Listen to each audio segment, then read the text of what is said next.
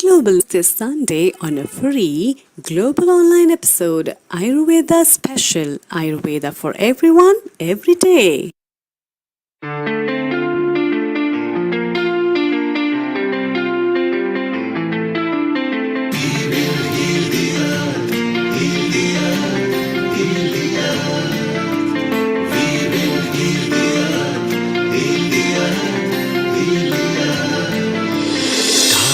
They can tell you stories which are brighter than yesterday. The streets have never been so quiet. The squirrels found a new hideaway. Tomorrow will never be the same. There is so much hope in our hearts. Brick by brick we shall overcome and walk right into a new start. Welcome to the brand new world. We're the children of a mother earth. Reach out your hands, let us lead our earth together. Welcome to the brand new world. We're the children of a mother earth. Reach out your hands, let us lead our earth together. We will heal the earth, heal the earth.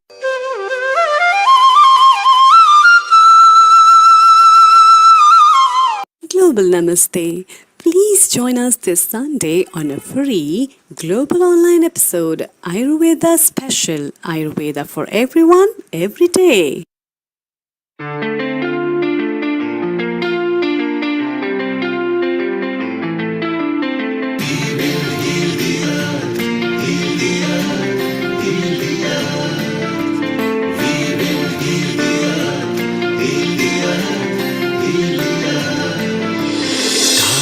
They can tell you stories which are brighter than yesterday.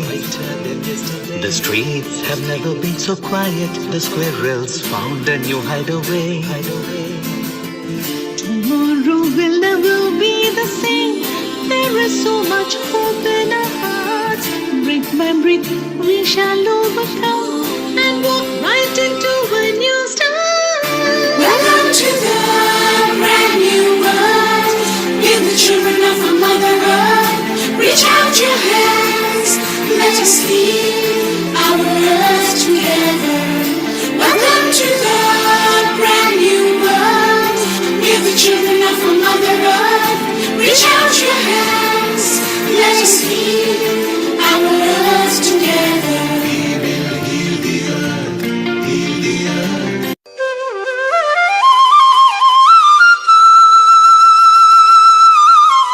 Global Namaste. Please join us this Sunday on a free global online episode Ayurveda special Ayurveda for everyone every day.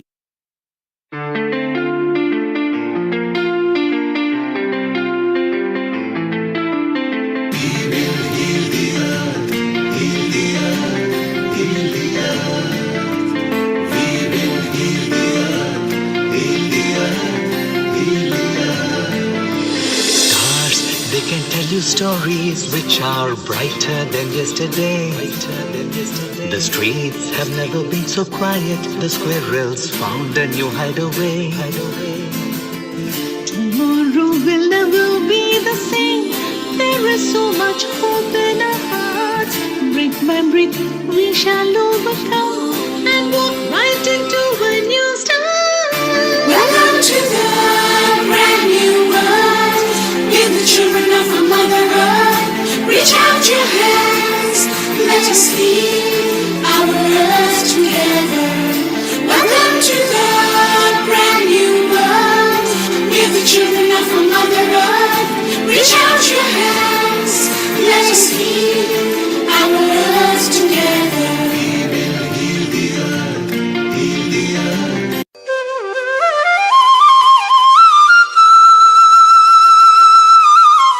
Global Namaste. Please join us this Sunday on a free global online episode Ayurveda special Ayurveda for everyone every day.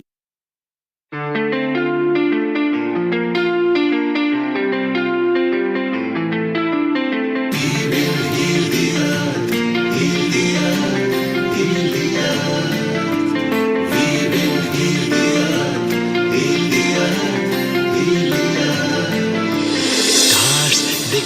you stories which are brighter than yesterday. The streets have never been so quiet. The squirrels found a new hideaway. Tomorrow will never be the same. There is so much hope in our hearts. Brick by brick, we shall overcome and walk right into a new start. Welcome to the brand new world.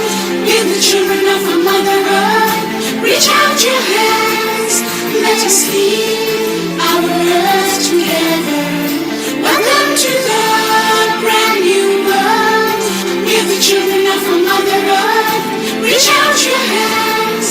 Let us lead our earth together. We will heal the earth. Heal the earth.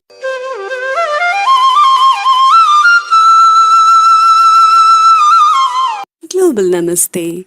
Please join us this Sunday on a free global online episode Ayurveda special Ayurveda for everyone every day.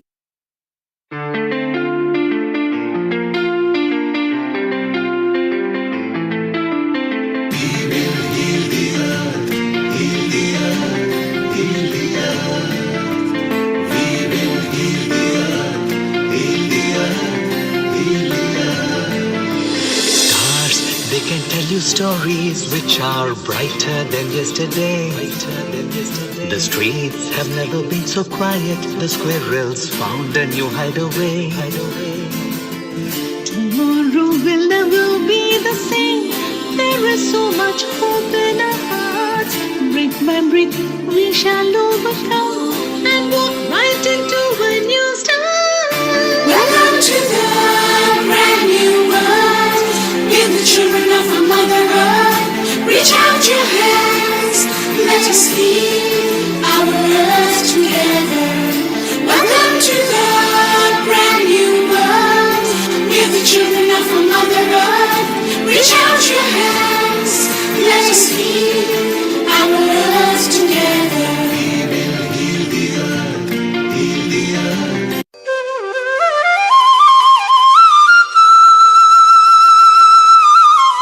Global Namaste.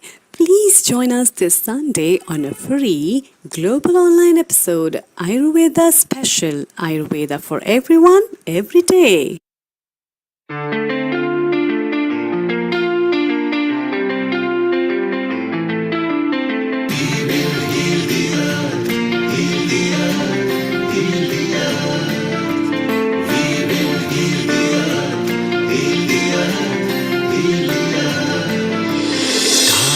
They can tell you stories which are brighter than yesterday. The streets have never been so quiet. The squirrels found a new hideaway. Tomorrow will never be the same. There is so much hope in our hearts. Brick by brick, we shall overcome and walk right into a new start. Welcome to the brand new world. Give the children of a mother earth. Reach out your hands. Let us lead our earth together. Welcome to the brand new world. Give the children of a mother earth. Reach out your hands. Let us lead our earth together. We will heal the earth. Heal the earth.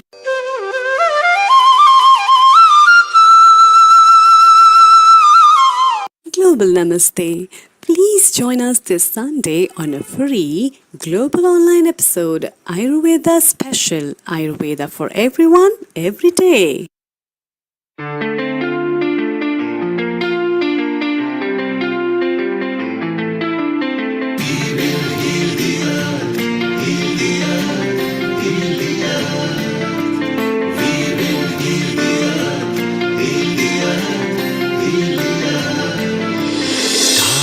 They can tell you stories which are brighter than yesterday. The streets have never been so quiet. The squirrels found a new hideaway. Tomorrow will never be the same. There is so much hope in our hearts. Brick by brick, we shall overcome and walk right into a new start.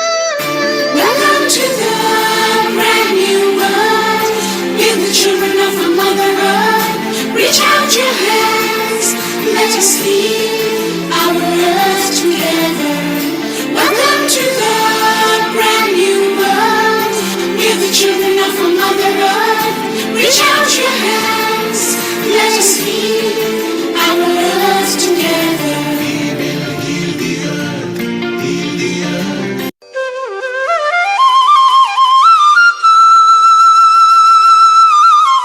Global Namaste.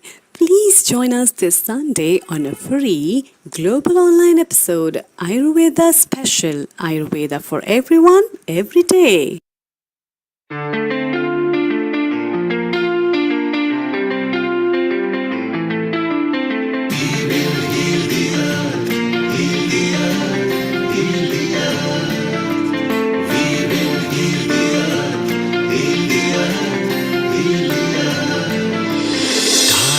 They can tell you stories which are brighter than yesterday. The streets have never been so quiet. The squirrels found a new hideaway.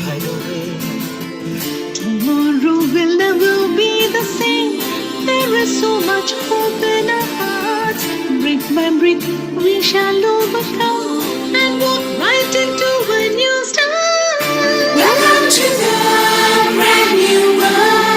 We're the children of a Mother Earth. Reach out your hands, let us heal our earth together. Welcome to the brand new world. We're the children of a Mother Earth. Reach out your hands, let us heal our earth together. We will heal the earth, heal the earth.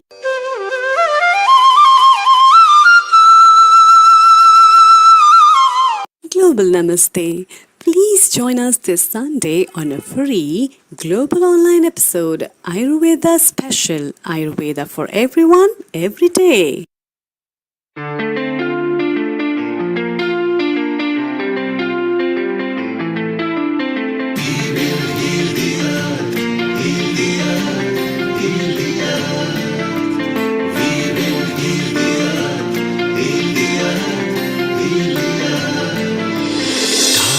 They can tell you stories which are brighter than yesterday. The streets have never been so quiet. The squirrels found a new hideaway. Tomorrow will never be the same. There is so much hope in our hearts. Brick by brick, we shall overcome and walk right into a new start. Welcome to the brand new world. We're the children of a Mother Earth. Reach out your hands, let us heal our earth together. Welcome to the brand new world. We're the children of a Mother Earth. Reach out your hands, let us heal our earth together. We will heal the earth, heal the earth.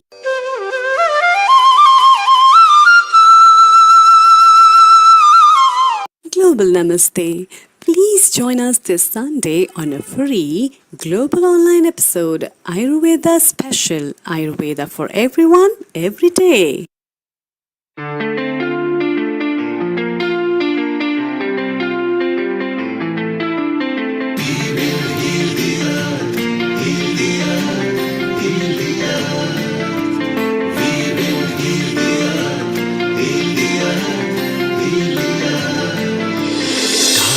They can tell you stories which are brighter than yesterday. The streets have never been so quiet. The squirrels found a new hideaway. Tomorrow will never be the same. There is so much hope in our hearts. Brick by brick, we shall overcome and walk right into a new start. Welcome to the brand new world. We're the children of a Mother Earth. Reach out your hands, let us heal our earth together. Welcome to the brand new world. We're the children of a Mother Earth. Reach out your hands, let us heal our earth together. We will heal the earth, heal the earth.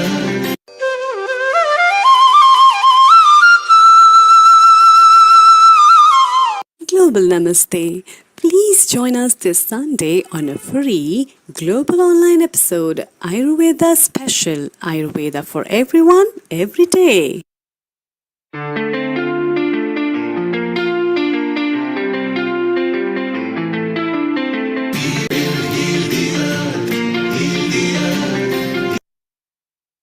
Ten, 9, 8, 7, 6, 5, 4, 3, 2, 1. Global Namaste. A very good morning, good afternoon, and good evening to all the viewers of Healing Our Earth, wherever you are connected to us from. This is Amrita Sharma welcoming you to another episode at Healing Our Earth, which is Ayurveda Special. Every Sunday, we bring to you something really different and informative, as well as full of entertainment and education. And for this episode as well, we aim to fulfill something like this. But before we dive into that, let's start with the mantra. You may hold any affirmation of your choice. I'll be chanting Gayatri Mantra.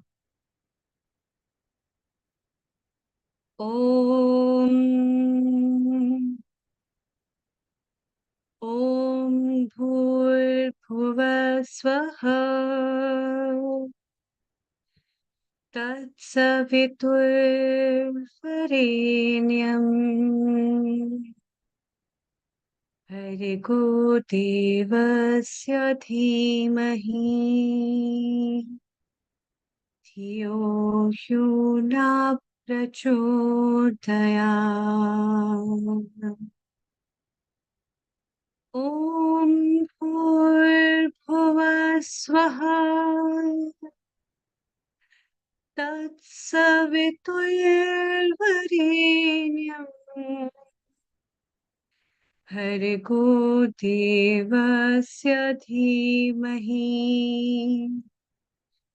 Dhiyo Yuna Prachodayam Om Bhurbhuva Swaha Tatsaviturvarenyam Bhargo Devasya Dhimahi Dhiyo Yuna Prachodayam Om Shanti Shanti Shanti.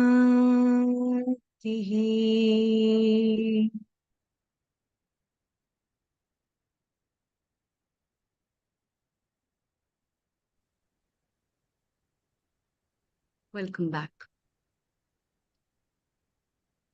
Today's episode is on an ancient system of Indian science, which is known as Ayurveda. We have so much of wealth of traditional medicine world over, and this wealth needs to be spread. And that's why today's episode is helping us to understand, to correlate, as well as to transform these traditional systems of medicine in today's day life. For which we have experts, guests, panelists, and where are the people who will be sharing their wisdom from the field of Ayurveda and from the field of holistic healing, the science of well-being that will produce a great gesture to give you some tips to live a happy, healthy, and a bright life. So it's time for me to welcome our three eminent guests, Dr. Rajiv Gupta, our integrative health episode lead from UK. Global Namaste to you. Professor Ish Sharma from Mauritius, who is Ayurveda episode producer as well as on Ayurveda chair at Mauritius. We have our great Ayurveda Acharya Vaidya Rajan Patankar from India, who is our senior resident panelist. A very warm welcome to all of you at this Ayurveda episode. And today's episode is Ayurveda for everyone, every day. And with this, I welcome you all to understand and talk about and also spread the wisdom of what Ayurveda is, how Ayurveda is, and how can people benefit from it. Over to you, Dr. Rajiv. Thank you. Thank you so much, Amrita. It is a great opportunity to be the health producer for Healing Our Earth that has been serving global population, bringing their health up. And I think it's a great opportunity to celebrate Ayurveda, which is 5,000-year-old science based from India, working and growing like tree across the world. And now is the time where people are more open to think about things other than modern medicine. I'm trained in modern medicine, but I am in my heart having Ayurveda because when I was a toddler, 5, 6 year old, my mother used to have pain in her calves, very severe pain, and she has been taking the ergopirin, which was the modern medicine, but ultimately a Vaidya came, gave some kada and some leaves to tie around the calves, and she got cured. And I was a little baby, little child at that time, and in my heart thought, even when I become doctor, the medical doctor, I will pursue that. And during my medical career, I have done through correspondence, the certification, attended, and finally got into the bits where I have found the similarities between the modern medicine system and the Ayurveda, and they should work together. And that is what called the true integration. And I and Ish and quite a few others, we have been working on it. And I hope we will bring today how the treatment is same, it's a different modality, it's changing the lifestyle, and that is what is needed. So I'm glad here. It's a fantastic day. Amrita, thank you so much. And Nil Kumar is working behind, and there are many others who are working. Being health producer, I feel Arogyam is a necessity. It's our birthright, and we must do anything. Patient is the center. Whether it is Ayurveda, whether it is modern medicine, whether it's homeopathy, whether it is hypnotherapy, whether it is some, Tai Chi, Qigong, anything else, it doesn't matter. To the patient, it matters is what can make you better. And if we can do it in a natural way through yoga, Ayurveda, the plant products, why should we not do it? And that is what is important. Chronic diseases like diabetes, hypertension, obesity, dementia, they are day in and out everywhere.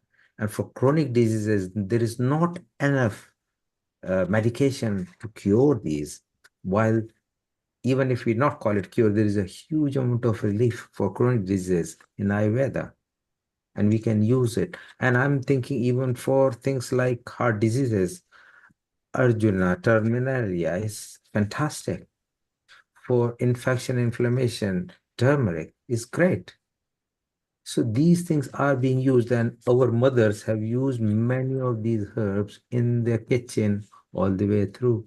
So now is the time to really think the medicinal uses, and that would be very important to understand why these things work, how these work, because everybody needs evidence. You go on Amazon, Yes. you see the reviews first. How many reviews? Oh, somebody has got like 500 reviews, then you are more likely to buy that than somebody who has got one review. So here we go. So I think it'll be fantastic to do that. And you got a fantastic team here, great speakers. So I welcome all, and let's start the day. So Yes. over to Ish. Thank you. Thank you, Dr. Rajiv. Dr. Rajiv has been talking about the wellness of herbs and what are the legacy of these herbs have given. What is your take, Professor E. Sharma, about it? Before we take up our guests, and yes, over to you. Yeah, thank you very much, Amrita, and thank you, Neil. Thank you, Rajiv ji, and I welcome Professor Pradeep, Professor Shridev, Professor Narendra, and we soon will be having Mr. Jayant joining us. Before I start, maybe if I can request you, Amrita, if we can have Pradeep to begin with after this maybe talk, because it's like very late for Yes, him in Australia. So, definitely, and he has got a busy. definitely, So surely, as definitely. Dr. Rajiv ji put, we are actually coming uh, coming back a full circle. There was Ayurveda only maybe like 100 years back. And then there was this transition where we had the wonderful discoveries and inventions in the Western medicine. And now this new menace, what we call non-communicable diseases, these somehow do not much depend upon a very nice infrastructure, very nice doctors, hospitals around your home, researches, because you have to introspect, you have to fight your own battle. If I believe, okay, I have got one NCD, let's say hypertension. Okay, then the doctor should be discovering, inventing the best medicine for me, and I will only be taking the tablet and I don't do anything else. No dietary change, no lifestyle. Unfortunately, this approach will not help. So that is where our role is becoming larger and larger, and it is a give back time for most of us, we being so mature. It is a give back time to the society after our like lifelong learning. How can, now very important, it cannot be a monologue. We could be talking anything under the sky. Okay, Ayurveda says this, that's all. No, we have to be on the same page into a deliverable form where everyone can understand it. The one who is not from India, who doesn't know what is like Vata Pitta Kapha or Ayurveda or kitchen spices, for them also we have to simplify in baby steps so that they start taking something. They have to start from somewhere. And I came to know about a very interesting incidents which I would like to share with you. For the first time, we introduced Ayurveda at the University of Mauritius, albeit a small model. It's like 180 hours only, but still now we have the entry of Ayurveda at the University of Mauritius. For the first intake, we launched in the month of March, where we had 185 students, which is a huge number because the total population of Mauritius is 1.2 million only. Now, the range was, there were people who were not academically qualified, and there were retired vice chancellors, current head of the departments. There were 7 to 8 MBBS doctors. So the speech was to be, I was only like tutor. The language, the content had to be in such a manner that it should be suitable to all, to the doctors, to the non-medicos, to not well literate, and to the professors. Now, the professor and head of the department physics, he also was our student. He told a very interesting case. He, like 20 years back, he was suffering a lot from pain in his left eye. His eyeball was paining, and it was paining for months, and he went to various doctors. They were giving painkillers and whatnot, and nothing was helping him. And he started believing I would have to live with it. One fine day, while driving on his radio, he heard like one statement that for pain in your head and neck area, including your ears, your nose, your eye, you should just be gargling with hot water or retain hot water into your mouth. Now, 20 years back, he thought, okay, I've done everything. Let me do this also. He did this simple technique, which is surely anti-vata, and pain doesn't come without vata. And his pain went away within a week. That's what he told me some time back. So Ayurveda is miraculous. It is beyond our expectations. Our thoughts might be limited. Okay, no, this is where Ayurveda might not help, or so we have to keep trying. with most ethical principles, because kalasya kutla gati, the the wheel of fortune is most unexpected. The way it went bad, now you are having one disease, it might reverse. You might without any explanation, you might get well also. So we have to keep attempting. And yes, looking forward to this day, Amrita. And Professor Sharma, you're very right that Ayurveda is miraculous and we need to keep on plumbing in the right ethical way. What we will now do, we'll just say a quick hello to Vaidya Rajan Patankar. We need to move to our nominated guest, Dr. Naveen Gupta. Just before that, in Australia, let's welcome Pardeep Kumar as well, who is our regular resident senior host. Global Namaste, Rajan Patankar ji in Mumbai. If you could just say hello and we will chit chat with you a bit later. Let's welcome you, say hello, and we go to Pardeep, then we go Hello to and our global namaste. On this global platform, there are namaste. so many stalwarts, more Yes. knowledgeable than me. So global namaste to everyone. And Thank you. stay around after the initial chit chat with Dr. Naveen Gupta. We want to enter into an open session where we say and give better tips to the consumer who are watching on the social media. Global Namaste in Australia, where I think shortly the time will be coming to midnight. Pardeep, how are you? And over the 5 minutes, if you could tell us about Ayurveda in Australia, then we move on to Dr. Naveen Gupta, who is in 4 countries practicing. So a global namaste to you, Pardeep. Very global namaste Global to all. namaste to you. Regards, my mentor, Dr. Ish, and Dr. Rajan Patankar, sir. Welcome, Dr. Naveen Gupta ji, Amrita Sharma ji, and all. Neil ji, special thanks to you for sharing me the platform. I am just back right now. I was out with the family for 3 days. After 3 days, just I am reaching home and directly on the screen. So I was given the opportunity to share the global scenario of Ayurveda. As Dr. Ish told that we are doing all these things at global level in Mauritius, London, and we have did these things in 7, 8 years for European countries and Thailand, Malaysia, some Asian countries, Nepal.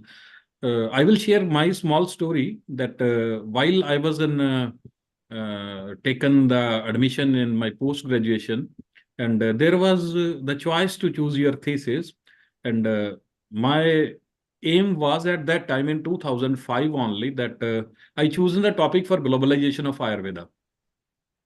I made that the abstract and all that, the 10 slides and the CDs and all that, the 10 copies, and sent it to the university. But my department was Department of Basic Principles, and that thesis was not approved to do because the very simple thing was that Ayurveda has been already globalized. What you will do the new? I discussed with Dr. Ish, sir, and we were planning that we will be doing these things and we will be seeing where we can go and move, and we can see where the authentic and traditional or awareness of Ayurveda is there. And as we are saying that it is always the miraculous, and where all the times I will share my thoughts and ideas that where we are limited or where are the limitations there. Like I have been given the opportunity for sharing that Ayurveda in Australia, as when we were sitting in India and we were doing all these things, that the miraculous Ayurveda with special practical approach with the Panchakarma therapy, getting patients from all over the globe, especially at our clinic under the supervision of Dr. E. Sharma sir. We visited together Nepal, European countries a lot times, and New Zealand, Australia. Now I'm here from last 1 year continuously, and started doing something related with the AAA, that is Australian Association of Ayurveda. I will share my part here, and taken their professional membership and completed that in last days only, and started my practice for completing the.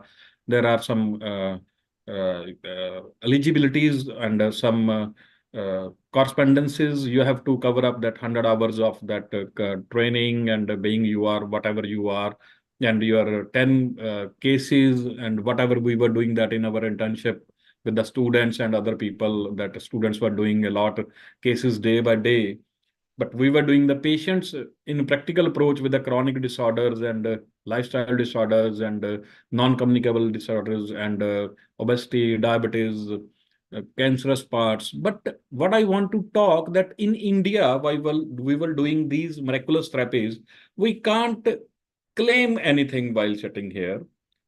We have to tell the patient or our client, or even we directly sometimes can't say that they're our patients. We have to use some different forms. And I also bow my head towards, I'm saying Antonian sir. I am great fan of them. And welcome, Antonian sir. And I've heard a lot about them for the globalization earlier also, in some seminar in Australia also. And I want to share that there are some limitations. We have to discuss all the things, not only the positive aspect, also the other things, like where we are limited. Here, the medicine can't be approached from all over the globe, because according to the TGA, Therapeutic Goods Administration, they are saying that the medicines only which are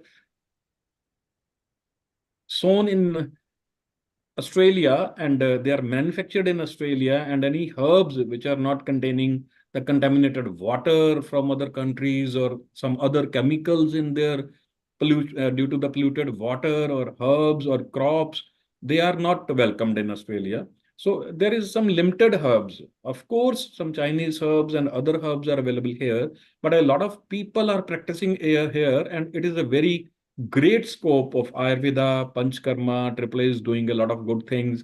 They are uh, letting we people get attached with the insurance companies also these days. But everything is free for the people for getting treatments in other pathies. That may be allopathy or physiotherapy or even massages or some other systems of healthcare. In Ayurveda, being in this field from last 28 9 years, uh, done my graduation, post graduation, run my own hospital, 10-bed hospital in Ludhiana with allopathy doctors, MD medicine, MD pediatrics, and a lot of uh, emergency care in neuro, heart, then leading to Panchkarma, little bit yoga, practicing Panchkarma, taught for 15 years in good universities, attached with Dr. Ish, with through them got the opportunity for being the board of studies of the faculty of University of Ayurveda in Punjab. But at some level, I am thinking that we all people here, like Dr. Rajiv Gupta, very senior faculty from the allopathy part and playing a great role in Ayurveda. And Antonian sir, Dr. Naveen Gupta ji, Dr. Ish, of course, Dr. Amrita doing all these things every Sunday, very strenuous job for Ayurveda, that for the better future of Ayurveda. Why, my question for all the senior faculty here, why we are all the times waiting for better future of Ayurveda? Ayurveda is already globalized. Ayurveda is there already, miraculous from the root cause of disease. We are treating the people, or we are trying to treat that. But why not? We should be at the same platform, or why not our faculty, maybe Healing Our Earth or other senior faculties or government levels, they come to one common platform, maybe through Healing Our Earth, that the recognition should be like that. If we are saying at one place it is miraculous, why not it is same miraculous at the other place? Maybe with the medicines, maybe with the herbs. If the herbs are same miraculous at one place, why not they are at the other place with the same people? Like maybe our Indian community here in Australia or some other people. I have seen very enthusiasm for Ayurveda, for its basic principles. Here in Australia, people are just mad about that.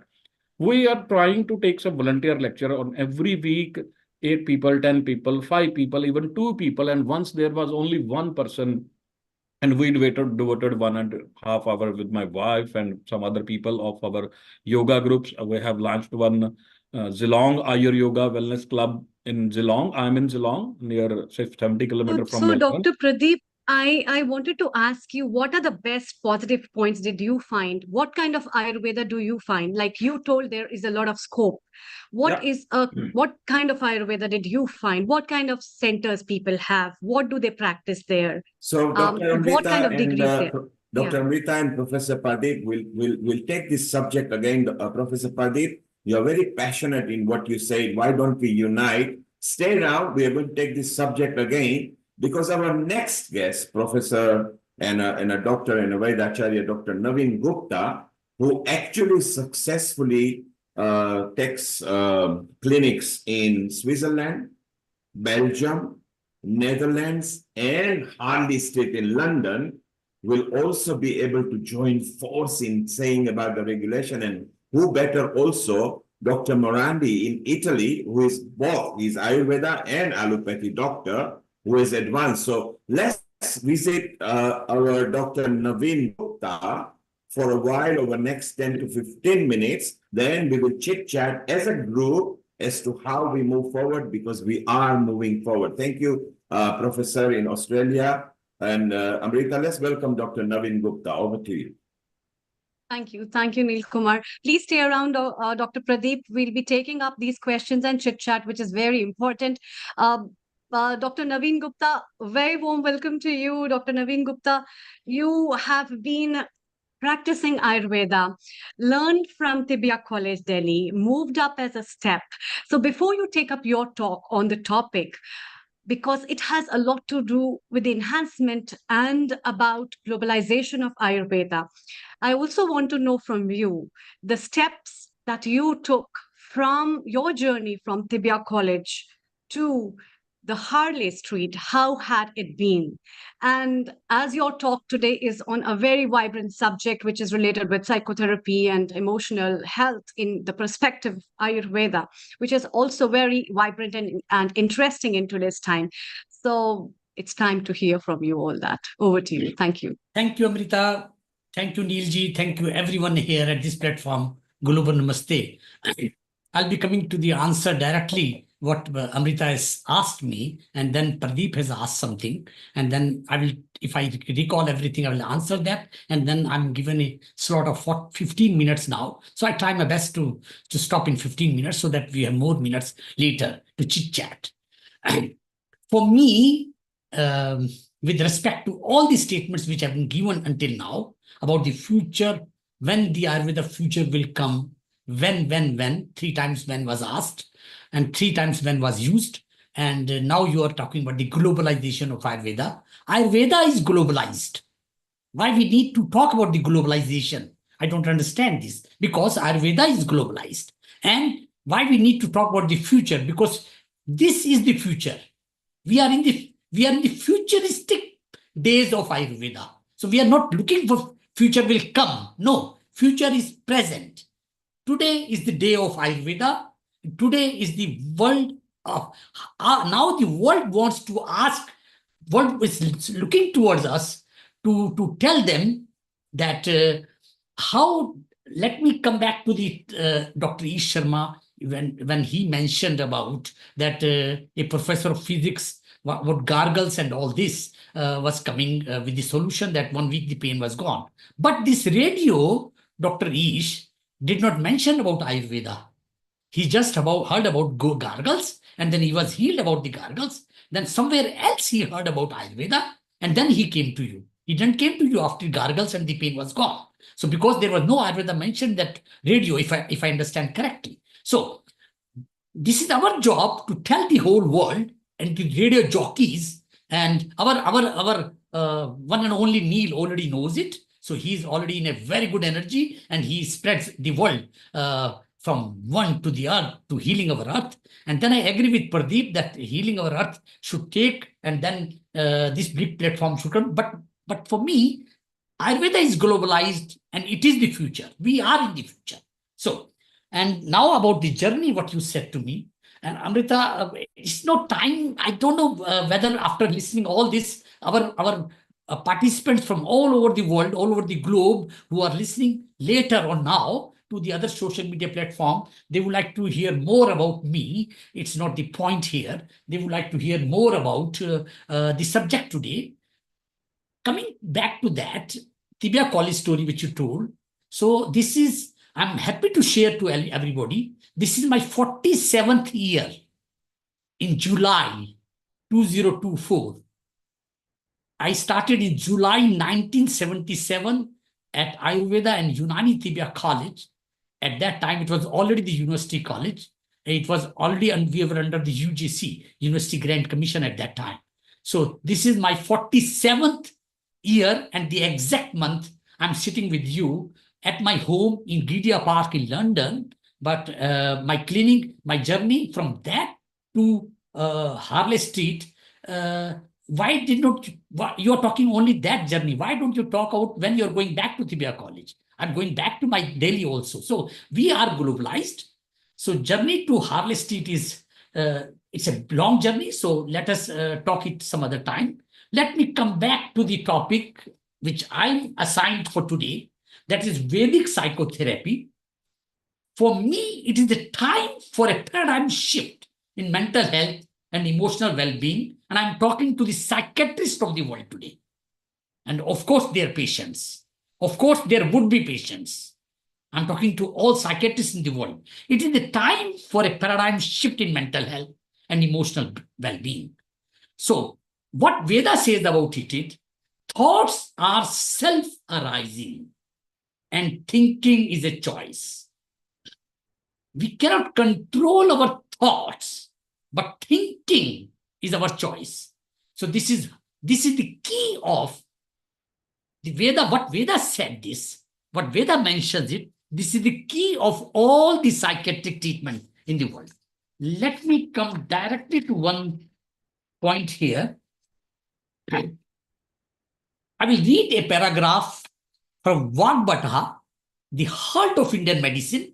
It is called Ashtanga Hridaya. I call it heart of Indian medicine. As Pradeep, Ish, and everybody was speaking, that we should speak the language which people will understand. So when I say Ashtanga Hridaya, I love it because I need to mention it because I'm from Ayurveda. But at the same time, I will mention to the general public here at this platform, listening to us, viewing us, that it is the heart of medicine, heart of Indian medicine. So I make a quote from that heart of Indian medicine. A person whose physiology is in balance, whose appetite, digestion, and metabolism are good, whose tissues health or health of the tissues and elimination processes are functioning properly.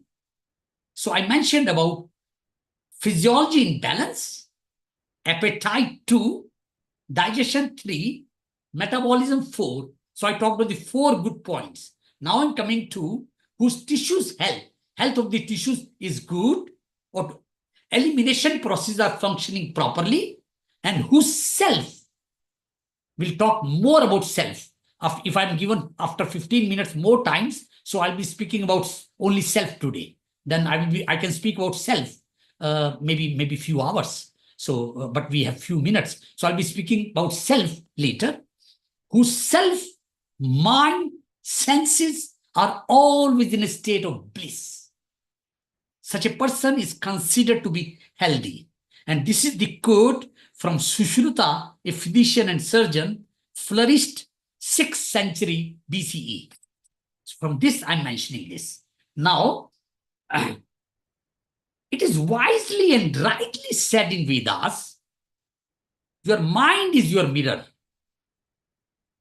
आपका कुछ हिंदी बोलेंगे कभी कभी बीच बीच में, तो क्योंकि बहुत सारे हिंदी के लोग हैं और हो सकता है 140 करोड़ में से कुछ लोग सुन भी रहे हो और वो भी हिंदी समझेंगे भारत के। तो जो आपका मन है वही आपका मंदिर है और वही आपका मिरर है। हनुमान चालीसा सब लोग बोलते हैं, हम बोलते हैं ना, निज मन मुकुर सुधार। मुकुर का क्या मतलब है? मुकुर का मतलब मिरर। और उस मिरर का क्या मतलब है? मिरर का मतलब है कि हम अपने मन की बात कर रहे हैं, क्योंकि मन हमारा मिरर है। It is wisely and rightly said in Vedas, your mind is your mirror, which will see and show both. And here I emphasize on these 2 points. Mirror will see and mirror will show all your deeds, good and bad, both. If I have a mirror in front of me and I look myself to the mirror, mirror will see me, I will see the mirror, I will see myself in the mirror as I am. I cannot change that. If I'm smiling, I will see smiling Naveen. If I'm not smiling, if I'm tired or exhausted or in sorrow or not in good mood, mirror will show me that. So it will see, it will show. So the same thing is our mind. It will, and More than that, because we are talking about a material mirror, and then I referred about the Hanuman Chalisa, which is a conscious text. Beautifully, I want to tell the whole listeners, viewers here at this platform, dear sirs, madam, young, infant, children, Ayurveda is a conscious text. That means it's not a static text. And I'm sorry for all other text, which is static text. Static text means what you read today, tomorrow it will not change. You will read the same thing today, tomorrow, and day after tomorrow also. Unless and until it is edited or a new edition comes. But in Ayurveda, you don't need to produce new editions, because if you're producing new editions, you are making a lot of mistakes. Because the old editions are the good editions already. So you need to just review those, and you need just to go back to the nature. And what I mean here, conscious text. If I read a sentence today in Ayurveda or a sutra, and so by the way, sutra, shloka in Ayurveda are always in 2 lines. Like in dialect, you can say doha, but in Ayurveda, we will say shloka, sutra, always in 2 lines. 1 line is the one which a author or a speaker or me, Ish, you, Pradeep ji, you, Amrita ji, you, and Rajan ji, and I'm sure Rajiv ji will also be able to speak Sanskrit. He comes from a Hindi background. So we all of us will be able to speak that. So the first line is spoken in Sanskrit by us or by the speaker, and the second line is completed by the God. So that is why Ayurveda is divine.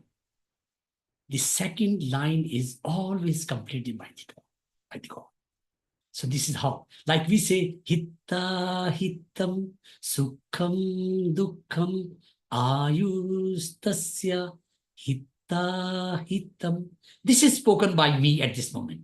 And the next one, it is God who is completing this. Swasthayasya swasthya rakshanam aturasya vikaram prashamanam cha. And this sutra, by the way, Neil was explaining about 4 countries, but I'm presently working in 7 countries now, anyway, or living in 3 countries. And so I say in 7 countries, minimum 10 people in each country, if we count upon, the 70s can speak this sutra so good, so good. You will not be able to recognize a Western person or a Gorawala, Gorewali is speaking this sutra. So they will speak completely in a pure Sanskrit text, Sanskrit accent, and that coming from the heart. So this is about Ayurveda I wanted to mention. Now I read one sutra more. Mana ev manushyanam karanam bandha moksha yuho. As the mind, so the man. Bondage or liberation is in our own mind. If you feel bound, you are bound. If you feel liberated, you are liberated. Things outside neither bind nor liberate you. Things outside neither bind you nor liberate you. Only your attitude toward them does that. And this is all about psychiatry, because this is how you will handle these stressors of your life. Because it is not the stress which is coming in you, it is the outside circumstances, and to those circumstances, how you respond to that, and that is stress. So basically, this is what we learn in Ayurveda, and I do not know whether Neil or Mamita, you, when you want me to stop, just say to me 2 minutes before, please, because I will not know. As I told you, bound about it. So I tell you, Ayurveda is boundless. So it's okay, carry on for 3 minutes and then we have a Yes, 3 minutes, then it's fine, Neilji. Thank you so much. So Ayurveda is timeless. Kalatitam, bhavatitam, gunatitam, brahma, brahma. Kalatita, gunatita, bhavatita, brahma, brahma, brahma, brahma. Sukshmato sukshmataha, mahattaro mahataha. Brahma, Brahma, Brahma, Brahma. We are boundless. We are timeless. We are attributeless, or we are beyond time, beyond experiences, and beyond attributes. If we know that self of us, then we will understand the self, which is me, in small letters, SELF, self, and in the capital letters, SELF, self, that is universe. So universe is in me, and I'm in the universe. I'm part of the universe, or I'm miniature replica of the universe. This is what our mind, our expansion of the mind is. I say many times to my students and patients all over the world that your body God has given to you, let it be limited. You should not expand your tummy, and otherwise you will become a patient of central obesity. And so many patients are coming for central obesity, you cannot imagine. Now the obesity has gone out. Obesity is not the topic anymore to discuss in all over the world. Now the people are discussing about the central obesity, because in the COVID period, they started eating too much. So it's central obesity. And Ayurveda is the one which can solve all this. So this is, and central obesity, why it came? Because of the mind. Because of the mind, because of the craving of the food, craving of the desires. So that's why we have to understand Ayurveda in a very, very good way. Neilji, I still have 5 minutes or not? Let's go to a discussion. We have a lot of people here. Okay. So, Yeah, Neil I Kumar, will. I have a question from Dr. Naveen. Dr. Yes. Naveen, before Yes, you please. wind up with this talk, can you tell our viewers 5 tips of Ayurveda for staying emotionally and mentally healthy? Normally, this was my, this could have been my end of the topic. I was expecting that I will speak for half an hour. So this was last 5 minutes, but I will try to answer it now. Or if I would try to find out in my papers, then give me The just 5 best tips yeah. for I got it. I got it. I got you. I got you. You are asking 5 tips, and so I should not give you more than 5. So that's it. okay, so while Dr. Naveen Gupta is looking for that 5 tips, which will come in just a moment, Professor Pardeep, keep your matters ready. The question I'm going to ask the panel is, yes, we should unite and make sure that Ayurveda is recognized in mainstream, and the work should start now. Professor Dr. Antonio, who is quite advanced in Italy for this because he has taken advantage of his allopathy knowledge and Ayurveda knowledge, will be useful. Rajil will give input what's happened here. United Kingdom changed the government on Friday. Actually, Ayurveda was part of the all-party parliamentary talk for like yoga and meditation. Unfortunately, we have now got a new government. And remember, anything British Parliament passes, the world follows. So we don't know what will happen here. We will wait just about 90 days and see what it is. Let's go to Dr. Naveen Gupta, your quick 5 tips, and we move around to the panel. Over to you, Dr. Naveen Gupta. So 5 tips which quickly comes in my mind, although I'm not very structured, but I will try to structure here about the 5 tips. That wake up early, and that should be in Brahma Muhurta. So Brahma Muhurta, to explain that, will take time. So few minutes before the sunrise, and that is the time. It's called Amrit Kal, means at that time the divine nectar is coming to the earth. And I can go on and on for this into the mystique way. And because I'm a mystique of Ayurveda, I call myself.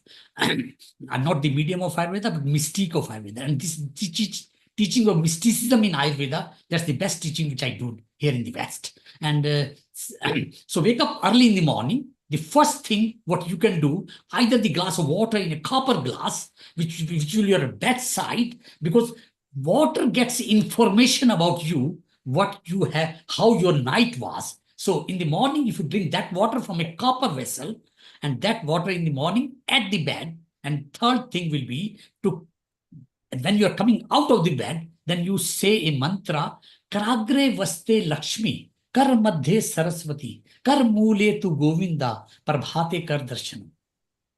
So this is about that you look at your own hands, and then you look at Lakshmi, Saraswati, Govinda, which is in your own palm, You look at them, and then you feel sorry to touch the earth. There is another mantra which I will not repeat now. People will not understand this very fast. This is the third one, and the fourth one is that then after going to toilet and relieving yourself, and then the fourth thing what you will do some gargles. But in Ayurveda, we have used this special word which is called mouth pulling or kavaladharana. When we take 1 teaspoon of, I take irimedadi tela. It's a classical oil. The name is irimedadi tela. I will put it on chat box when this next speaker will come. And otherwise, you can call it. You can use some people are using sesame oil, or some people are using only ghee in the morning. So you can just take 1 teaspoon of a oil, which could be sesame oil according to season, which could be ghee. Otherwise, it should be irimedadi tela, the name of the classical oil. You take that in your mouth and you roll it all over the mouth with your tongue, and then also outside also, and all over the mouth. And if you feel like, you can take inside. This was the fourth tip, which is for mental health and then emotional well-being. And the fifth tip will be walk in the morning and go to the sun and offer water. We call it ardhya to the sun. Offer water to the sun, because between the sun and the sky, if the water comes as a curtain, curtain, I mean here, as a curtain, then if a phenomena will happen, which is called rainbow, and rainbow is just nothing. It brings the happiness in you in the morning. Rainbow is representing the happiness, because the akasha becomes happy, the sky becomes happy, sky disperses its colors, and that's rainbow. And that rainbow colors are the colors of our own chakras: violet, indigo, blue, green, yellow, orange, red. So these are the 7 colors, starting from the Sahasra chakra to Muladhara chakra. I repeat again: violet, indigo, blue, green, yellow, orange, red. These are 7 colors. So the 7 colors it's all brightness, and you start feeling happy from the day after offering the sun to the sun the water, and then some salutations and the exercises and all the 12 mantras of the sun. If you do that, you will not have any mental disease. You don't need a psychiatrist in your life, because this is the whole psychiatry, which I explained in 6 or 7 terms. Thank you so much, Amritaji and Neilji, for taking me. And I was so fast. I'm sorry if I'm not being heard properly. I can write everything what I spoke on chat box sometime. Thank you so much. Thank you, Dr. Naveen Gupta. There will be plenty of time we will have when we do more Ayurveda sessions. What I'd like to bring now is Professor Ish Sharma is already involved bringing Mauritius into the forefront, which is Indian Ocean, or just on the tip of Africa. Pardeep has moved to Australia, has started the ball rolling in his own way. So we need to support him by creating any contacts there. Dr. Antonio is slightly more advanced in Italy, because he has done quite a bit of study, and shortly he will also be presenting a 10-minute chat. While we are at it, I want to ask this question, and I'll move first to Dr. Antonio. Like I said, for United Kingdom now, we'll have to wait 90 days. We were on a brink of trying to bring it into the mainstream. Last week, if you heard Bob Blackman, the MP who was on Healing Our Earth, and actually declared that he wants to, but he is now in the opposition party and not the ruling party in United Kingdom. However, Bob is part of our team, as is Lord Ranger, Lord Gardia. So we will pursue that forward. Naveen is already here in London. Maybe at the tail end, he can get the ball rolling with Ravi and them lot. So, Dr. Antonio, about a year back, you were here on Healing Our Earth on integrated platform, and we discussed further. What is the latest in the scene of Italy? Do you feel Ayurveda has advanced and people are talking? Have we moved on to the politicians as yet? Over to you for next 5 minutes, Dr. Antonio. Okay, thank you very much for inviting me to this very interesting chat. I would like to say one thing before. You say that Ayurveda is globalized. For me, it's not globalized at all, because the Ayurveda is not globalized because we say that it's globalized. Ayurveda is globalized if people that do not know Ayurveda say that it is globalized. If we ask to the people that already know Ayurveda, what is Ayurveda, we don't get any kind of news. So we have to ask the people that shouldn't know what is Ayurveda if they know Ayurveda. And there are many very little people that know what Ayurveda is in the Western world. First. The second part is that most of the people that we say that we know that they know something about Ayurveda, they know something about the Ayurveda of spa, or they know something of Ayurveda because they have an Ayurvedic shampoo or an Ayurvedic toothpaste, but they don't even know what Ayurveda means. This is the big problem. I mean, we can say whatever we want, we can say whatever we like about Ayurveda. We can say whatever we would like, but it is not. So Dr. Antonio, from what I gather, what you are saying, that we need to make more efforts to make Ayurveda globalized by consumer level, that they should know as well. And yeah, recently, absolutely. But we have to diffuse a correct view of Ayurveda. yes, so Because I do not care. I do not care if the people know Ayurveda because there are Ayurvedic shampoo or because there are the spa. Correct. They should not be talking that they know Ayurveda just because the problem consumables. is an epistemological problem. Yes. So what you are trying you to know that the Denmark banned ashwagandha in 2020. Now there is an issue. Fortunately, Bhushan Patwardhan ji and published a paper on Journal of Ayurveda Integrative Medicine just now, in which he demonstrated that that report was a flaw, was completely false. But this is an evidence that Ayurveda is known only from a threat from a commercial point of view, not because it can be a resource for the humankind, for the mankind. This is because Ayurveda is not understood. You know, I am a medical doctor, I am a neurologist, and I am an Ayurveda expert. It's 40 years that I study and keep on studying, practice Ayurveda. I have my own school, and it is my life, Ayurveda. It's my life, actually. I have to say that my life is India more than Ayurveda. Because doctor, can you just pause? In my previous life, I was in India. I do not know. Probably, yes. In the Jyotish people tell me this. I don't know. But the fact is that we have to explain Ayurveda in a way that the Western scientists and doctors understand what we are speaking about. So the doctor, just pause here for a moment. What you are saying is very salient point. Rather than just few people know some of the consumables like a shampoo and a soap and a toothpaste, which is not Ayurveda, it's just a product that some company is manufacturing. We need to bring a deeper, easier knowledge to the Western community, media, and politician. Is that what you're saying? Which is Svastavritta. Period. Absolutely. So pause here. Svastavritta, Dinacharya, these are the tools.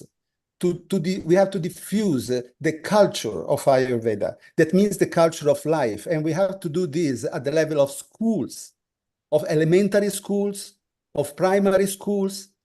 This is the diffusion that we have to do, because we have to work now for the future generation, not for our generation. I am old, we are old. I mean, except the lady there, she's beautiful and young, but we are old. So we don't work for us. So doctor, for me. Doctor, let's continue this further. Just pause there for a moment.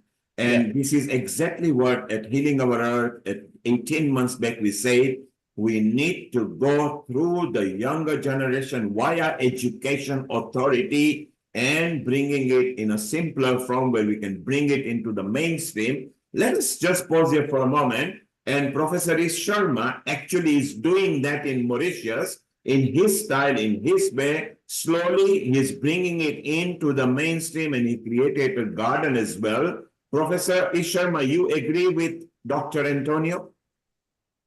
Yeah, cannot agree, like cannot have better words to put it across. So very well said, Dr. Antonio, and that's what like I try to express during my openings, like a conversation, that we have to be on the same page with the world. It cannot be a monologue. So what we did was, in Mauritius, being a smaller country, it was easier for me. Like doing it in England or Italy or India could not be that easy, I believe. So we did introduce, and what component of Ayurveda we could start from, that was a challenge. That's where I picked up food, because food relates to everyone. Ashwagandha might not relate to everyone. And the most formidable habit forming years being the age 6 to 12, I targeted the primary school curricula.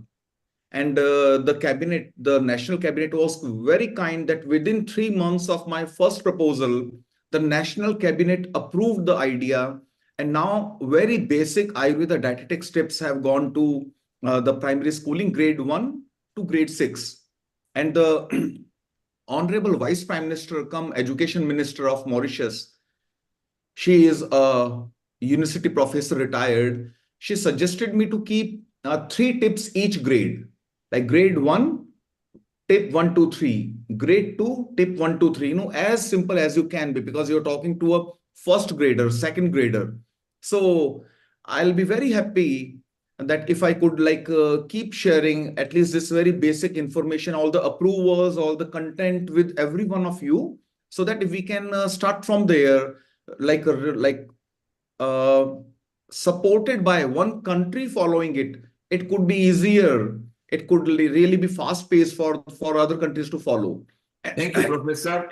Professor, thank you. You are in agreement, and I think Dr. Antonio, being not just a doctor, he's a neurologist. He's a very, very senior and has been. He said 40 years is quite a lot. Being in Italy as well, he came to an exact salient point. He's very clear. Don't believe it's globalized. There's only few Indians who know world over. Just because our population is large, that we feel that everybody knows. But we need to penetrate the Western and the non-Indian community in a clear sample form that we can bring in. So it's not just a consumable which is known for Ayurveda. It knows the deeper knowledge way back several thousand years. And I agree with that. And I think at Healing Our Earth, we should either initiate a global online conference, or London, which is still the center of the world, maybe meeting people, because there are so many people in London who are very senior, who can actually bring influence. Like I said, in 90 days, we will know how the government will move over here. I'm sure it will be positive. I'm going to pause here. I'm going to ask Pradeep just for 1 minute and move to Rajiv. Pradeep, in Australia, do you find the indigenous Australians are warming up to Ayurveda? It's been there for 30 years, but do you feel that they are warming up to you? Thanks for letting me speak again. As I told that we are getting some volunteer lectures, people are approaching us and they're very interested. They have started some sort of treatments also, as Dr. Antonio told, very well said, that only the shampoo or conditioner or soap, the herbalism, as Dr. Ish always tell, that we people have made the Ayurveda as herbalism of Ayurveda. Because most of that part, what I feel in my practice, practically, if we think so, that is commercially sold at most places on the name of globalized Ayurveda. As if we can't let our Indian community even, we can't convince them what Panchkarma is, what Tridosha is, what 5 elements are, what soul, where the emotional therapies count through Ayurveda with our simple herbs. Of course, we are seeing what I am seeing in Australia by true of my heart, that Chinese herbs are there. We are seeing, of course, I'm talking directly without creating any controversy, that on chemist warehouses, I'm seeing that sleep pill, which is Tagra. I'm seeing ashwagandha. I'm seeing turmeric, curcumin. Everywhere these things are available. Of course, they are saying that that product should be manufactured and sown in this country only because of the what I said on the name of globalized of Ayurveda, that why one person is happy in one country and why not at the other place? Of course, there is some priksha of Desh call, all the things. We all people know that theoretically. But people will be coming to us as Dr. Ish playing a very great role for mainstreaming of the Ayurveda, starting from the school level, from the childhood level, that they should be interested and they should actually know what is Dinacharya, Ratricharya, what are the three dosha, or whatever the basics we can put inside. Okay, thank you, As SLAB. Professor Pradeep. We'll come back to you. So you started penetrating some indigenous people, which is very important. We'll come back to you. Dr. Antonio has got a comment, but just before that, Rajiv, over the next 1 minute, your school of thought with Ayurveda, how you see is moving, and exact point with Dr. Antonio said, forget the consumables, let's bring the core knowledge to the Western community, and then they will realize the Chinese have made a very good move. Let us actually, we are not competing with people, let's bring in some move. Rajiv, your comment for a minute or two, and then we'll move to Dr. Antonio. So I think I will probably build on what Antonio said earlier. And again, I brought Antonio to Healing Our Earth for the first time, I think a year and a half ago. And we had that discussion, particularly on the integration and breaking back, which exactly says, if you ask the Ayurveda person, he will say it is all globalized. Even some people were saying it is in NHS. They don't work in NHS and they say in NHS. I have not found a single person. And I'm telling the fact because we have done a survey through Birmingham University, official research, even the awareness of Ayurveda, and the results show that there is less than 1/3 people within by the doctors, nurses, therapists know about Ayurveda. So the awareness of Ayurveda is still very poor in the Joe Block general population. You ask in UK, what is Ayurveda? They'll say, what? I'm not sure. 1/3 of people know, and that's good. And we need to move to next step now. So how we increase the awareness? And that is what we are planning to do, a sort of educational module where people who are working within the system, i.e. NHS or any other health system that is approved by the government, to extend their knowledge and then learn what it is and then see where we can fit, where we can use. The best places where there is hole in the modern medicine. So Ayurveda will be best for chronic diseases. And we ask about particularly hypertension, obesity, that's where it is, osteoarthritis, because we are using the modern medicine here. The plug-in and the use of the medications go down, say Madhunashni or something, whatever, Trifla.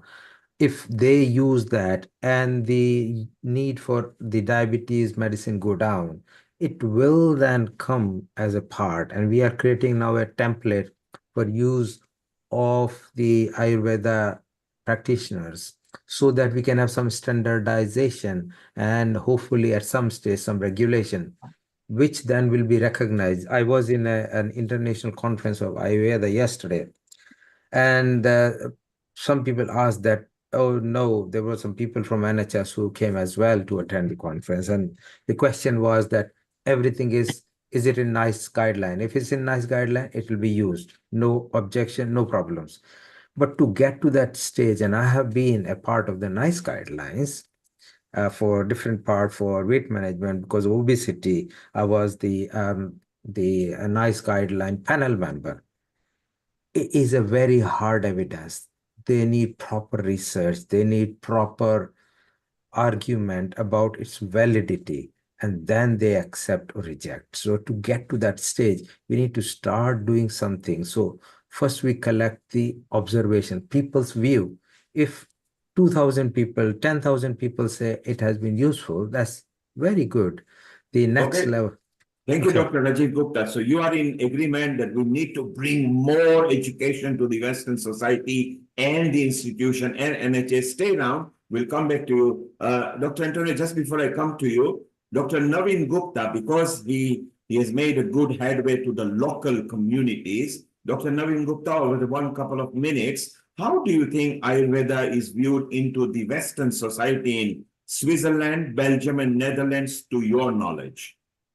Thank you so much, Neil, again. So with respect to Dr. Antonio, I've not met him personally, but I've seen him and know him for a long time, long time. My first experience with Italian Ayurveda was in 1986 in Banaras Hindu University, when all the Italian people came on the invitation of one of my professor, Dr. S.N. Tripathi, 1986. At that time I'm talking. So I know many people from Italy came at that time. And then this is why my first journey started. Then I delivered a big lecture with Shri Ravi Shankar in Florence, teaching 40-50 doctors from Italy at that time, way back 12 years ago, I think. And then I respect your statement, sir, but I want to emphasize on what I said in a different way now. Ayurveda is globalized. That means I was talking about that Ayurveda is present everywhere. But that does not mean that we have achieved what we want to achieve. We will achieve it more, sir. Ish is already working on that. And but at the same time, I wanted to just be optimistic, just to spread, because 47 years ago, when I entered into Ayurveda in 1977, in July 1977 at Delhi University in Tibia College, the same type of news what I'm hearing all the time from all over the international properties, we have to do that, we should do that. It's a political language we are talking about. We should do that, we will do that, we do that. And if we talked about 47 years ago same, and today also we are talking about it, that makes me a little bit disappointed. So I wanted to come out of my disappointment to say that Ayurveda is globalized, present, but like Ish is doing, we need to spread it through the education. And I also agree with you, doctor, clearly. And also 40 years ago, there was my lecture at Parliament House in Delhi. That I delivered a lecture 40 years ago. And I was talking the same what you talk, that Ayurveda is not Dabar Chyawanprash. It is not Amla, Dabar Amla oil. I was talking about it's not Dabar Chyawanprash, it is not Amla oil. I was talking the same language as you are talking about shampoo today. But at the same time, we all must agree with one voice that any single movement, anybody from all over the world, the Western people in Switzerland, UK, Germany, where I have my practices. So if they hear about Ayurveda, at least that's a start for them. At least that is start for them. So I'm not very negative about the Ayurvedic shampoo or Ayurvedic Chyawanprash, whatever they are selling as herbalism or commercial. But at the same time, like I'm talking, so basically that was not the idea to talk about, but only to be optimistic about Ayurveda. Now we have to really work very hard. We are already working very hard. I run 4 schools in the world today. So I run a school in Germany. I run a school in Switzerland. I run a school in Belgium. I'm going to run a school in UK soon. So, and I know what kind of interest is there. And when I'm in aeroplane sometime, the nurses, yes, Dr. Naveen, I'm stopping now. Thank you very much, Dr. Naveen. Thank you. So look, Dr. Naveen also agrees, he partly agrees that yes, we need to bring some more sort of a system and bring it more into the Western world. So I think we are all unanimously agreed that we need to do much more. And I think it will be a very good idea because we at Healing Our Earth, including individual, I mean, Ish is part of Healing Our Earth as a production team, as is Rajiv, as is Pardeep, who is senior panelist, Vaidya Rajan Patankar, Amrita, who is there, who actually collates everybody.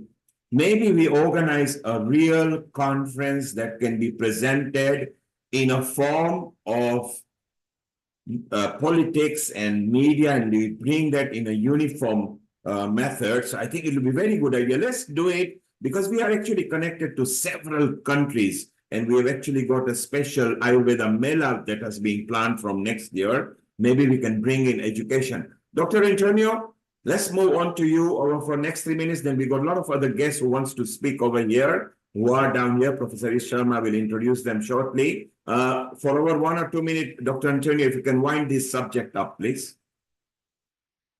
Yeah.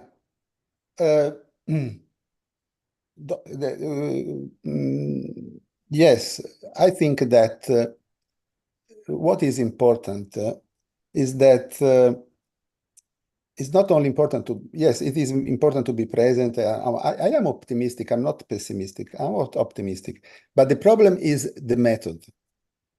Because it is 40 years that I'm dealing with Ayurveda, and I come to Ayurveda with the mind of a scientist, because I come from neuroscience. And in this way, for example, you were saying why we do not organize something, some kind of conference. Yes, we organized in Italy 2 international congress on Ayurveda and 1 in India. They were breakthrough. I mean, all the people from the first one in 2009, there were 400 people from all over the world coming at this congress, because I am used as a scientist to put together people in order that we can find a common place where to work. But for doing this, we have to find a common method. The problem is that when you speak about when you speak about Ayurveda to a Western scientist, Ayurveda is like a black box. There is an input, there is something that I do not know what is going on, and then there is an output. Even if the output is wonderful, is fantastic, if the Western scientist does not understand what there is in the black box, he will not accept it. He will not accept people that will resuscitate from death if they do not understand how. So the important thing, as I was telling, is an epistemological problem. As you know, Ayurveda is more inclusive than modern medicine. Ayurveda is based on physics. Modern medicine is based on chemistry. So physics can explain chemistry. Chemistry cannot explain physics. So Ayurveda can explain modern medicine. Modern medicine cannot explain Ayurveda. So we have to start from this point. We have to be very well aware to the fact that we cannot have one-to-one connection between modern medicine and Ayurveda. But it is Ayurveda that has to explain to modern medicine the mechanism of life, not the opposite. Ayurveda has not to be bended and to be explained with the terms of modern medicine, because this will be a big error. And it is the same error when we think that Ayurveda is just an herb or is just panchakarma. Ayurveda is an epistemology, is a thinking process, is a way of looking at reality. You know, Sanskrit language describe reality through processes, to properties and relationship. Italian, English, they are languages that describe reality through objects. You know very well that in Sanskrit, in the language, Indian languages that are very connected much with Sanskrit, this object has different names according to the use. But this name in English is a pen, period. So how can you put the two thinking together? You have to find common place. For this reason, to organize the research process, we propose what we call collaborative medicine and science, which is a framework that is divided in 3 parts. One is the reformulation of the epistemology, the second is modeling, and the third one is the localization, not globalization, localization of Ayurveda. Because you cannot apply Ayurveda as it is wherever in the world. Because the genetic background, the cultural background, the food background, the climate background is different. So you have to have the principle of Ayurveda to find the local Ayurveda. And this has to be put in a frame, exactly, so that all of us go in the same direction, because the research in Ayurveda is completely scattered. You cannot speak about dosha without having the possibility for the modern scientist to understand what a dosha is, but it has to be explained. The work that I have done in the WHO group of terminology has been this. It has not been a translation of the terms, but an explanation of the concepts. So one important thing is to explain the concept. For example, just to give an example, I submitted, I'm waiting for the response, a paper now with my collaborators on how to to prescribe, how to use modern drugs using Ayurveda. Looking, how to read modern drugs from an Ayurvedic point of view. And this is very important for us because sometimes we are in a hospital in Italy where we have, I have some doctors here that have an Ayurvedic background. They are very good in Ayurveda, but they do not have Ayurvedic drugs in the hospital, but they will still want to use the Ayurvedic logic because Ayurvedic logic is much better than modern medicine. And so how to use a beta blocker according to Ayurveda? How to use a diuretic according to Ayurveda? How to have the possibility to make a therapy with a person that is already on a modern medicine prescription. So this is the important things. If we are able, this is the work that we are doing, because we have several projects now. We have, for example, we are redefining the Apgar score according to Ayurveda. We are redefining the concept of vulvodynia with Ayurveda. We are working on this concept of how to use modern drugs with Ayurveda. We are looking at several things in which we can explain to modern medicine how Ayurveda can explain modern medicine. Dr. Antonio, and this is the way that I tell you, because I am a Westerner, Westerner can understand this. Because if you tell them that, I think that, and then I stop. I think Dr. Antonio, Ayurveda, sorry, I think only this and then I stop.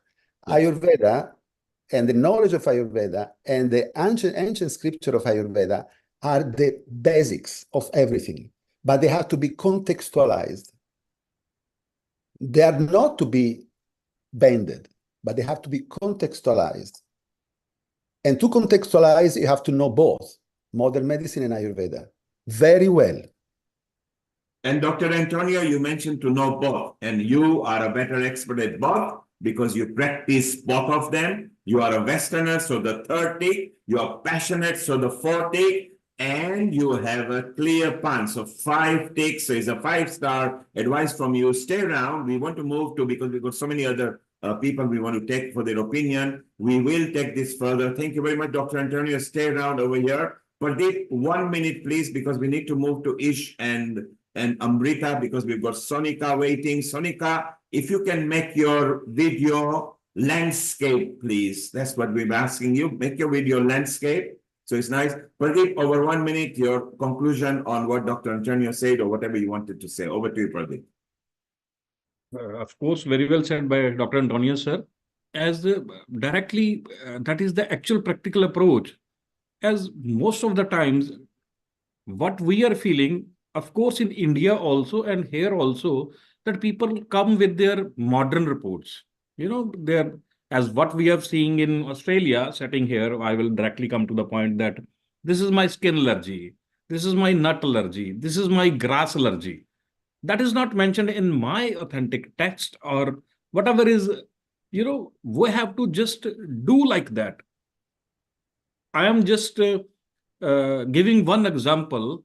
I tried to make some Shaddot grit at my home here in Australia without taking anything, any medicine or any herb from India or anywhere, doing the legalities under the TGA and AAA.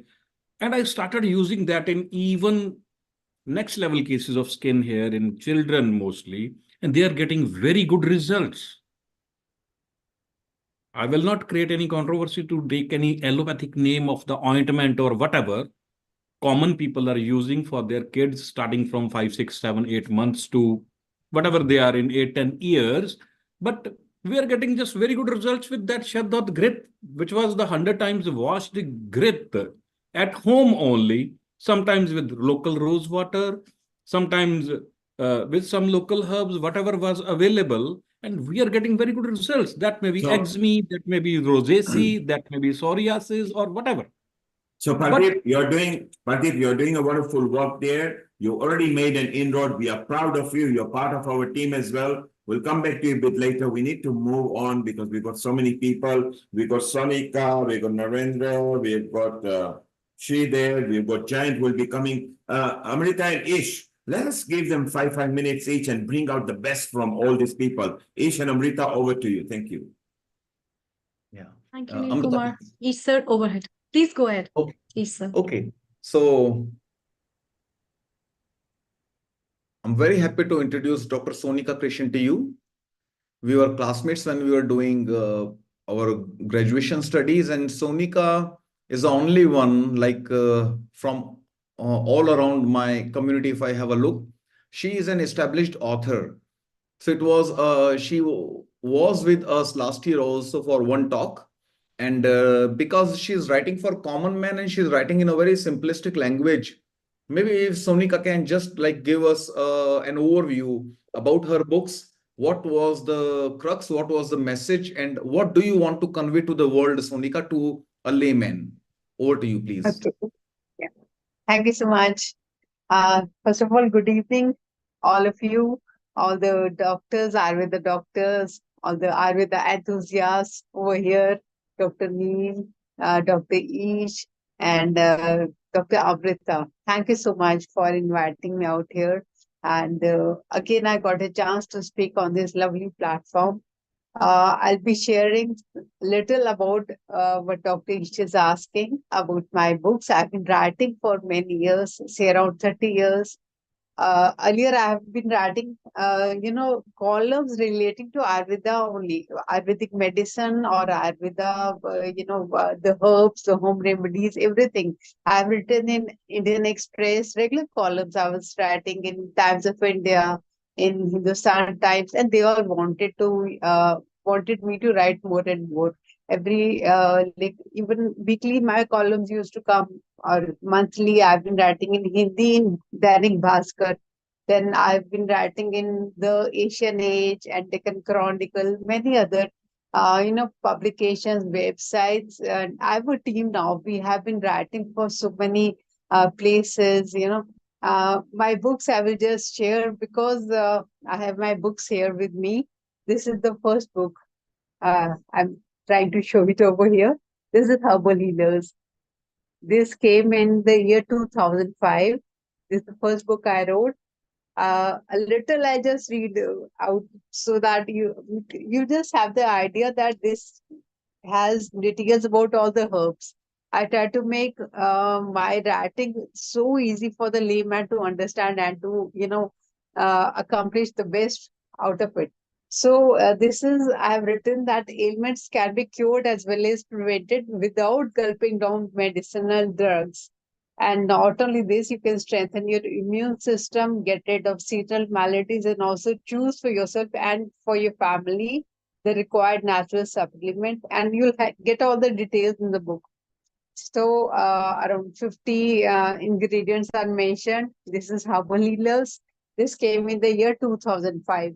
Second book I wrote, this is Home Remedies. Home remedies to prevent and cure common ailments. This came in with Rupa Publications. It's a very esteemed publishers out here in India. And there are 100 ailments I have mentioned in this, all about, the ailments like the constipation. Then it contains the characteristic symptoms. It contains the Ayurvedic view that what would Ayurveda say about this? Then there is management with using herbs and home remedies, the natural cures. So this was the second book. This came in the year 2007. After this, I wrote Healing Through Ayurveda. This has gone very, very nice, worldwide. My global reviews have been wonderful with this book. This is Healing Through Ayurveda, tips for dosha understanding and self-care. My books are normally, they're trying to tell you that how you can heal yourself and cure yourself. So this is about the personalities only, about the doshas, Vata, Pitta, and Kapha, all the three doshas. And then what kind of, this contains a questionnaire also. In the end, I have mentioned that you can, you yourself understand that what kind of personality you could be having. So I've named them as type V, type P, and type K personalities. And in the self-identification questionnaire in the end, you will come to know that which is the basic type that could be more dominant within you and what kind of diet and lifestyle would be suitable for you. I've mentioned the chart over here. Very nice. Ruzba Gurucha, he's a wonderful author, editor, and documentary filmmaker. He's written Literature Ayurveda is a perfect handbook to ascertain our strengths and limitations so that we augment our physical, mental, and spiritual growth by knowing what to bank on, what to change, and how to cope with the things that we cannot change. So I'm thankful for these kind of reviews that I've been getting. Then came Healing Through Ayurveda Herbs in Your Kitchen Garden. This is the sequel also with my first book, and then it contains around 50 herbs only that we use in the kitchen. Like there can be uh, rose, there can be saffron, basil, there is coconut, coriander, brahmi.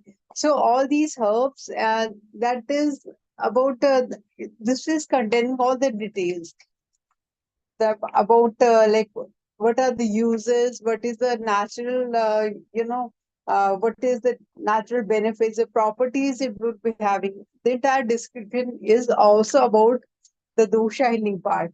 So this was my fourth book. After this, my fifth book, that is Healthy Living Through Dosha Healing Ayurveda. This is in the storytelling telling manner. I met a young girl in a party, and I just felt that the teenagers they should know more about Ayurveda. She got interest, and then I've tried to write this in a storytelling manner only. That how you can relate to yourself because there are three friends in this book. Then they're having a different constitutions altogether, and they have an Ayurveda person who is an art wizard, and he will explain to them what is their style of basically the diet and lifestyle that is going to suit them, and what kind of how they can identify themselves, how they can understand themselves, and how they can take care of themselves. So these are the all the five books that I have been writing. Another one is, of course, that is a different altogether. That is on poetry. That's a book in English. And my next book, that is the seventh book, I'm coming up very soon with that. That is on serious ailments. Some 12 ailments we have taken up, and the Ayurveda understanding, and what kind of remedies Ayurveda support for that kind of problems. That will be coming up very soon. So these are all the Wow. books that I have been writing. Wonderful efforts, scripting down Ayurveda and putting it in the hands of people for better understanding. It's a really nice effort, Dr. Sonika. But lot more, I think, we has to be done. What our panelists have been discussing and the experts have been talking about. Thank you so much for your contribution. Please stay around. We'll be taking up your comments as well as your viewpoints on globalization and unification of Ayurveda. Let's move to Dr. Sridev Thank you so much. from Bye. India. Thank you. Dr. Sridev, you have been working in Ayurveda College and you are working as professor and head in the Department of Ayurvedic Surgery, which is Shalya Tantra. Your experience and understanding about Ayurveda, being an expert in Ayurveda, what kind of problems and what kind of things do you think as an expert you have faced? Apart from, because your talk is also on clinical training and ethics. So what have you to say about what has to be done on ethical way for globalization of Ayurveda? Over to you. Thank you. Thank you so much, Dr. Amrita. I show my gratitude to Dr. A. Sharma sir for mentoring me and providing this opportunity. Am I audible? Yes, you are audible. Yes. Please go ahead. And I want to again say thanks to everyone for providing and again giving me an opportunity. See, as far as the topic is going on, about the globalization. So I have certain things to tell here, what I feel about it. Ayurveda, and as Dr. Antonia, sir, with due regard to you, you're very senior to me and very source of inspiration. I can learn a lot from you. But yet, I want to say that Ayurveda is not globalized because what is its present scenario? Ayurveda is globalized because its principles are in the interest of, in the welfare of, interest of mankind. And anything that is useful and that is time tested is globalized. That the whole universe is going through is working on certain principles. One among them is law of gravity. We have not created a law of gravity. Somebody has evaluated or explored it. But in terms of saying that we are making law of gravity globalize is saying something that we are making it, no. We are trying to understand so that the astronauts, the different scientists, the different physicists can work upon that. So Ayurveda is also time tested. The principles of Ayurveda are in accordance with nature. So understanding them, making them applicable and implementable is our responsibility. So Ayurveda is a globalized because it is a need of the hour for everybody in the world. So that is what I mean to say. Now, because my topic is about the clinical training and ethics. See, I won't take much of your time, but today, every professional field, including medicine, is suffering with the double speak. We are able to generate well-trained and skilled clinicians, but unfortunately, we are a big failure in producing educated clinicians. Education brings values and ethics. We very well know that we are having exceptional clinicians, but when they are working and the way they are working has a very less amount of ethics. Now, is there any lack in the study portion or syllabus portion? No. I went through Charak Samhita, I went through Sushruta Samhita, I went through Harrison's Book of Medicines, Bill and Love. All these books are having good number of pages defining about what should be the ethics. They are explaining about the clinical training also, but they are giving due significance, due importance to the ethic portion also. But are we practicing according to that? That is the biggest failure, and that is why the science is suffering that. The many people over here said that we are selling Chyawanprash, we are selling this and that, because somehow we are not focusing on those principles which are integral part of everybody's life. So as far as clinical training is concerned, Ayurveda or modern, it is important that we have to develop a critical thinking among the students or the clinicians. A clinician must have a clinical reasoning. He must be a very good listener. And whenever I'm taking the classes for my students, because my subject is surgery, Ayurveda as well as modern. So whenever I take class, my initial 10 classes are only focused on case taking, history taking. Because if you are not able to communicate with your patients properly, secondly, you must never be a biased. You please do not have a setup of mind that this is the problem with patient. Every new patient teaches us something else. So that is why I'm saying, because most of the time in seasonal, whenever there are seasonal diseases going on, most of the clinicians become biased, and therefore they skip this basic practices. So I often tell this to my students that you have to have that sense of communication skill. You have to talk to your patients. You have to remain a good learner. Your listening should be very good. Patient should be able to have this sense of satisfaction. Yes, I am able to tell each and everything to the doctor. Now, because if patient is not having that sense of satisfaction that I am able to tell everything to the doctor, he or she will never be having a faith in your treatment. So as a student of the clinical practice, as a student of science, be Ayurveda or modern, we must be a very good listener. We should have a very good communication skill with the patients. We should always take responsibility. We should always show professionalism. As a clinician, we should develop the examination skills.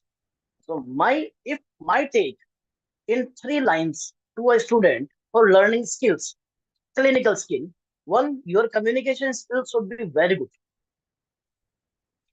Second, you should never be in a hurry to diagnose the patient. You should always follow the basics. And third, you should always have faith of the patient in you. If these three things you are able to manage at the times, definitely you may be a very good clinicians. Now, again, I will conclude the clinical training part by saying that keep the basics intact. My Guruji, Dr. Muralidhar Sharma, he often used to tell us whenever we used to go to him and with certain big complicated problems, sir, ye kaise hota, how this happened, what is the treatment for this? He often used to say that you you can't read MRI or CT scan is not a big thing. If you can't read X-ray is a big thing for me. Means he was always saying that always stick to the basics. You should know how to take a history, how to take a case, how to lead, how to take the history of present illness, that history of the past illness, then how to communicate with your patient, then how to do the provisional diagnosis, then how to do differential diagnosis, then how to exclude one by one them, then how to go for an investigation for confirmation of your diagnosis. The investigation should not be a list of investigations which are prescribed by some laboratory technician to you for the sake of some amount of concession. So that should not be our approach. After putting proper investigations only, you should be able to diagnose. So do not go in a hurry. This basic practice may save you from many awkward moments. See, out of 10 patients, say 8 out of 10 patients may be treated with your routine approach, but 2 patients will be always there to teach you something new. So if we follow this particular basic training, basic method of examining a patient, diagnosing a patient, and then treating a patient, we may not be a failure clinically as far as I understand. Now, the next part is ethics. See, ethics is a very important part, which I often see is missing absolutely in our clinical practice. Be a modern practitioner or be an Ayurvedic practitioner, our focus is absolutely on commercial success, and therefore that ethic portion is absolutely missing. My take is a successful clinician is one who understands the significance of ethics and therefore practice ethics religiously. In Ayurveda also, there are multiple things which Acharya Sushruta, Acharya Charak and Acharya Bhagavad has mentioned ethically that how a clinician should practice in his clinical practice. He's saying a wise physician should always examine the distinctive features of the disease beforehand and then he should start his treatment. Means his examination should be complete. Then only he should start his treatment. If he is not sure about his examination and his diagnosis, he must not start his treatment. This is what Acharya Sushruta is saying. Then Acharya Sushruta, because Acharya Sushruta is having a surgical approach, he is considered as the father of surgery. So therefore, he is very blunt also. He is very blunt also on many of the instances, and therefore he is not ready to tolerate any kind of unprofessionalism from any of the clinicians. So that is why in the Sutra Sthan, he is saying, Yatha Kharash Chandana Bharavahi Bharasya Vedanatu Chandanasya. He is clearly saying, see, he is not hesitating by using the harsh words. He is saying that if you are having good knowledge, theoretical, but you are not having a good clinical knowledge, then you are like an animal who is simply carrying the weight, but is not knowing the value of that, what he's carrying. So one should be very well practiced theoretically as well as clinically. And this is what he's saying, how one should practice and how one should achieve knowledge. He's Dr. saying, Sridhar, I Shastra want Guru. to. Yes. Yes. You have been talking the best part of what our Vedic scholars have told. Just from your point of view, when we talk about that, Charaka has said this thing, Sushruta has said this thing, or Vagbhata has been saying this thing. What do you think should be the next step in today's time? And how can we put these sayings into practical stuff for the people to understand and make it more standardized according to you? Yes, ma'am. I will conclude by referring this one particular Yes. reference. This is one of my favorite also. And I often quote this to my students also because they are having multiple reservations about this reference. They are having their own opinion. Ekam shastram adhyano na vidyat shastra vinishayam tasmat bahusrutam shastram vijaniyat chikitsa. Acharya Sushruta is clearly saying There should not be any fight between modern, Ayurveda, Unani, Chinese. We all are having the same purpose. We want to treat patients, we want to treat humans, and we want to serve mankind. And Ayurveda is a time-tested science. All the principles of the Ayurveda, they are time-tested and they have been developed, explored, evaluated, and understood when there were no commercial practices, there was no bias. Our acharyas have put all the principles in and they have compiled it thoroughly and after an unbiased study. So here he is saying Ekam Shastram Adhyanam means those who are the students of science, Ayurveda or modern, they must not stick to a particular science. If it is an Ayurvedic student, as I am a surgeon, so I am teaching to my students about Ayurvedic as well as modern portion. So I tell them that you should have a good knowledge of your own pathy because it will certainly help you to give you bread and butter also. It will certainly give you a comfort, legal also. But at the same time, you should have a good knowledge about the modern also because there are patients who will be having modern prescriptions. With modern prescription, they will come to you.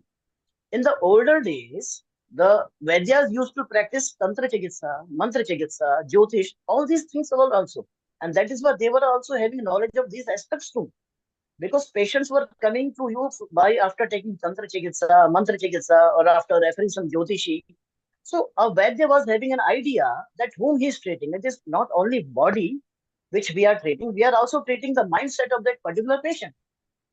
So now we are getting maximum patients with modern prescriptions. So therefore, it is essential for us to understand what they are saying and then what to start, what to stop. So I just want to say that Ayurveda is globalized because the principles of Ayurveda are time tested and because Ayurveda is needed for the humankind. Ayurveda is not globalized because it is not well understood by we people. It is not well practiced by we people. It is already a globalized science. It is a universal science. It is the time tested science. It's upon us to understand it properly and utilize it for the purpose of welfare of mankind. With this, I will conclude. Thank you so much for your patience. Thank you. Thank you, Dr. Sridhar. Isha, before we move further, I think Dr. Antonio has something to comment on. We take the comment and then we move over to Dr. Narendra. Over to you, Dr. Antonio. Yes. Over the Two yes, things. please. The first thing is that after this, I have really to leave because I am in a seminar actually, and I took this time to participate to the Congress, but I have to go back to the students.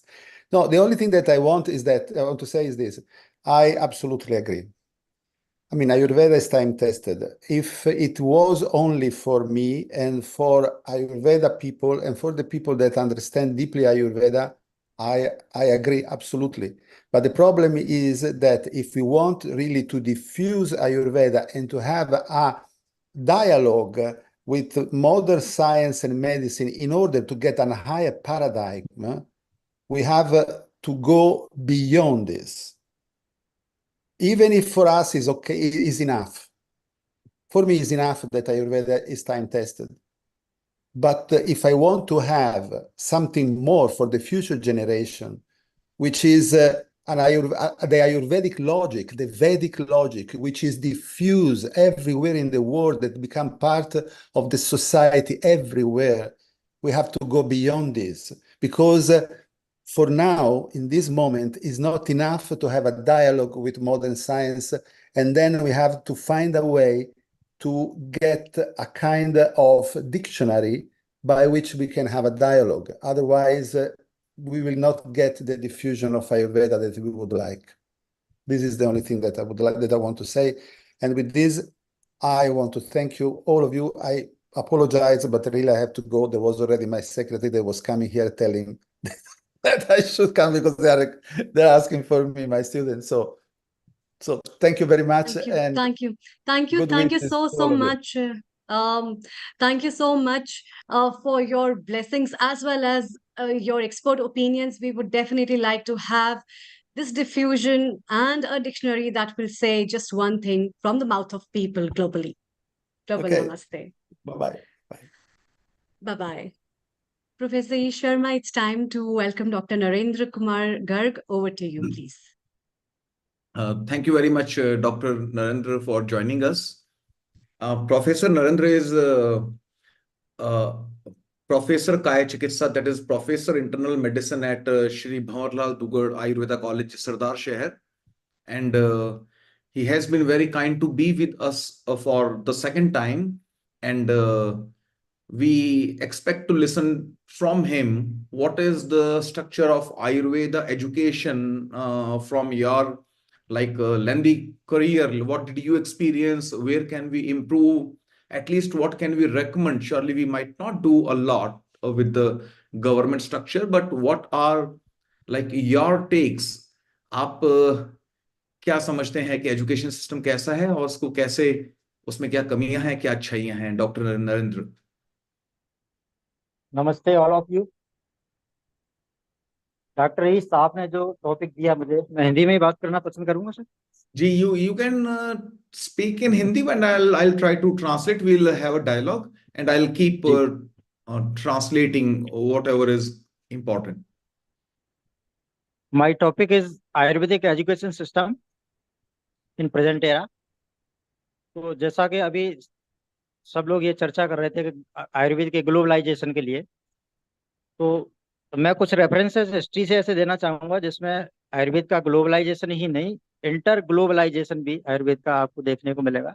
First of all, Acharya Charak mentioned Maharishi Chyavan suffering from old age disorders. तो उनके जो father in law थे महर्षि च्यवन के, उन्होंने अश्विनी कुमारों को call करके उनकी चिकित्सा के लिए पृथ्वी पर बुलाया। तो ये first inter globe Ayurvedic treatment और एजुकेशन का एक शुरुआत थी। फिर उसके बाद भारत में धरती पर जब रोगों का आगमन बहुत तेजी से बढ़ने लगा, तो सभी देशों के, पूरे ग्लोब के जितने भी महर्षि थे, जो शुभ चिंतक थे समाज के, महर्षि साइंटिस्ट लोग थे, उन्होंने एक हिमालय की कंदरा में एक फर्स्ट कॉन्फ्रेंस का आयोजन किया। और उस कॉन्फ्रेंस में लगभग 50-60 देशों के प्रतिनिधि एकत्रित हुए और उन्होंने एक मत से एक महर्षि भरद्वाज को और इंद्र के पास आयुर्वेद की एजुकेशन लेने के लिए, वहां जाने के लिए नियुक्त किया। तो ये फर्स्ट इंटर ग्लोबलाइजेशन आयुर्वेद का वहां से स्टार्ट हुआ। उससे पहले प्रथम जो गुरु हैं आयुर्वेद के, वो है ब्रह्मा जी ब्रह्मलोक में आयुर्वेद का ज्ञान था, वहां से उन्होंने इस ज्ञान को दक्ष प्रजापति को दिया। दक्ष प्रजापति ने अश्विनी कुमारों को, अश्विनी कुमारों से इंद्र को, और इंद्र ने जब धरती से महर्षि भरद्वाज गए तो उनको त्रिसूत्र आयुर्वेद का ज्ञान देकर पृथ्वी पर भेजा, और तब से जाके पृथ्वी पर इस आयुर्वेदिक एजुकेशन सिस्टम की शुरुआत हुई। Doctor is. Yes, please. So, Dr. Narendra gives us a mythological context about the origin of Ayurveda, which was in the heavens, which was not on this planet Earth, and how did it travel from various deities, and eventually, when the mankind on this planet Earth started suffering from diseases by two negative virtues, one is adharma and the second is parigraha. These two mental mindsets, that is deviation from one's duties and hoarding, excessive possessiveness, accumulation, parigraha, when these things led to diseases, then the god sitting over there in the heavens had to impart this knowledge of Ayurveda for the welfare of the mankind on this planet Earth. And that is how we started having Ayurveda on this planet Earth. Doctor Narendra ji, Maharishi Bharadwaj वो basically aeronautical scientist थे, जो उनके पास एक ऐसी शक्तियां थी जिनके through वो स्वर्ग की ओर प्रस्थान कर सकते थे। बाकी और महर्षियों में ये क्षमताएं नहीं थी। तो उन्होंने उस ज्ञान को एकत्रित करके, ग्रहण करके महर्षि पुनर्वसु आत्रेय को सौंप दिया। पुनर्वसु आत्रेय ने इस एजुकेशन सिस्टम को आगे अपने शिष्यों में डिस्ट्रीब्यूट किया, और उसी गुरु परंपरा के साथ भारत की धरती पर और विश्व में इस गुरु परंपरा के साथ आयुर्वेदिक जो एजुकेशन सिस्टम है वो फलता फूलता गया और काफी अच्छी तरह से अपना प्रसार किया है। Dr. Is. Yes, so this is how the education system started spreading. It was a verbal dialogue kind of communication earlier, because there were no pen and paper. So this is how in a verbal discourse, the student was supposed to go to the guru by the age like around 10 to 12, and then would be staying with the guru for like maybe 10 to 15 years, and every day undertaking the discourse sessions, and the knowledge was transferred word by word to the disciple, who would at the age 25 would go back to one's home and start a livelihood. Dr. Narendra. जी, presently जब भारत में कुछ ऐसे degree diploma courses हैं जिनको भारत सरकार और state government के द्वारा रिकॉग्नाइज और संचालित किया जाता है।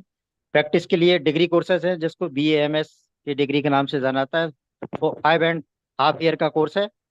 और कुछ नर्सिंग के लिए कोर्सेज हैं, MD, MS और MSc के लिए कोर्स है, स्पेशलाइजेशन के कोर्सेज हैं, PhD के लिए सुपर स्पेशलाइजेशन कोर्स है।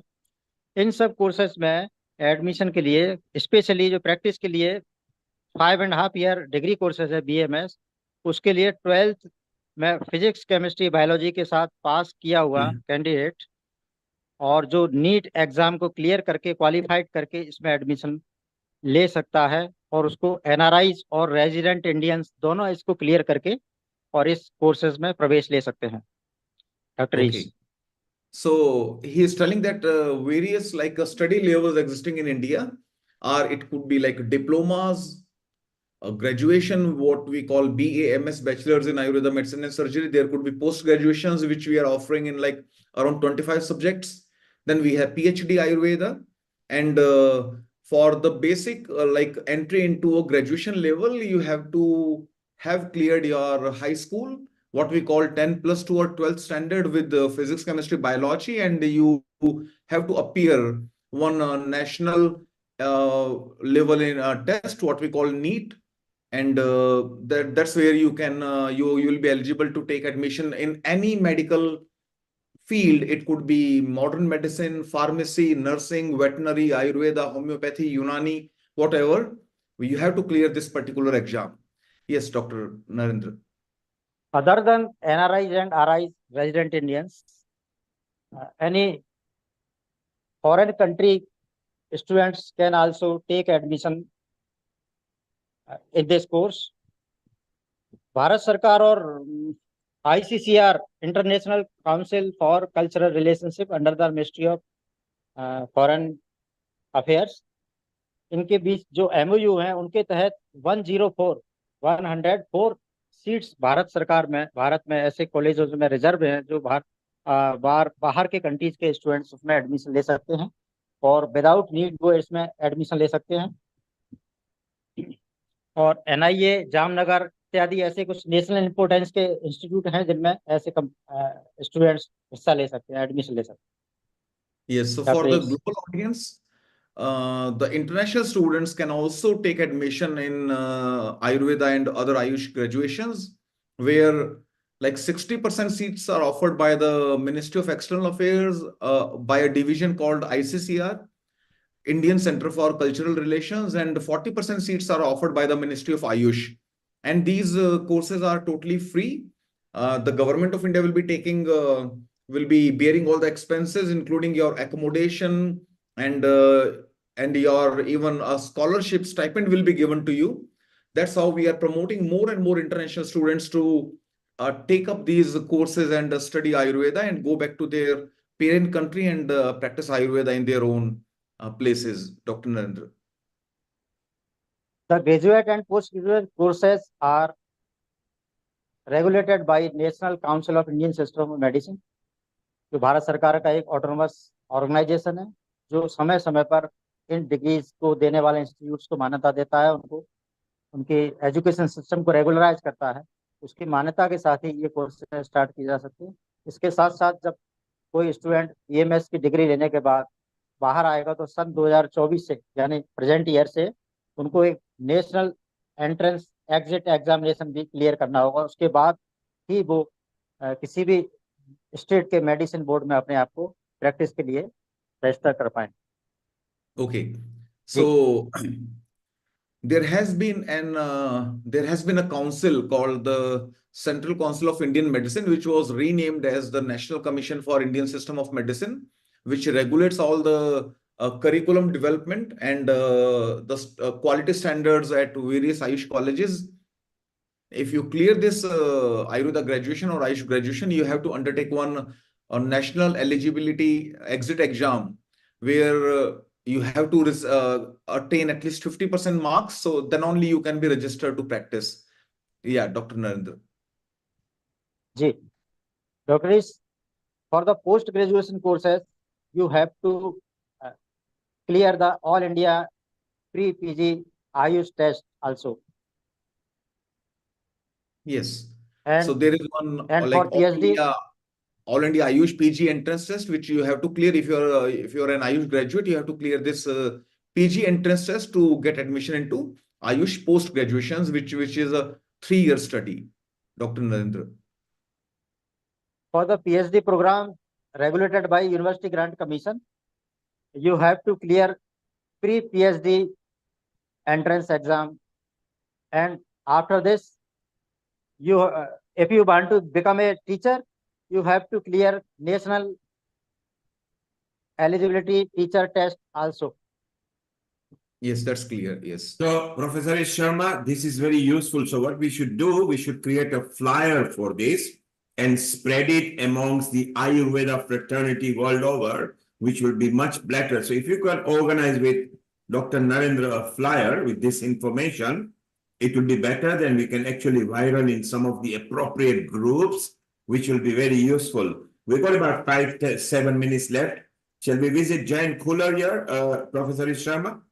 Yes, maybe. If thank you, Dr. Narendra. If you have got something to convey, then we go ahead with you. Otherwise, we move on to Jayant.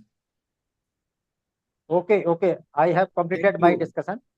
Great. Thank you very much. So, Mr. Neil conveys that we will be preparing a flyer upon the inputs you have given. We will circulate it to many countries, and maybe because it's a free study, along with the stipend paid on monthly basis. So maybe we can have more students coming to ICCR and Ayush scholarships. Thank you very much. Welcome, Jayan. Thank you, Dr. H. Am I audible? Yeah, very much. Yes. Yes. Thank you. So maybe Jayant, if you can start with a very brief introduction of yours, because you are joining us after 1 year, and then we go through your content. Sure. So good evening, everyone.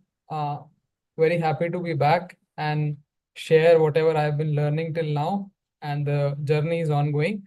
So my name is Jayant. I'm from Bangalore, and I serve as a strength and conditioning coach. I am a registered craniosacral therapist.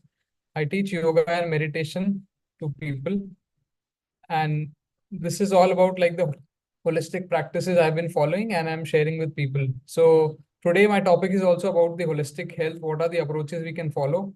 And I and Dr. Ish planned that we'll draw what are the parallels between what is going on in the modern science about holistic health and how Ayurveda has its opinion on it. So Dr. Ish, shall we start? Yes, please. Yes. Yeah. So I'll quickly share you my screen. Please confirm me if it is visible. Yes, this is visible. Yeah. So from my experience of dealing with my clients, I have found that there are 5 major parameters which defines one health.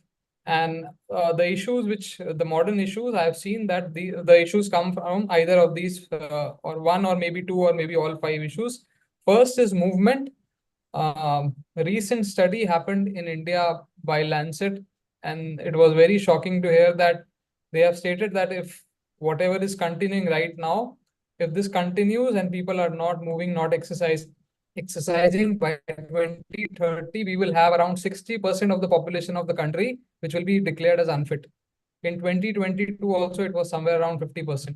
So movement has become such a big thing, especially after like 2005, 2007, when all this social media and mobile phones came, the movement has reduced. So movement is one very important thing which leads to many issues. Second, a lot of cases of depression, anxiety is related to the mind. So this is one. Then third is sleep. People have not slept so less in all the last few decades. So this needs attention. Then nutrition, we all know, which is very important. And one very important factor, which is very intangible, but it is the social health. So I'll just broadly talk about everything, and we'll see from Dr. Ish how Ayurveda has to say about these things. So let's start with the movement.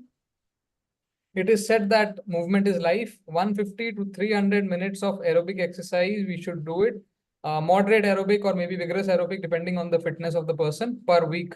2 to 3 days of strength training per week. And we should really focus on our mobility for our joints and also recovery and rest. So, Dr. Ish, if we take conclusions or draw parallel with Ayurveda, what is your take on this? Yes, Jayant, I recall last year when you were speaking, then you gave us a very important formula that sitting is the next smoking. So Yes. if you are your chair can be more addictive than your cigarette or your alcohol, and you are bound to get more more detrimental effects, maybe than like smoking or drinking. If you are always sitting, as Sushruta has very clearly told, that you are destined to be a diabetic if you prefer to stand than walking, if you prefer to sit down than standing, if you prefer to lie down than sitting, and if you prefer to sleep than lying down, that is, you are going like further away from physical activity, then you are a destined, proven future diabetic. We are losing 1% bone every week if we don't exercise. 1%.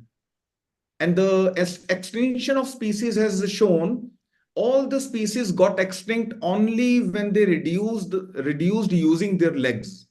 So pumping iron, building your biceps or chest, etc., will not be helping. Like dynamic exercises are the only way out, not the static ones. If your legs are moving, you are healthier.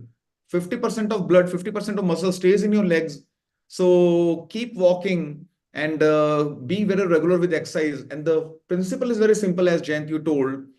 Just like 150 to 300 minutes per week, and we normally go by like 20 minutes per day, is the WHO recommendation. Now, if you are very energetic, you are 20 years old, then your 20 minutes exercise can be very rigorous.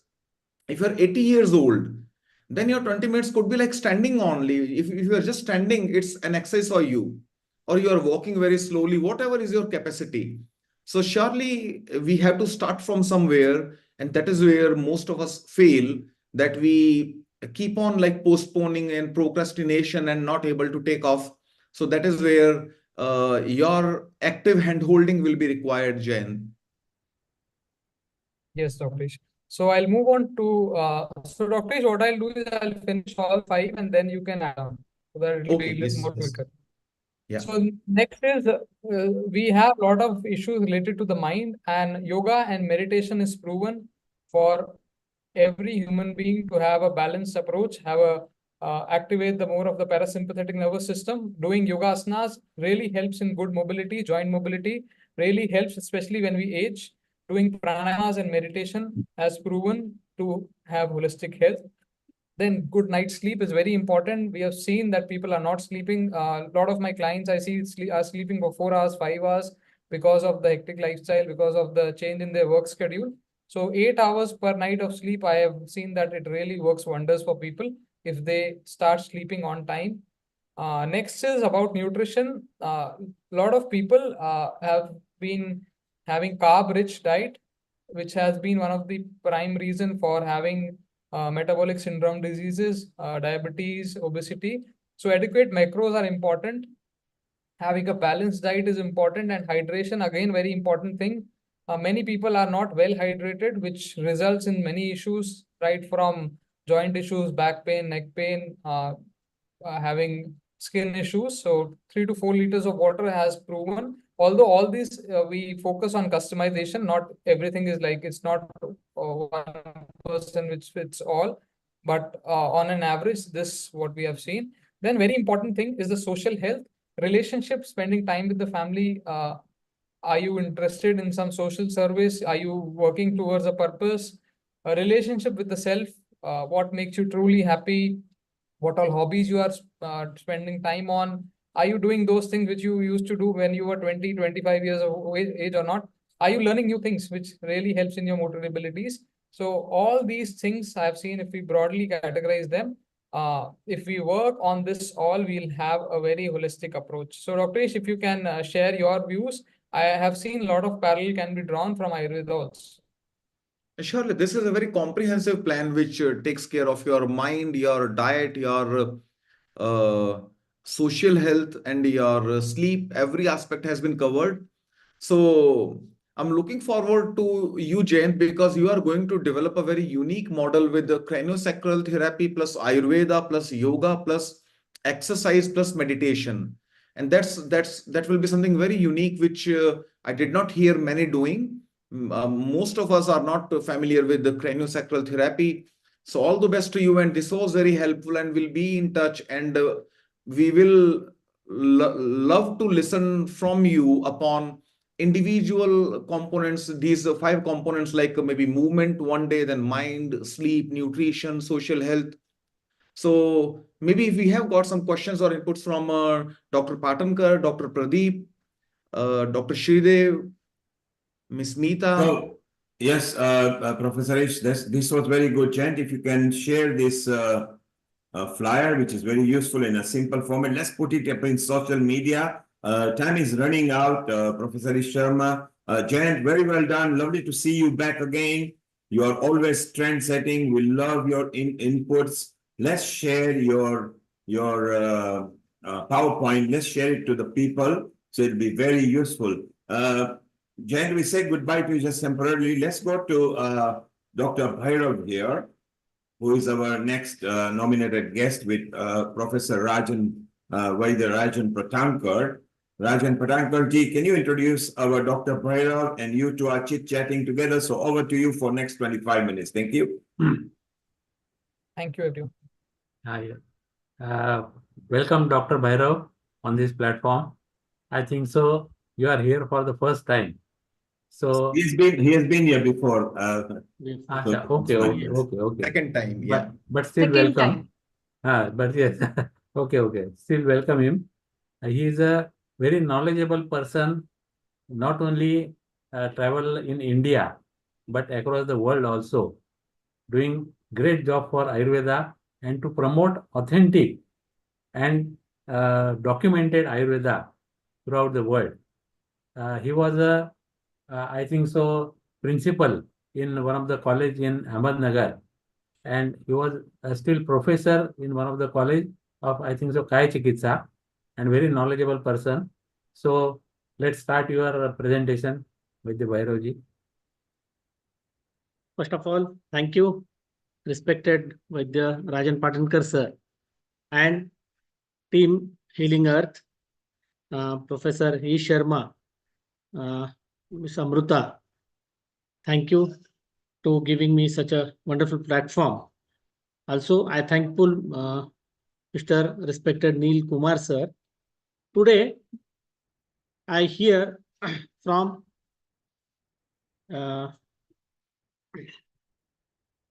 I'm from Chhatrapati Sambhaji Nagar, Maharashtra. I'm working as a professor in a Ayurveda Medical College.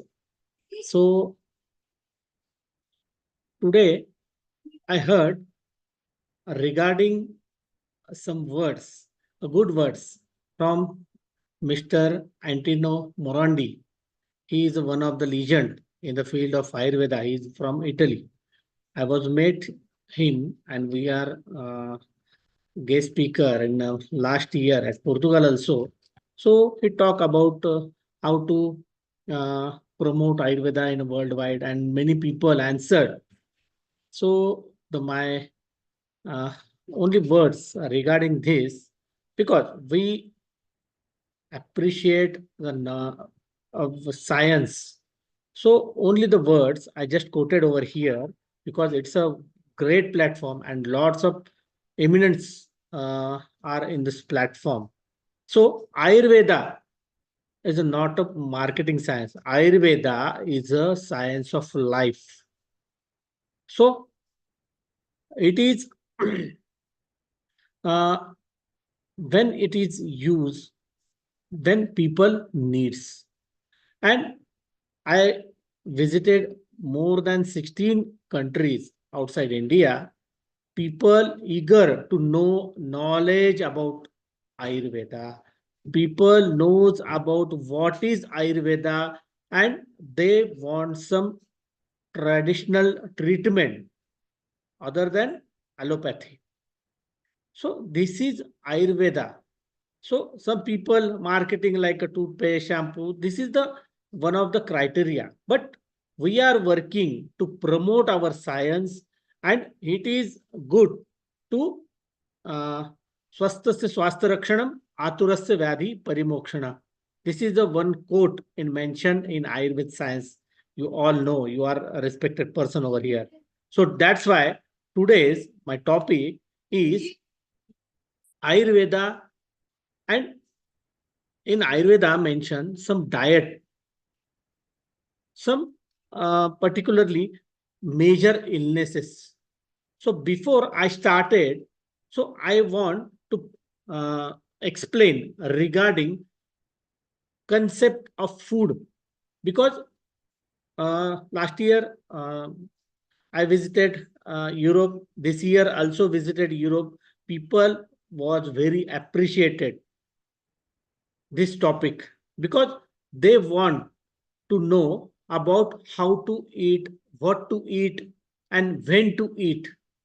So this is most important because you know very well all the disease come through because of your diet only. Whatever diet you taken, vegetarian, non-vegetarian, etc. So in our life science, in it means Ayurveda, we have mentioned our acharyas are mentioned some energies principle of food, some 20 attributes are there, and Ayurveda has mentioned 8 factors regarding our foods. So it is called as Ahara Vidhi Visheshayatan, my dear friends. So what is this? So it is mentioned first because I have less time. So I not taken much more time. So there are mentioned some Prakriti. It means food, of nature of food. So depending on whether food is easily digestible or not, this is mentioned in Prakriti. Also, current, one of the method of processing generally cooked food is better for your nutrition, my dear friend. Some substances, you know very well, like a fruits, some salads are better taken uncooked.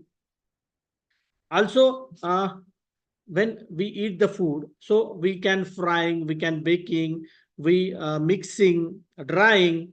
This is some criteria are mentioned. Samayoga, it means some combination. While preparing any type of food or any type of ingredients, be properly mixed together or combined with. So here I want to explain one quote over here. People eating a fruit salad, it means some type of fruits with milk or curd. So it is not beneficial for us. So in Ayurveda mentioned yoga. Rashi, it means quantity. While eating, one of the consider the individual ingredient, any type of quantity you need to carry. Then Desha, it means place. Ayurveda divided 3 place, most of the some marshy place, some arid, and some normal places. So as per your where are you living, that as per your diet is mentioned in the Ayurveda text. Kala means time or any type of period. One of must along change the time, food as well as quantity also mentioned. Some people are here living in Europe. So the timing is different than India. So diet is different than this place. Climate is different. So this is we can continue with this type of kala. as well as some persons who take the food and when take the food. If you take your food, it means some rules are mentioned in Ayurveda. Food must be consumed while it is hot. This will, in Ayurveda, it is mentioned Agni over here. This will naturally increase your digestive fire. If one should not eat when person is nervous, the person is angry, person is anxious or disturbed, or similarly eating too slowly, too rapidly, you are eating with watching some type of television, it is not advisable, my dear friends. It is better when we concentrate on the food only, a good thought. Food is going to benefit when your mind is cool and calm. Smoking or drinking too much of water or any liquid after eating is not advisable, my dear friend, is mentioned in this science. So, some diseases I talk here regarding bronchial asthma, you know very well. So, some patient, I'm practicing at Chhatrapati Sambhajinagar at my own Sri Siddhivinaya Ayurveda Panchakarma Center. So, people asking me, doctor or Vaidya, I am suffering from bronchial asthma. So what we take? So we advise there some type of ginger juices and honey is the best remedy to remove their cough.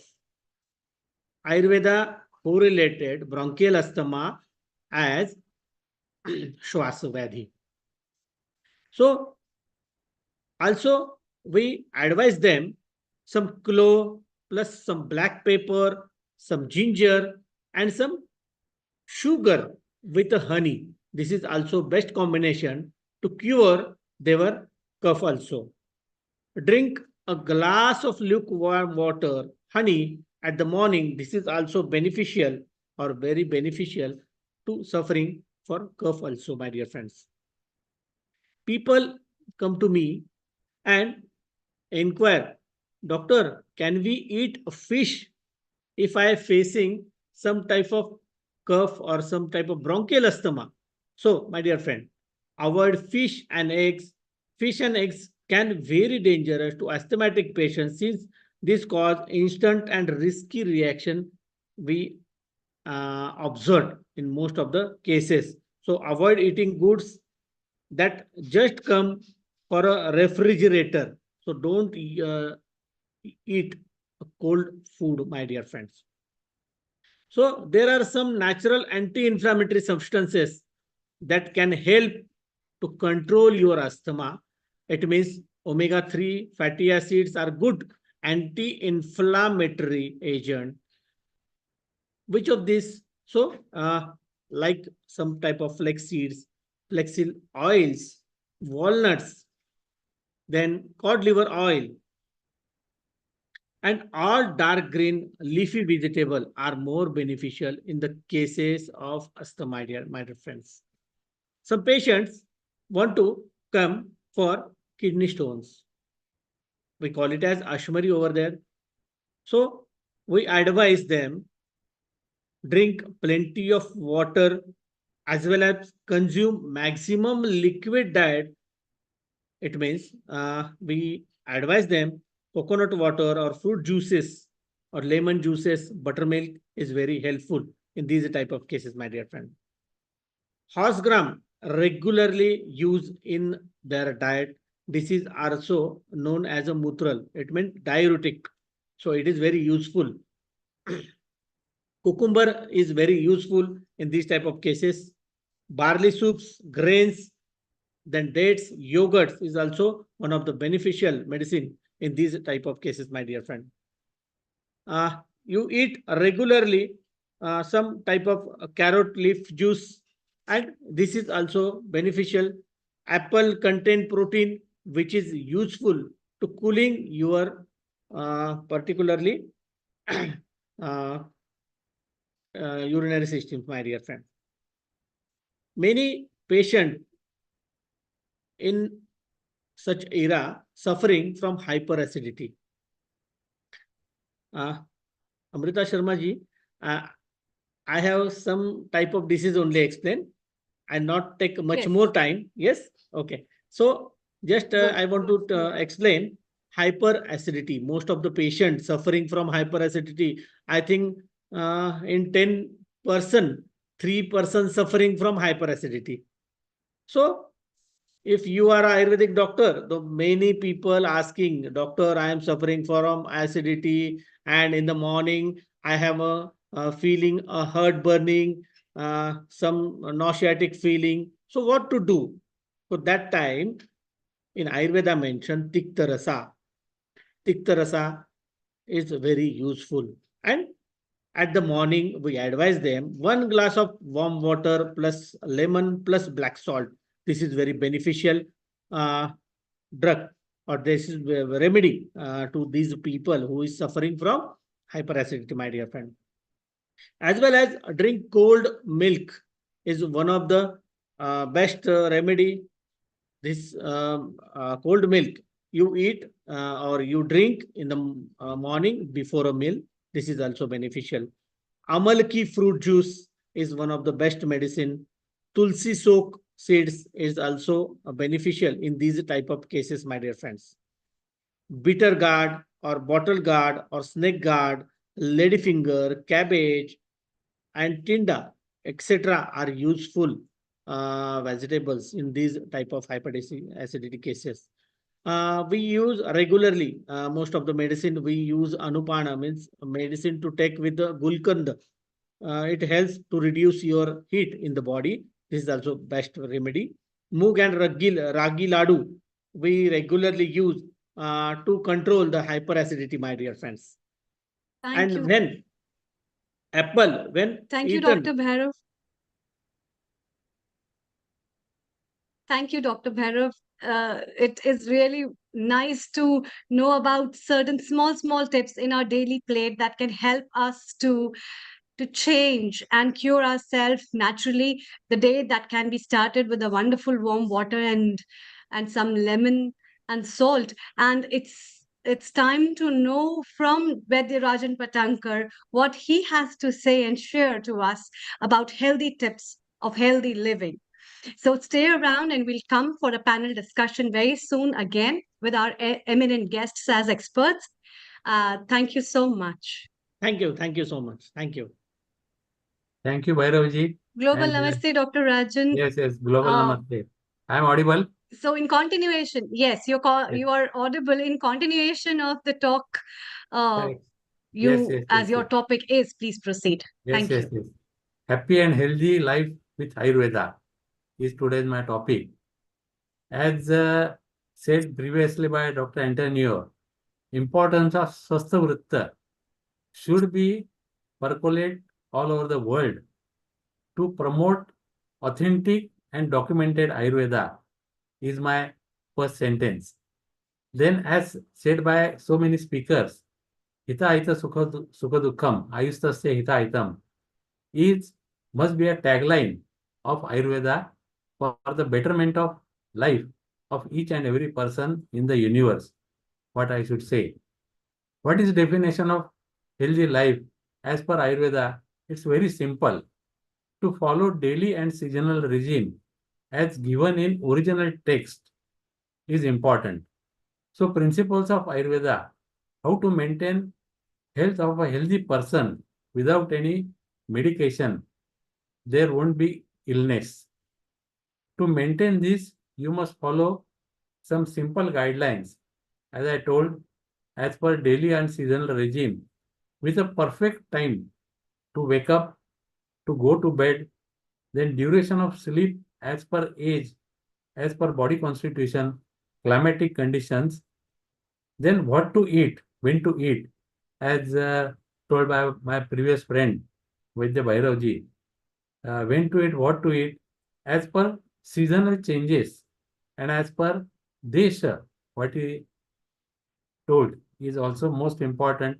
As per the countries, it will definitely differ. So there should not be a protocol of a Ayurvedic, I think so, diet, which can be followed all over the world. Correctly said by him. You must eat when you feel completely hungry, or when you feel hungry. If you eat at that time, as he said, that our Jatragni, that is our digestive fire, is in proper manner. So what we eat is get properly digested. Then you must eat when you are hungry. What type of exercises? That is yoga, meditation, workout, to follow as per your body constitution, because all these things are not only for the wellness of body, but for the wellness of mind also. And that is most important as per Ayurvedic original text. By following these guidelines, you will feel happy. Happiness through your hobbies like music, dance, performing art, or sports will feel you happy and healthy. Both things are there. Most important, good thoughts, good behavior towards family and society, no greediness is also important. Peaceful surrounding will make you yourself and others happy. Say no to crime, war, terrorism to maintain peace, happiness, and harmony in all corners of the world. Healthy life definitely comes through happiness. Two sides of the one coin. These are. So enjoy happy and healthy life with just simple methods to mention in these thoughts. In my opinion, we can achieve this by giving lectures and presentations and awareness program to promote in common people and community. Only good and knowledgeable Vaidyas can do this in proper manner. This is my opinion. And after this pandemic, it is definitely need of the hour to promote authentic and documented Ayurveda to all over the world for the greatness of Ayurveda and to promote Ayurveda throughout the world. So thank you very much.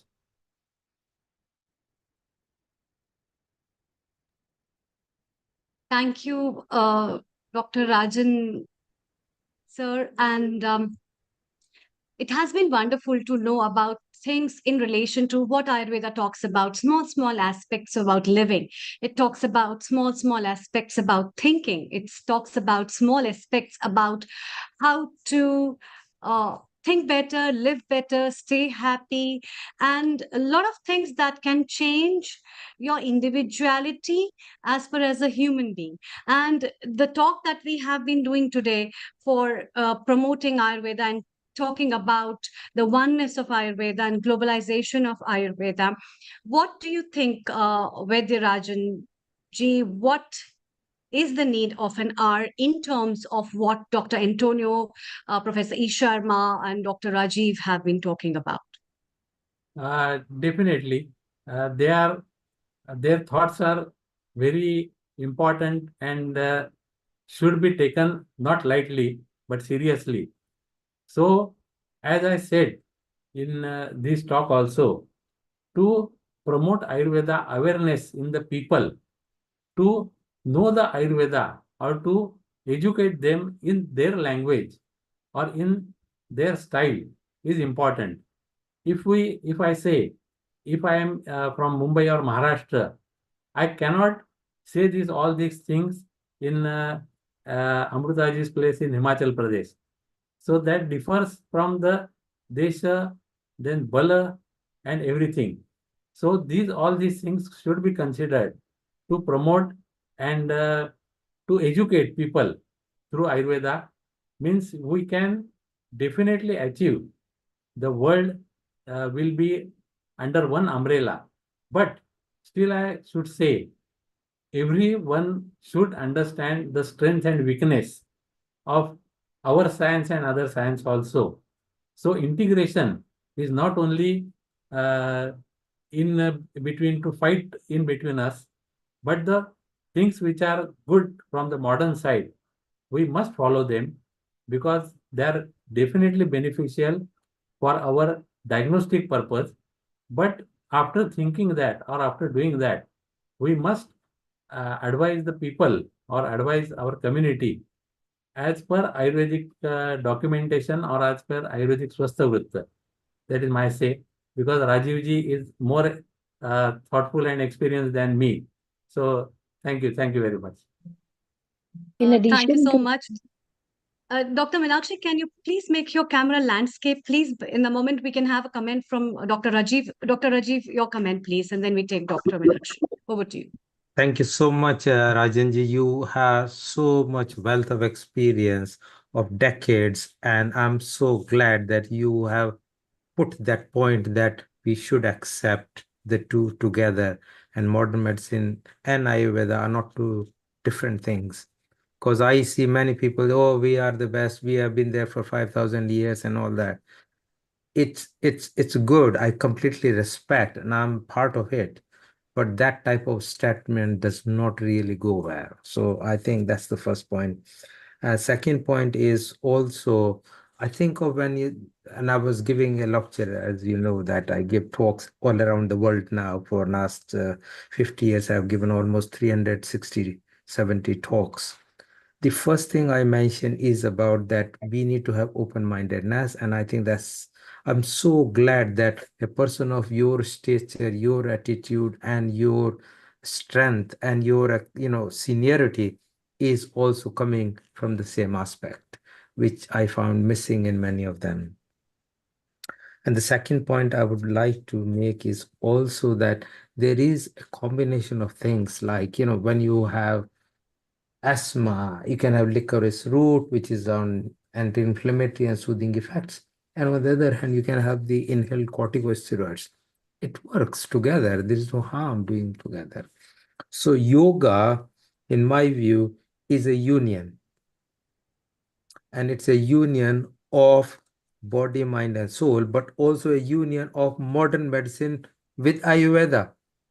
Why should we dissect? They're all one part. They are born from one or the other. We don't say what is senior or junior. But if baby is there, let's think it this way. If modern medicine is a baby and Ayurveda was the mother, still being together is better than being separate. So I think that was the point I wanted to make. So let's work together. Fantastic episode all the way through. Thanks to Amrita for bringing it together with Neil and Nishit, who is working in the background. I think it's a really good step. We have moved forward from where we were 2 years ago to where we are now. Let's take one step further. I have, through the international organization, we have created a platform where people can join, and there is a document that would be a work document where things can work together, so that there is no discrepancy. And that is the best way we can go. So thank you. Thank you, Dr. Rajiv. Your quick comment, Dr. Meenakshi, before we go to India with Rotarian Lal Goyal. Over to you, and with Dr. DC Katoch. Yes, please. Is it my turn? Yes, please. Hi. First Your of all, comments namaskar over in 2 minutes. Yes. Yeah, it's namaskar to everyone. In line to Dr. Rajiv, I would say that Ayurveda work with the health triangle, which is integrated here. Health triangle means it looks after the physical, spiritual, and mental health, and the social health as well. And as Dr. Rajiv just said, that both of the Ayurvedic and allopathic, they come together for the betterment of a human life and for planetary health. So Ayurveda is giving a lot towards planetary health as well. So I just want to add up, I just want to give my input. Thank you so much for. Thank you, Dr. Meenakshi. Please stay around. It's time to welcome our regular contributor at Healing Our Earth, Rotarian Lal Goyal. It's his hour with his guests. And Rotarian Lal Goyal, he's a founder and charter president of Rotary Club Organ Donation International, as well as a chairman of Organ Donation India Foundation and GYAN. And Professor E. Sharma, it's time to welcome, and Rotarian Lal Goyal, let's welcome Dr. DC Katoch. Over to you. Global Namaste. Global Namaste, Amrita ji.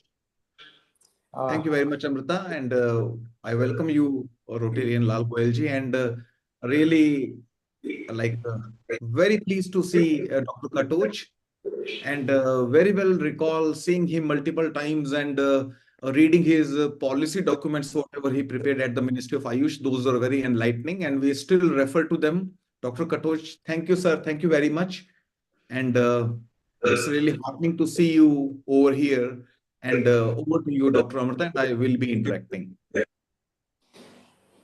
Thank you. Thank Yes, you very much. Dr. Lal, over to you. Thank you.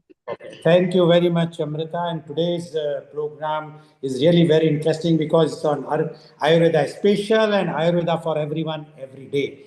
And first of all, I would like to give thanks to Healing Our Earth family, especially to Mr. Neil Kumar and team, to organize every Sunday a topic, a very, very public interest topic, which is beneficial for so many people. And because this program is telecast live on different platforms all over the world, across the world, watched by many, many lakhs of people all across the world.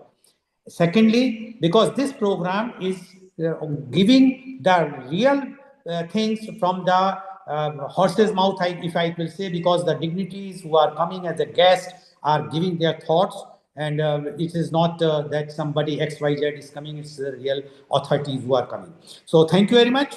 And when we are talking about Ayurveda for everyone every day, Ayurveda, often referred to as the science of life, is a holistic healing system that originated in India over 5,000 years ago.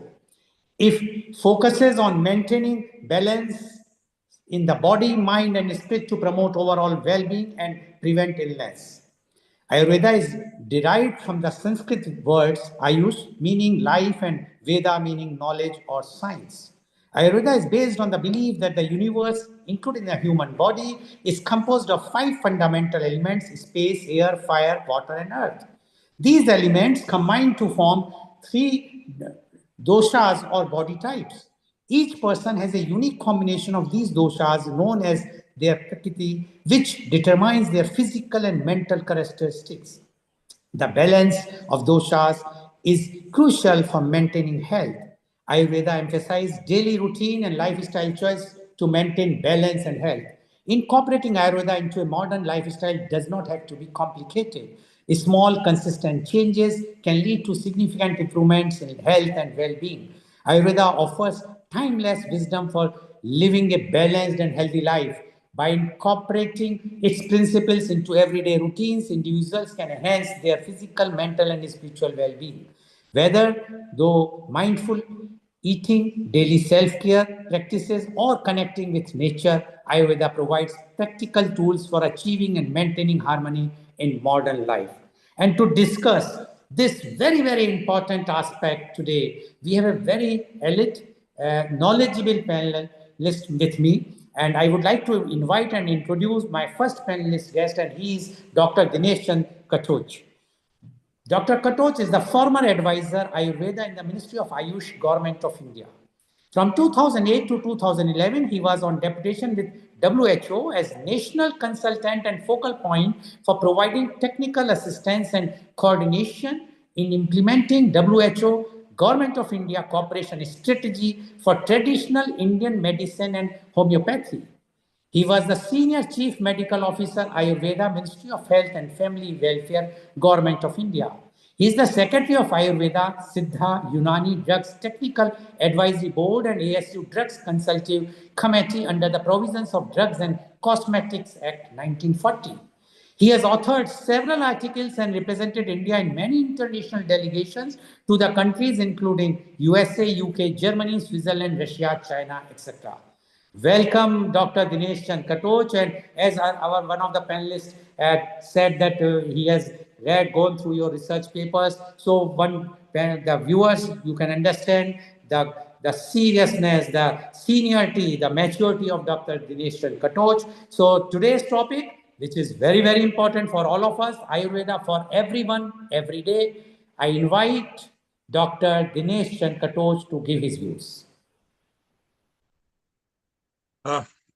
Thank you, Mr. Lal, for inviting me to this global session on Ayurveda, and also thanks to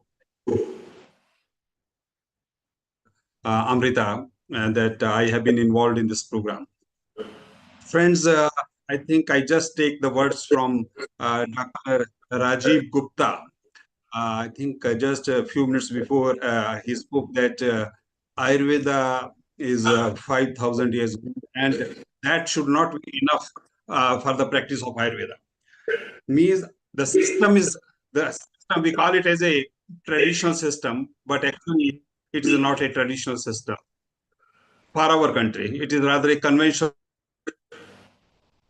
Call as traditional. I think that should go away. That should go away. Why? Why? Because in the times when we are practicing Ayurveda, we cannot practice Ayurveda in real sense unless we adopt the contemporary technologies, contemporary trends of practice. So that is very, very important. Now, if you see in our country, in India, has been right from the beginning, there has been policy support for Ayurveda, and as well as for the other Indian systems of medicine and homeopathy. And that is why this these systems, they flourished in our country. We have huge infrastructure, huge manpower of Ayush systems, and the institutions are there, and the day by day, the number is increasing. But the unfortunate part is that the Ayurveda is not being practiced in the Ayurveda way. This is the most unfortunate part. It means Ayurveda practitioners across the globe, whether within the country or outside the country, most of them, they do not follow the principles of Ayurveda, the concepts of Ayurveda. Now, if you see the emerging spectrum of diseases, the most important spectrum which is emerging, that is lifestyle diseases. Now, in the lifestyle diseases, means the life part, the lifespan, and the qualities of life, these are important. These things. How will you address? Can these lifestyle disorders can be managed with pills and capsules? No, this cannot be. Unless you change the lifestyle, unless you modulate the lifestyle. If you see the WHO report, the global survey that came up in I think 2002 and 3, that the incidence of lifestyle diseases, it has increased. I think 60 to 70% of the global disease burden, that is from the lifestyle diseases. In our country, India contributes to the global population. 11% contribution is from India, whereas the disease burden in India, that is 21%. 21% contribution is from India for the global disease burden. Means we have the communicable diseases, we have the non-communicable diseases, and we have due to disease,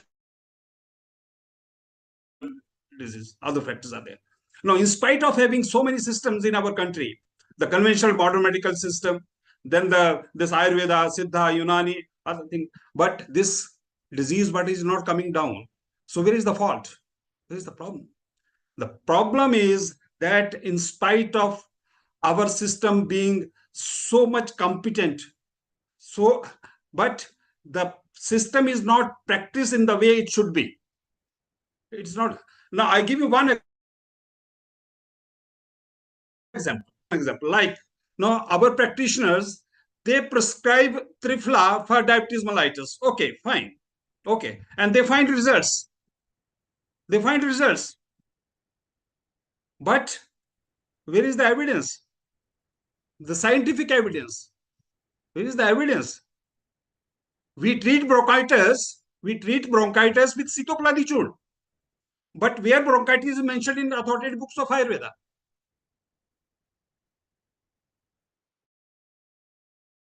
'57 Ayurveda books in the Drugs and Cosmetic Act. There is a list of authoritative books of Ayurveda, and 57 books of Ayurveda, they are mentioned there.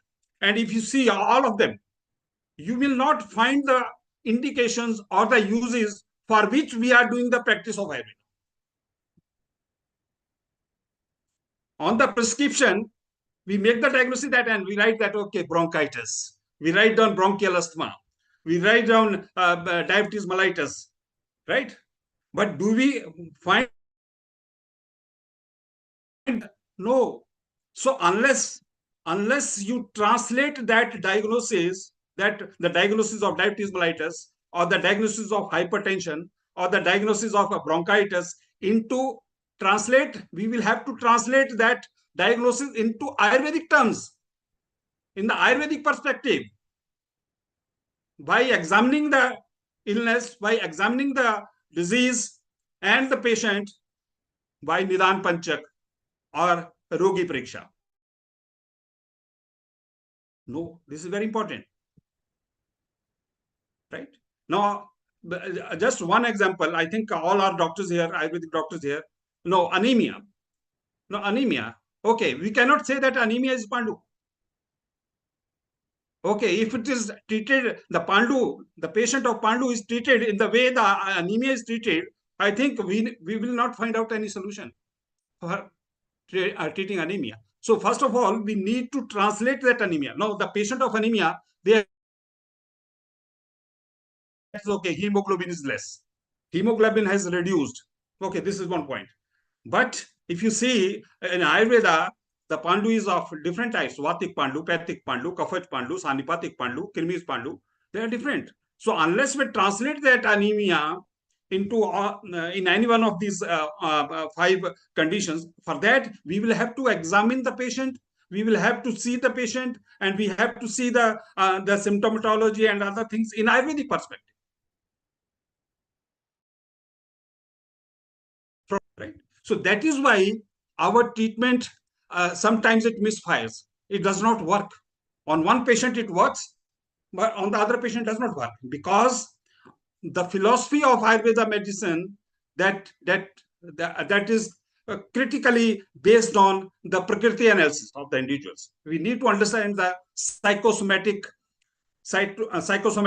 constitution of the individual, body-mind constitution, Prakriti which we got. But not only Prakriti, the other factors are what kind of doshas are involved, what is the aggravation, the stage of aggravation of doshas, whether it is in the Sanchaya Avastha or it is the Prakopa Avastha or in the other Avastha. Now, if you see the population today, once I was in a WHO meeting in Hong Kong, I think more than 80 countries they participate in that meeting, and one of the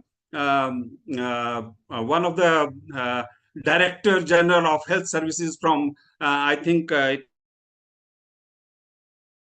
was for if you see the segments of the population, very few people they are healthy.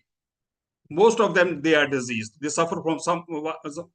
Okay, so after that, after he spoke, then it was my turn. So I spoke that if you see the population, there are people, very few people they are healthy. The percentage of healthy people is very less, very less. Then there are people, those who are indisposed, but they are not suffering from, right? And then the more number of people is those who are suffering from certain specific disease. They are well diagnosed. Okay, they are suffering from this disease, right? And then there is another segment of population that the people they are suffering from the disease, but they are not getting the treatment because the treatment is not available. The remedies are not available in certain conditions or in certain stages of the disease. And then from which the people are suffering, there is no cure, no treatment. Like we had like COVID, there was no treatment, there was no proven treatment. But if you see the Ayurveda, in Ayurveda, for every means for the healthy individuals, for the preservation of health, for the promotion of health, the treatment guidelines are there. The guidelines are there. Then for the biochemistry is disturbed, but you are not having any disease. Only it is ras pradushti. So for that also the guidelines are there. But we never bother about that. We never apply those guidelines. Then the third is, now if you see the genesis of the disease, the first is the stage of accumulation. So that stage of accumulation of the marble material, which we call as dosha, that results from when there is unhealthy host environment interaction. The individual, and when it's his or her interaction with the external environment, means that is his lifestyle. Now the lifestyle, when I say lifestyle, lifestyle has four building blocks. The number one is your diet and nutrition. The second is your routine, right from getting up and going to bed. And third is your behavior and habits. And the fourth is your emotional status. So today, everything is disturbed. All the four.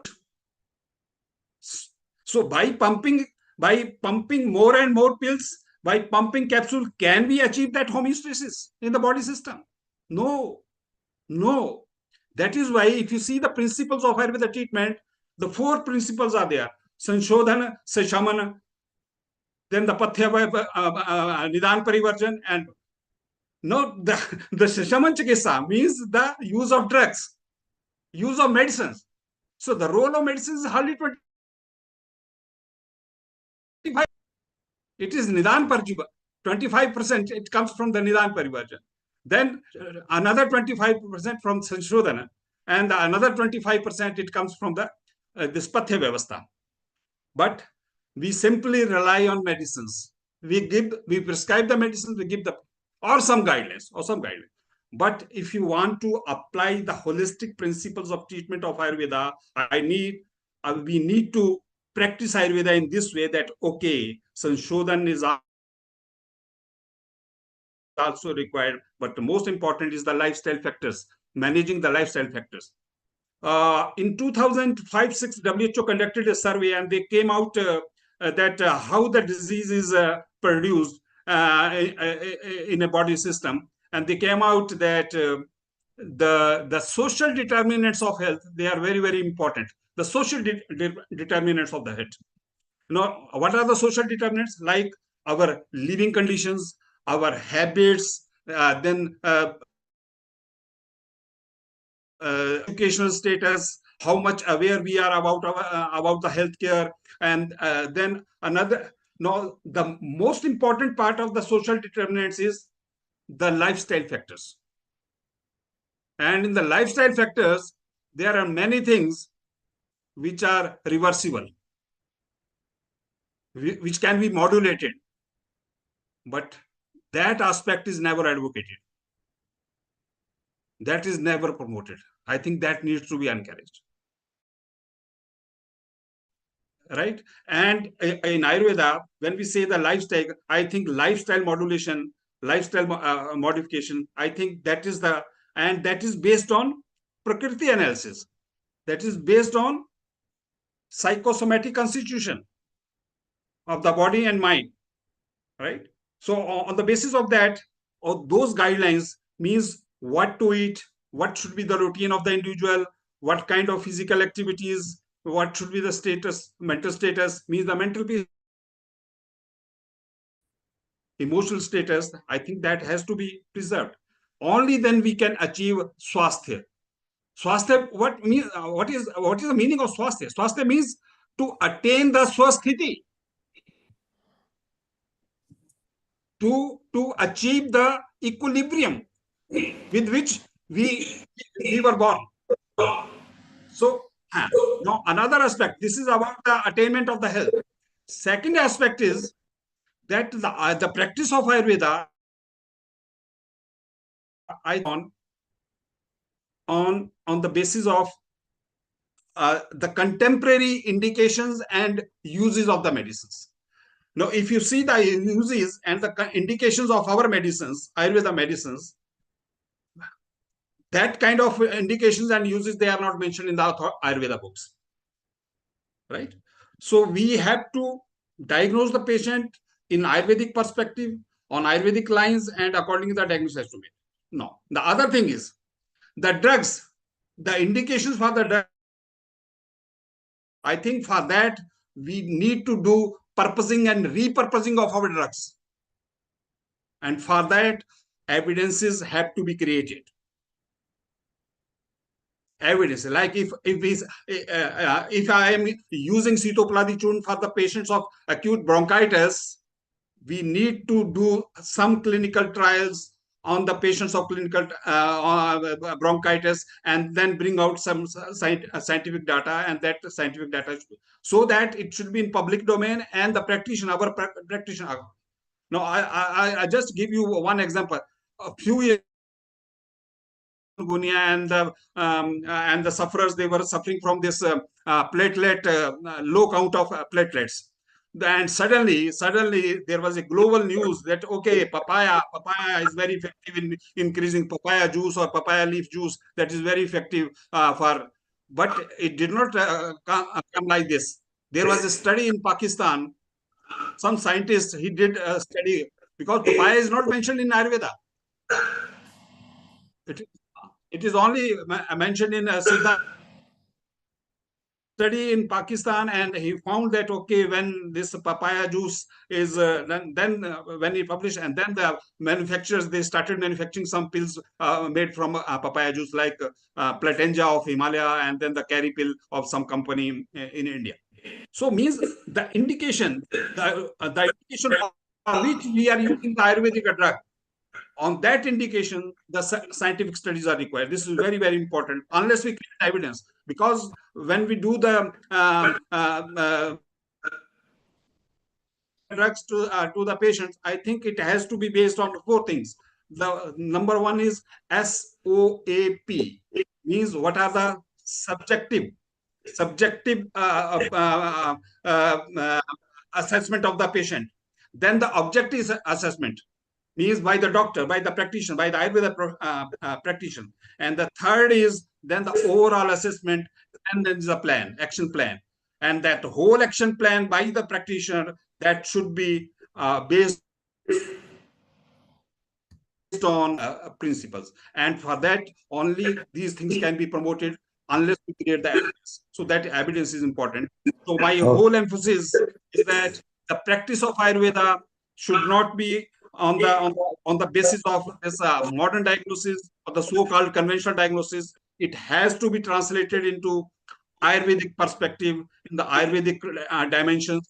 Only then we can provide successful treatment, successful management to the people from which they are suffering. Yeah. So this is the point. Okay. Thank you very much. Thank you very much, Dr. Katoj, for giving very, very straightforward your views.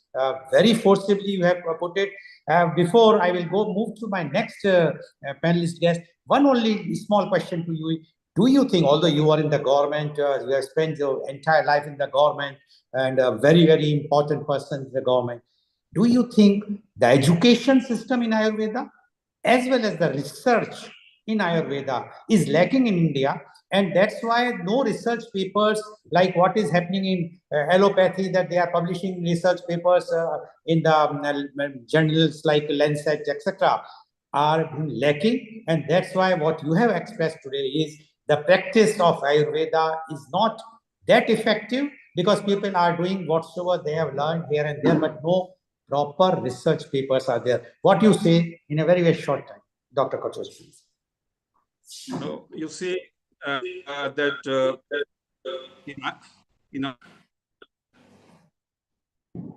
the practice of Ayurveda is done in 3 ways. One is standalone practice of Ayurveda. We have Ayurvedists, those who are pure Ayurvedists. They claim that they are doing the practice of Ayurveda, right? Secondly, the practitioners having the same qualification, they are doing integrated practice. They are doing integrated practice, right? And third kind of practice is of integrative medicine, right? But most of the integration in our country, I think that is physical integration. Physical integration is okay. The patient is taking paracetamol, and also he is also prescribed Godanti Bhasma. That is not integration. We need to have physical, not physical integration, the functional integration. The functional integration is required. Wherever the gaps are there in the conventional system of medicine, how those gaps can be bridged with the help of Ayurveda. I think that is the integrative medicine, right? Now, unfortunately, our educational system is not like that, because the students, they are not taught in that way. They are not in taught way. Practically, okay, that kind of knowledge might be imparted to those students, but the practical. Okay. Okay. Develop the yes. skills for practicing integrative medicine. Yes. Thank you very much, Dr. Katoch. We have also seen in the practical also that all the big hospitals, corporate hospitals, all the general hospitals, they are keeping the resident doctor as BAMS, the Ayurveda doctors, although they are prescribing all allopathy medicine. So what you are saying means something very, very serious, because the Ayurveda means you must practice for Ayurveda. You should have full knowledge of Ayurveda and practice for that. Thank you very much, Dr. Katoch. Please stay. We will come out the second round if any questions will be left. Now, I would like to introduce my next panelist guest, and he is Dr. M.S. Krishnamurthy. Dr. M.S. Krishnamurthy is MD Ayush, PhD.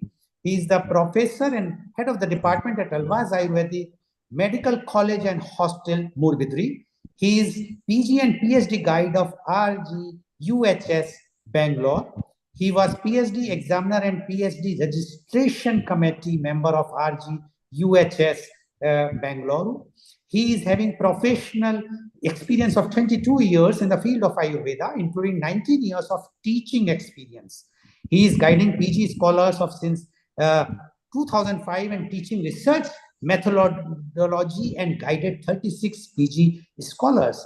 He is conferred with National Award, Bharatiya Vijnayana Parishad Puraskar, Delhi in the year 2005 for the academic research achievement in the field of Ayurveda, with due consideration of research work on a critical analysis of folk medical practices prevalent in South Kannada district of Karnataka. He is the founder secretary of Sri Mulya Raja Tadari Ayurveda Seva Trust, alike engaged in free Ayurvedic medical camps, free medicinal plant seed distribution, health awareness programs, herbal drug exclusion for the public, high school and college students are conducted every year. Welcome, Dr. M.S. Krishnamurthy on our show. Dr. Murthy, you have just heard Dr. Katoch, and he has commented about the education system. He has also mentioned about the research papers. He also mentioned about the integrated health, which he says is not correct, what is happening today. Now, you being a professor and head of the department, you are teaching the students. I'm sure you are the right person to reply to Dr. Katoch, as well as to give your perspectives about today's very, very important topic, and that is Ayurveda for everyone, every day. Dr. M.S. Krishnamurthy, please. Namaste to all from India. Krishnadebhyam asatvicharachitam pradvesha chanchatpanam kamakrodha visham vitakadasanam raga prachandekshanam mohasyam shasharira kotarashayam chittoragam dvarunam prajna mantra balena yashavitavan buddhaya tasmai namah. First of all, I take the opportunity to thank Mr. Lal Goyal for introducing me to this platform. Secondly, probably Miss Rubina of well-known the health resort, Pandit Resort from India, who has introduced me to Lal Goyal. I first of all take the opportunity to thank them. Then, regarding the subject proper, strongly I am not the person to endorse, but I strongly support all the views presented by Dr. Katoch, the senior person from the government sector also, who worked hard for the upliftment of Ayurveda by various means and angles. First of all, here I can find the audience who are non-Ayurvedics also. That is why my intention is to cover two aspects. One is to present my view regarding the matters presented by Dr. Katoch, And before that, I want to say few basic aspects of Ayurveda for the general public or audience whom I can find in this platform. First, the intention of Ayurveda is not mere treatment of the illness. Today, illnesses are created. So we should be well aware how to prevent from various kinds of illnesses. That is the basic idea of Ayurveda that is appreciated. Swastasya swastya rakshanam. Next comes aturasya vikara prashamanam. Curative benefit is the secondary aspect. First as preventive aspect.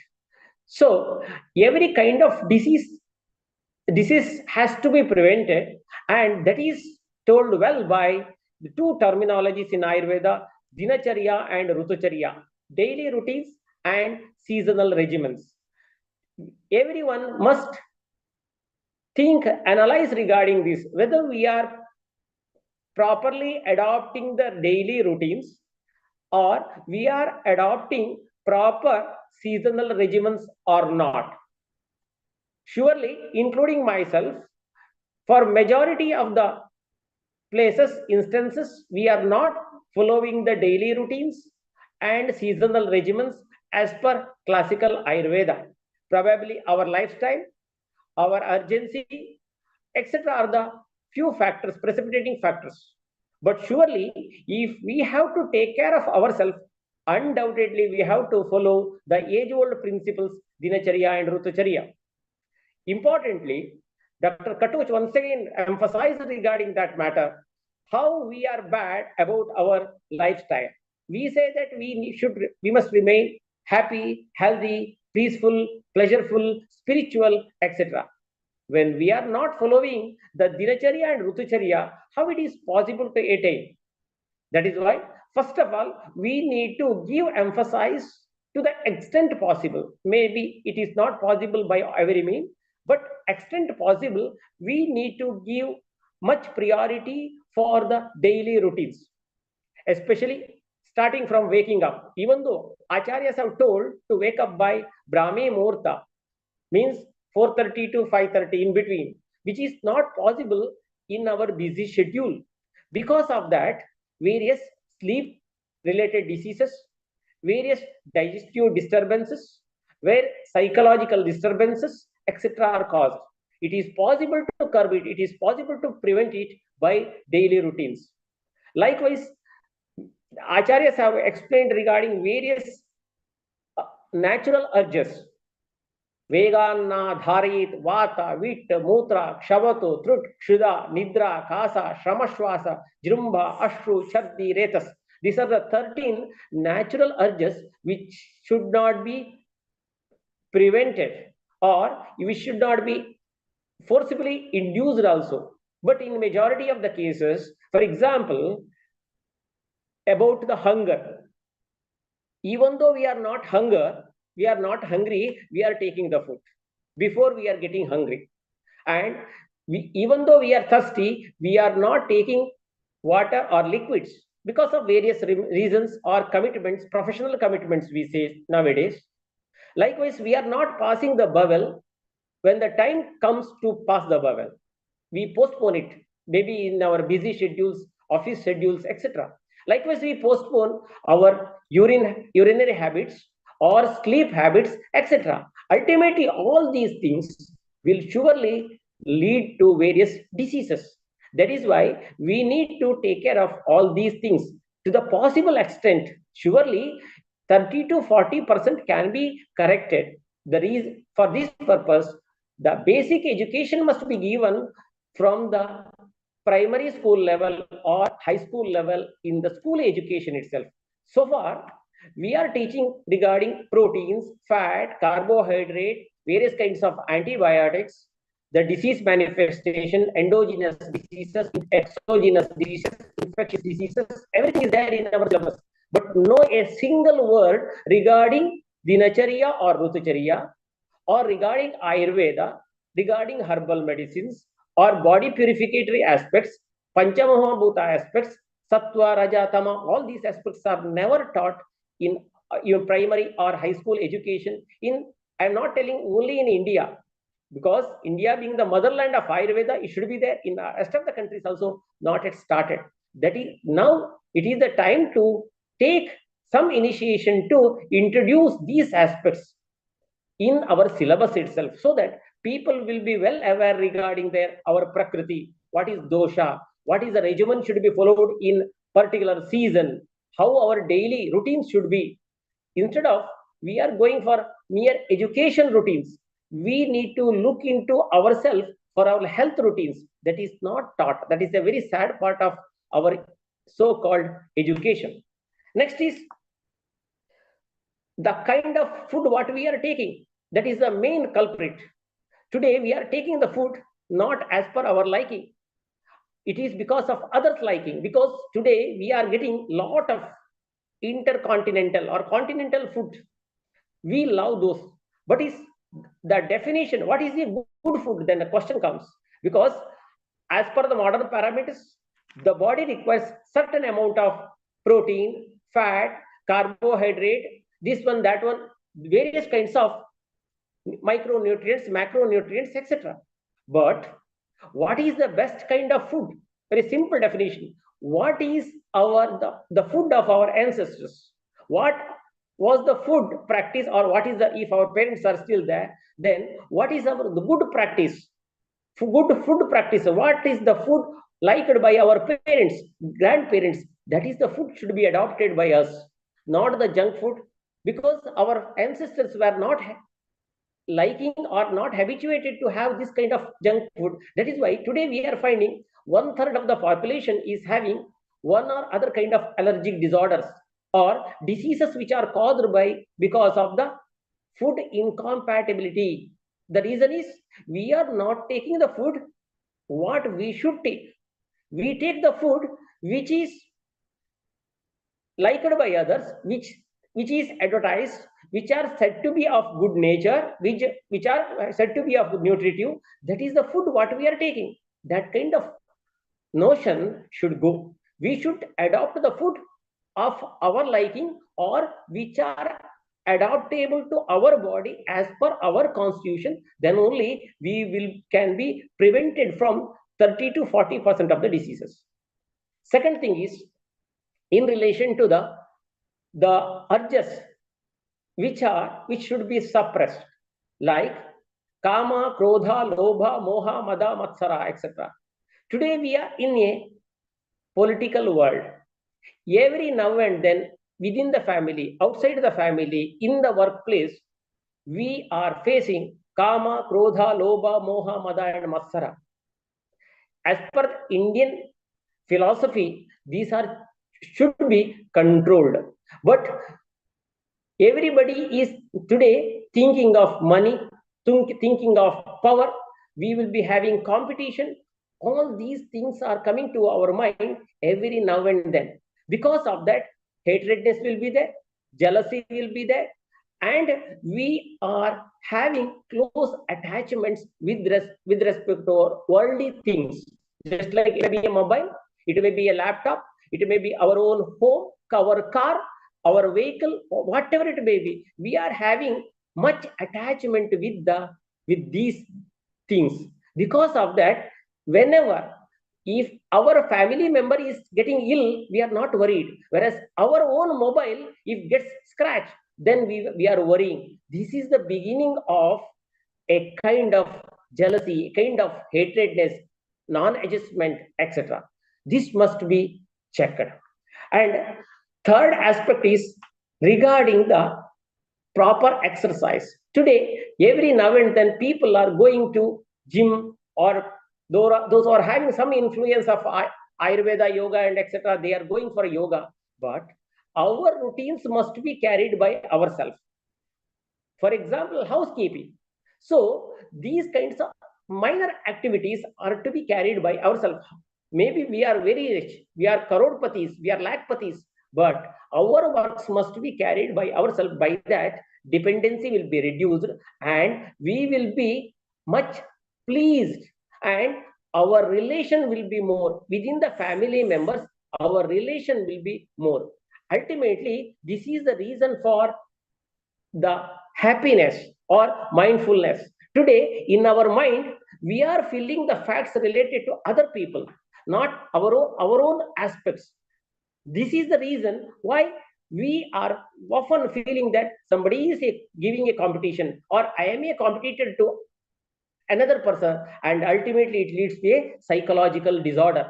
That is why within this time span of 10 to 15 minutes, I have tried to say that the proper lifestyle care, it may be food, it may be habit, it may be thinking, by all these things we can keep fit by ourselves. That is the first aspect. Then next is the treatment aspect. Okay, before going to the treatment aspect, I will touch another topic. That is, today we are taking the food as if the quantity wise, we are never thinking of quality wise. It is told the food must be taken not in the hands, it should be taken, enjoyed by keeping in the fingers. It means we should limit ourselves, our food. We should decide ourselves, not the physicians, not the doctor, not the family physician. We should think what is good, what is bad. That is it. And the proper food habits, not mere food, food habits. How we are sitting for the food, how we are taking the food, what all the adjuvants are taken along with the food. These are the very important factors to keep our gut appropriate, stronger. Other than that, today we are much enjoying the worldly pleasures. Our interest towards political aspects, economy aspects, or other name, fame related aspects, work aspects are more. That is why we work like donkeys and we are not taking enough rest. I say we are taking rest, but we are not taking enough rest as per our body requirement. That is very important. That is why today we are finding after COVID, there is a some kind of the statistics will be that the people are dying at the age of 30, 35, 45, 50, early ages. But we should understand that how much struggle they are taking, because to fulfill their daily need or annual need, family need, they work hard. They work more than the requirement many a time, or they don't determine what is required or how much is required for the accordingly. It may be the work, it may be the personal exercises, etc. They are doing more than the requirement. Today, we are in the hands of the gym technicians, we are in the hands of yoga tutors, etc. They will tell you should drink 3 liters of water. First, we should assess ourselves whether I can digest the 1 liter water or 2 or 3 cup of water, because we are not going to be a yogi tomorrow. First, you should be healthy. Thereafter, the yogic practices, sadhanas, etc. are to be carried later. That is how we should determine ourselves. Okay. Apart from that, next I will come to the point what Sir Dr. Mr. Lal Goyal sir asked in relation to the matters presented by Dr. Katosh. Surely, in India, probably the same thing extends in other parts of the country also. Today, our greed for money is more. That is why everywhere, every physician is thinking how to make a client for enriching his life. It means we are not, as and when a patient comes, as and when a person comes, first we are not understanding him as a person. First we are thinking him as a client. We want to make him as a client. That is why when a patient comes for a simple complaint of indigestion or maldigestion, tastelessness, etc., we are not taking enough history of the person. In our Shastra, there is a quote that Desham dosham balam kalam analam prakritim vayah sattam satyam aharascha avasthascha pratagvidah. A doctor has to take the details of a patient not in 2 minutes or 5 minutes. A physician has to take minimum half an hour to 45 minutes to understand about the body physiology and psychology of the person. Truly, this is not going on everywhere. Thank you, Dr. Krishnamurthy.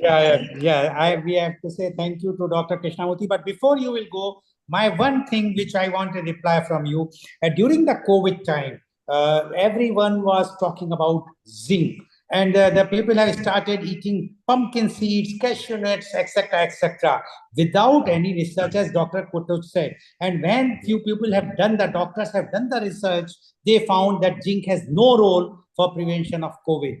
And 30 seconds comment on that, please.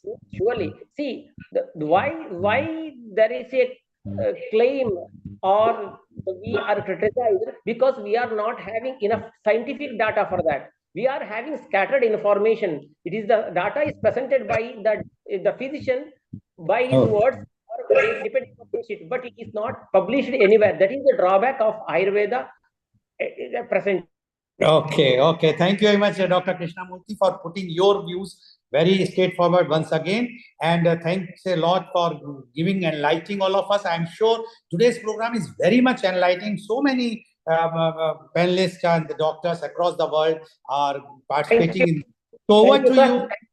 Thank you for the opportunity. And if any question is there, surely you can. Yes, Mr. definitely.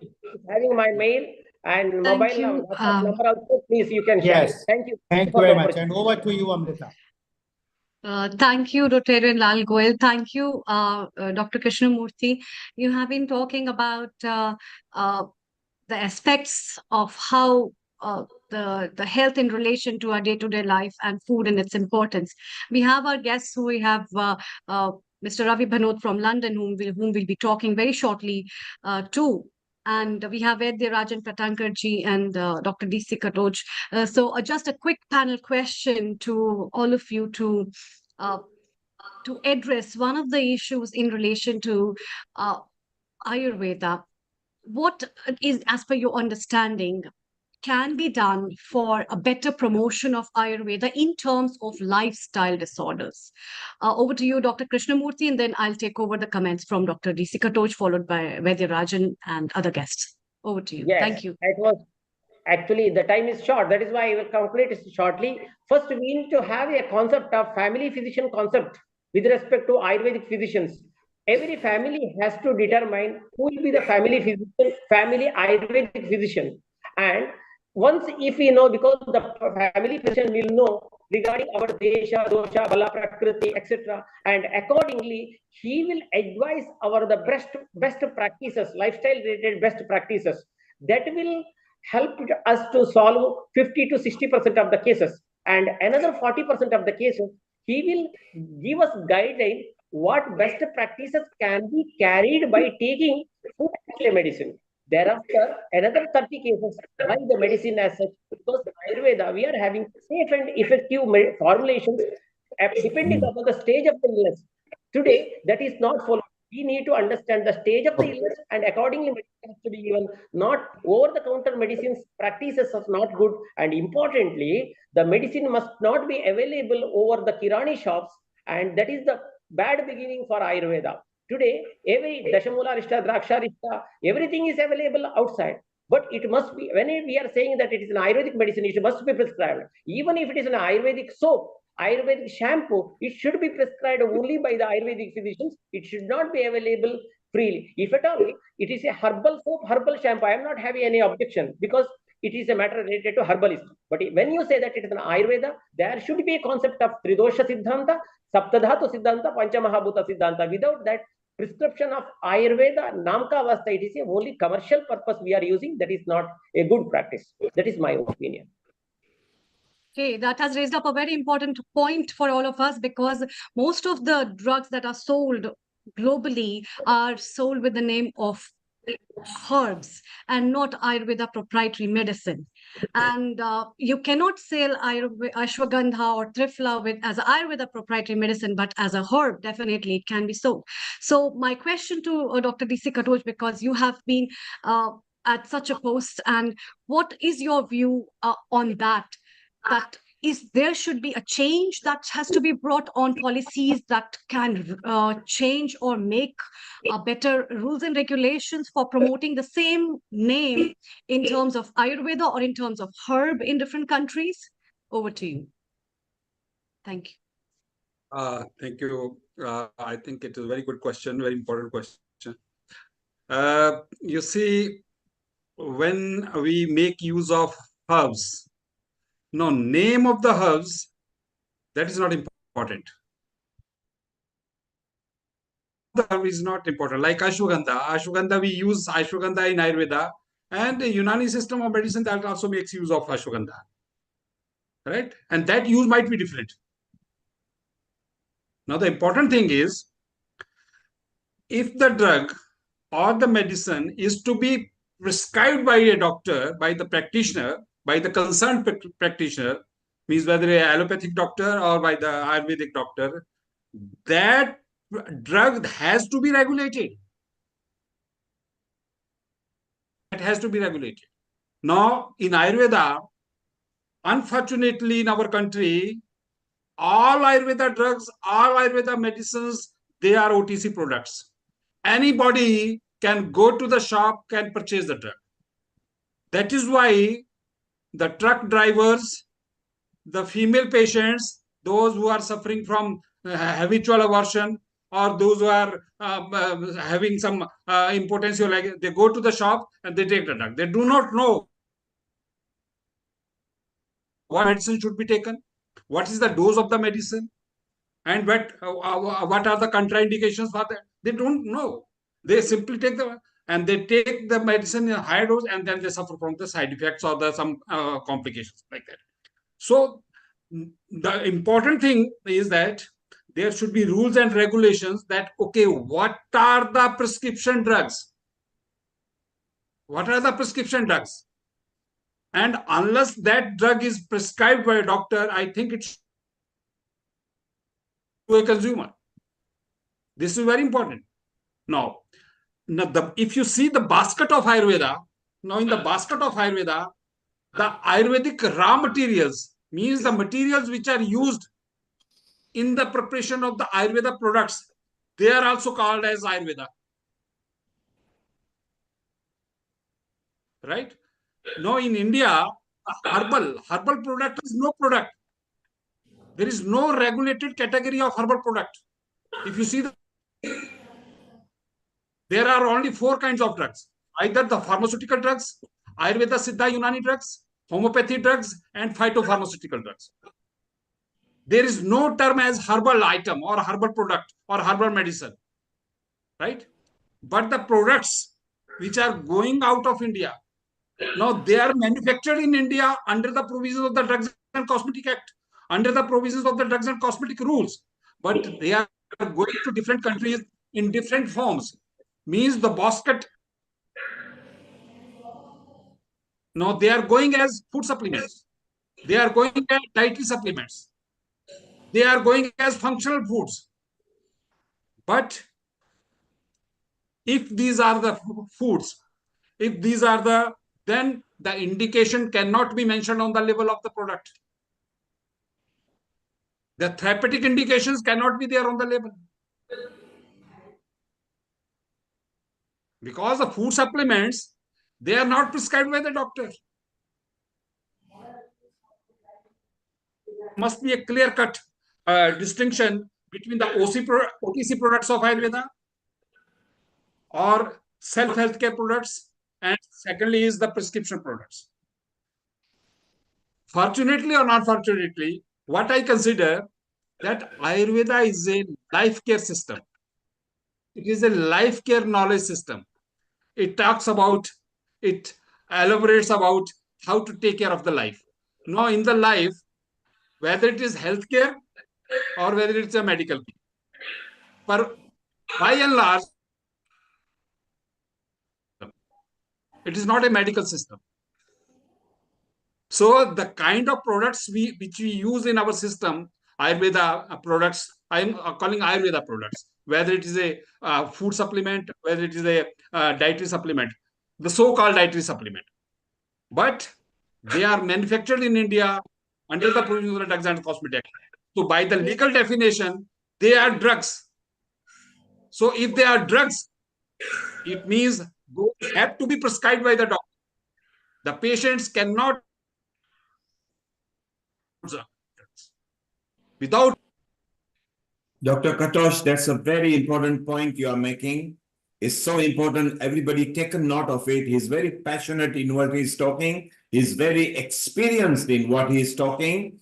And let's move on now because we have got, he mentioned about the herbal products as well. And who better than Ravi Banot over here, who is from this industry and from Ayurveda and yoga. Ravi, just be patient for one moment.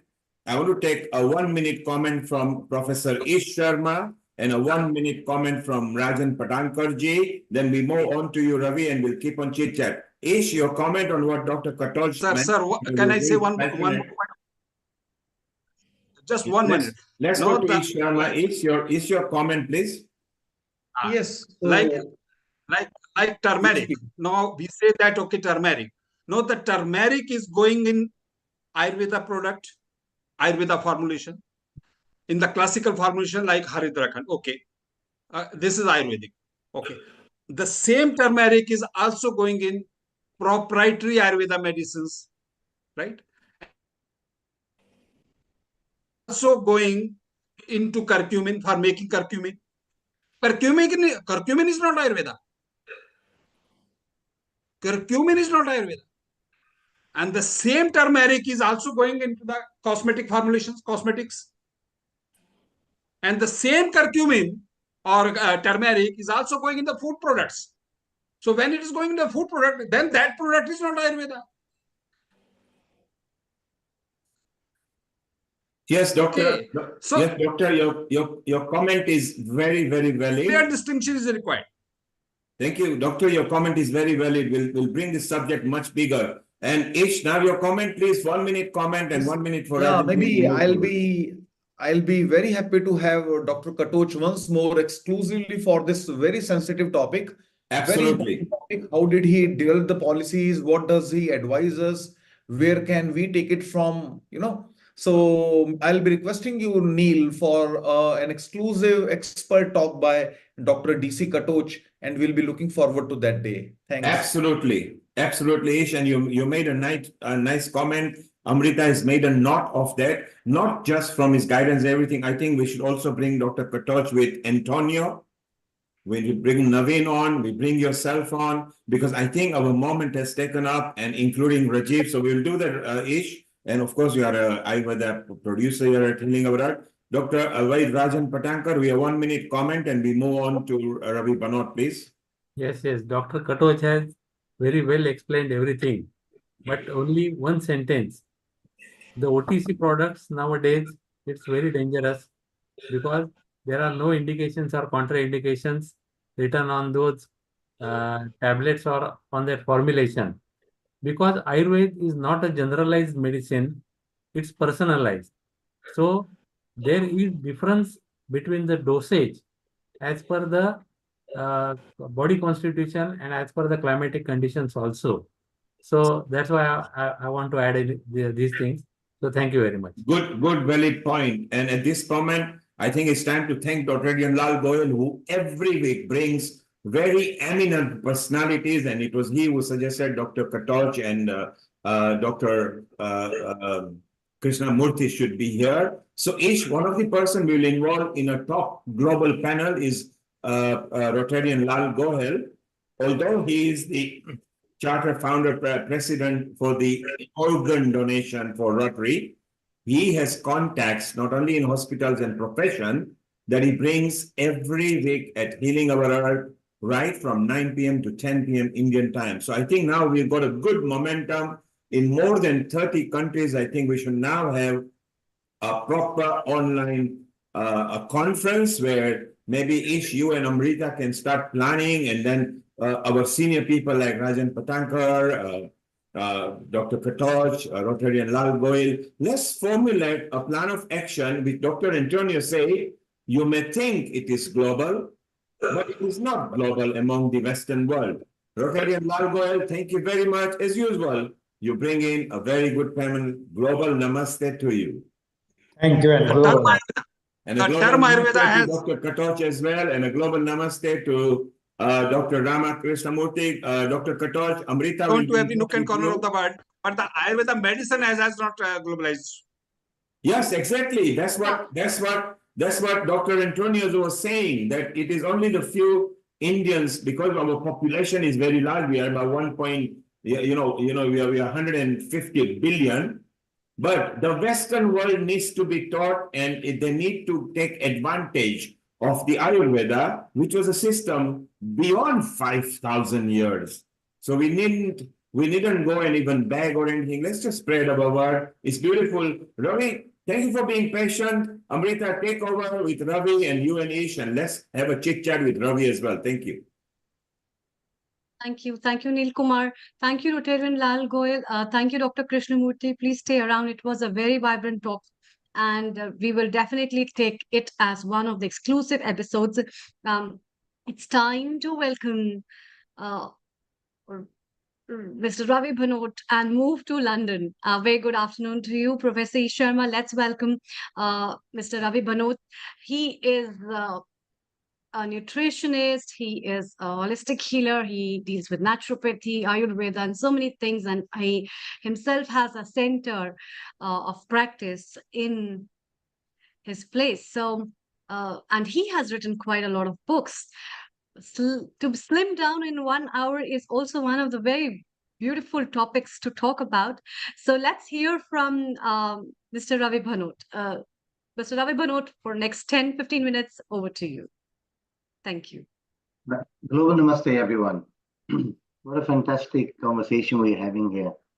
And it's true that Ayurveda is spreading. And what we have to do is try to make it easy enough for people to understand it. And I think the challenges we have in Great Britain has been that one of the rules have been that unless the herbs are known here for the last 30 years, it becomes very difficult to bring them over. That's first challenge. So we had Save Herbal Medicines, a campaign, and we managed at least to get the ones that we have got here allowed to be prescribed and allowed to be bought over the counter.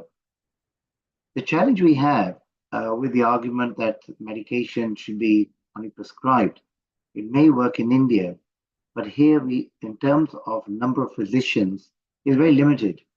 So you would actually not be doing Ayurveda adjusted because a lot of people would not have resource to those herbs simply because there aren't those many Ayurvedic doctors, certainly in Great Britain.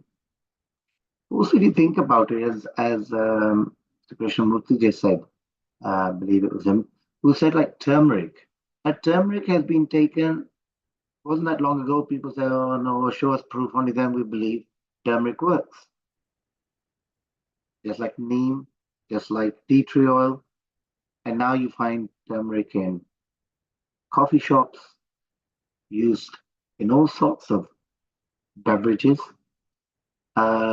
And there's also, of course, involved in terms of tablets and creams and gels, etc. And now it has been established. The word Ayurveda you do not see anywhere on the packaging. What you will see is a herbal supplement, because herbal supplement is something that everyone understands. Ayurveda is something people are still understanding. In Great Britain, we've trained over about 6,000 therapists in Ayurveda. That's more from the beauty, masseurs, naturopathists, not Ayurvedic doctors, because the sheer number of therapists out in this country are in the well-being or alternative health business rather than from the medical. So my focus is working with these people and seeing how we can help therapists help their clients using Ayurvedic principles and herbs. So my take may be slightly different. And my topic today is on slimming. Now, why it's slimming? Because we think if you just look at statistics, the sheer number of people who are obese in Great Britain, India, Western countries generally, around the world, I suppose you should really say, almost about 6 in 10 are overweight in this country. And in terms of obesity, again, it's pretty high. So what do we do about it? Because that is only the tip of the iceberg. When people start putting on weight, can't manage their weight, then there is a stress on the body, and you have all sorts of conditions, whether called diabetes, arthritis, stomach problems as a direct result of obesity or being overweight. So what can we do about this? So we did a lot of research on it in this country with therapists and said, okay, what is it that you can do as professionals to help your clients? So having done a lot of research, being therapists, they obviously wanted treatments which can help instantly.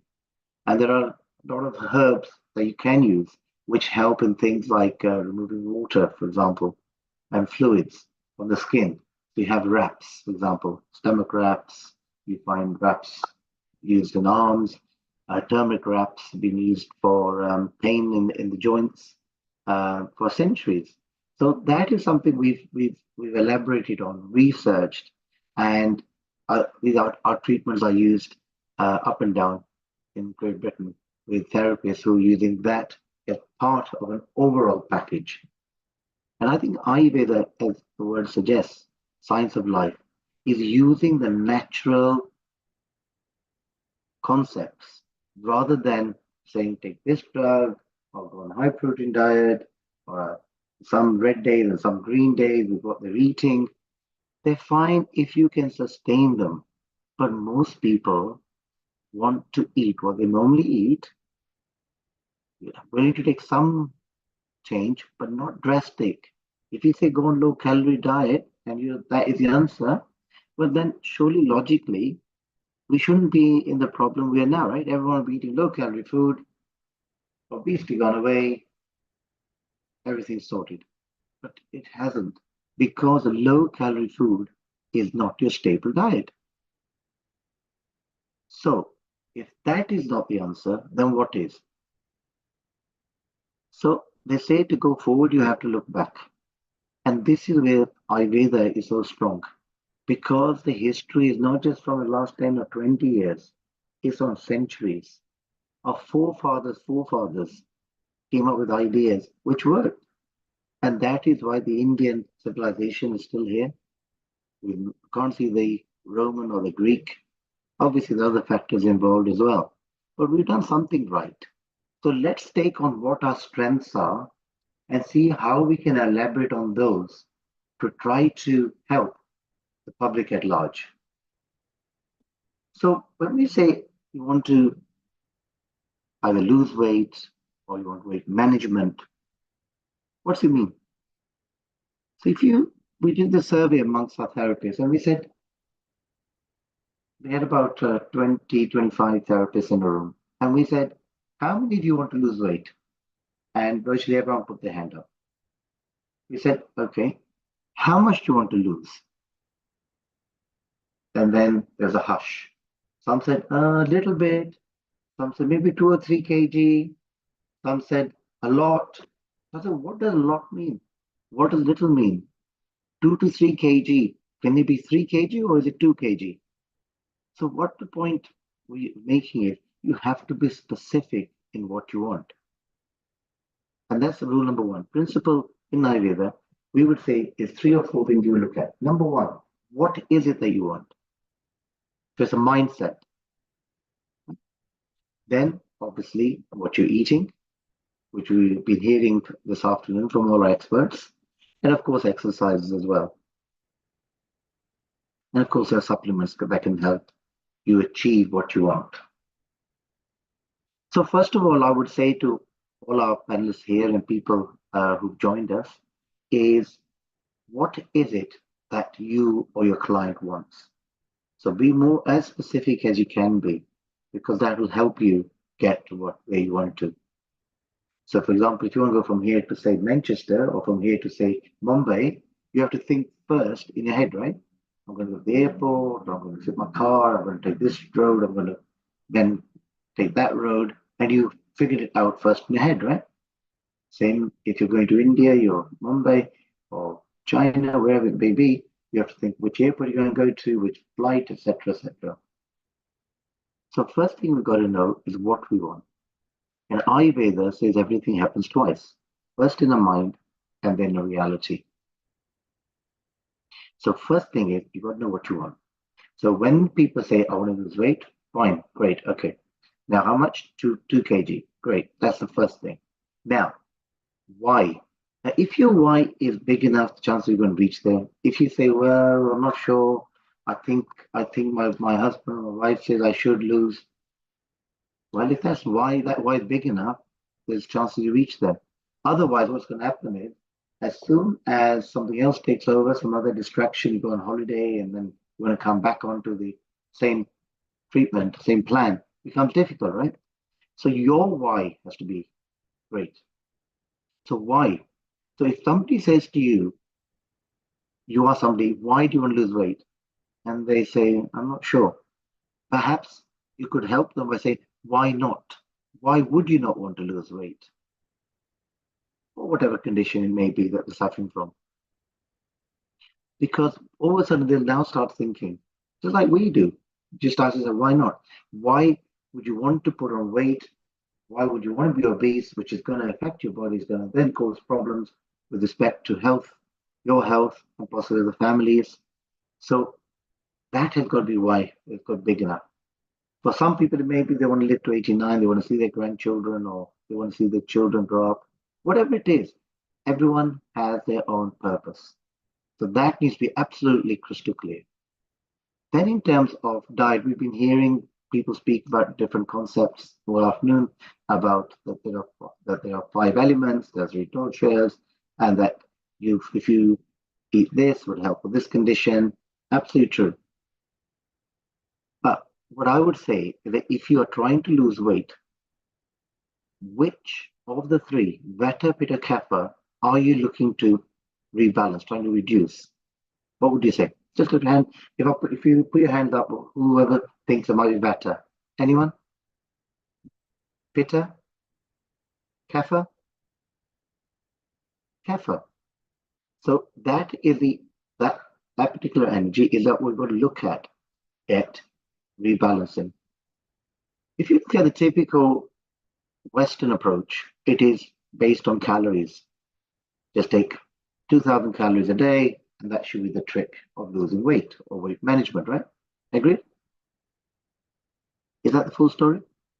If it was only a question of calories, then surely most people can balance their diet to get the calories, right? But it's not. Because what Ayurveda says is that you've got to not just look at what you're eating, but the effect of what you're eating on the body. What toxins they're leaving behind, how easy is it to digest the food.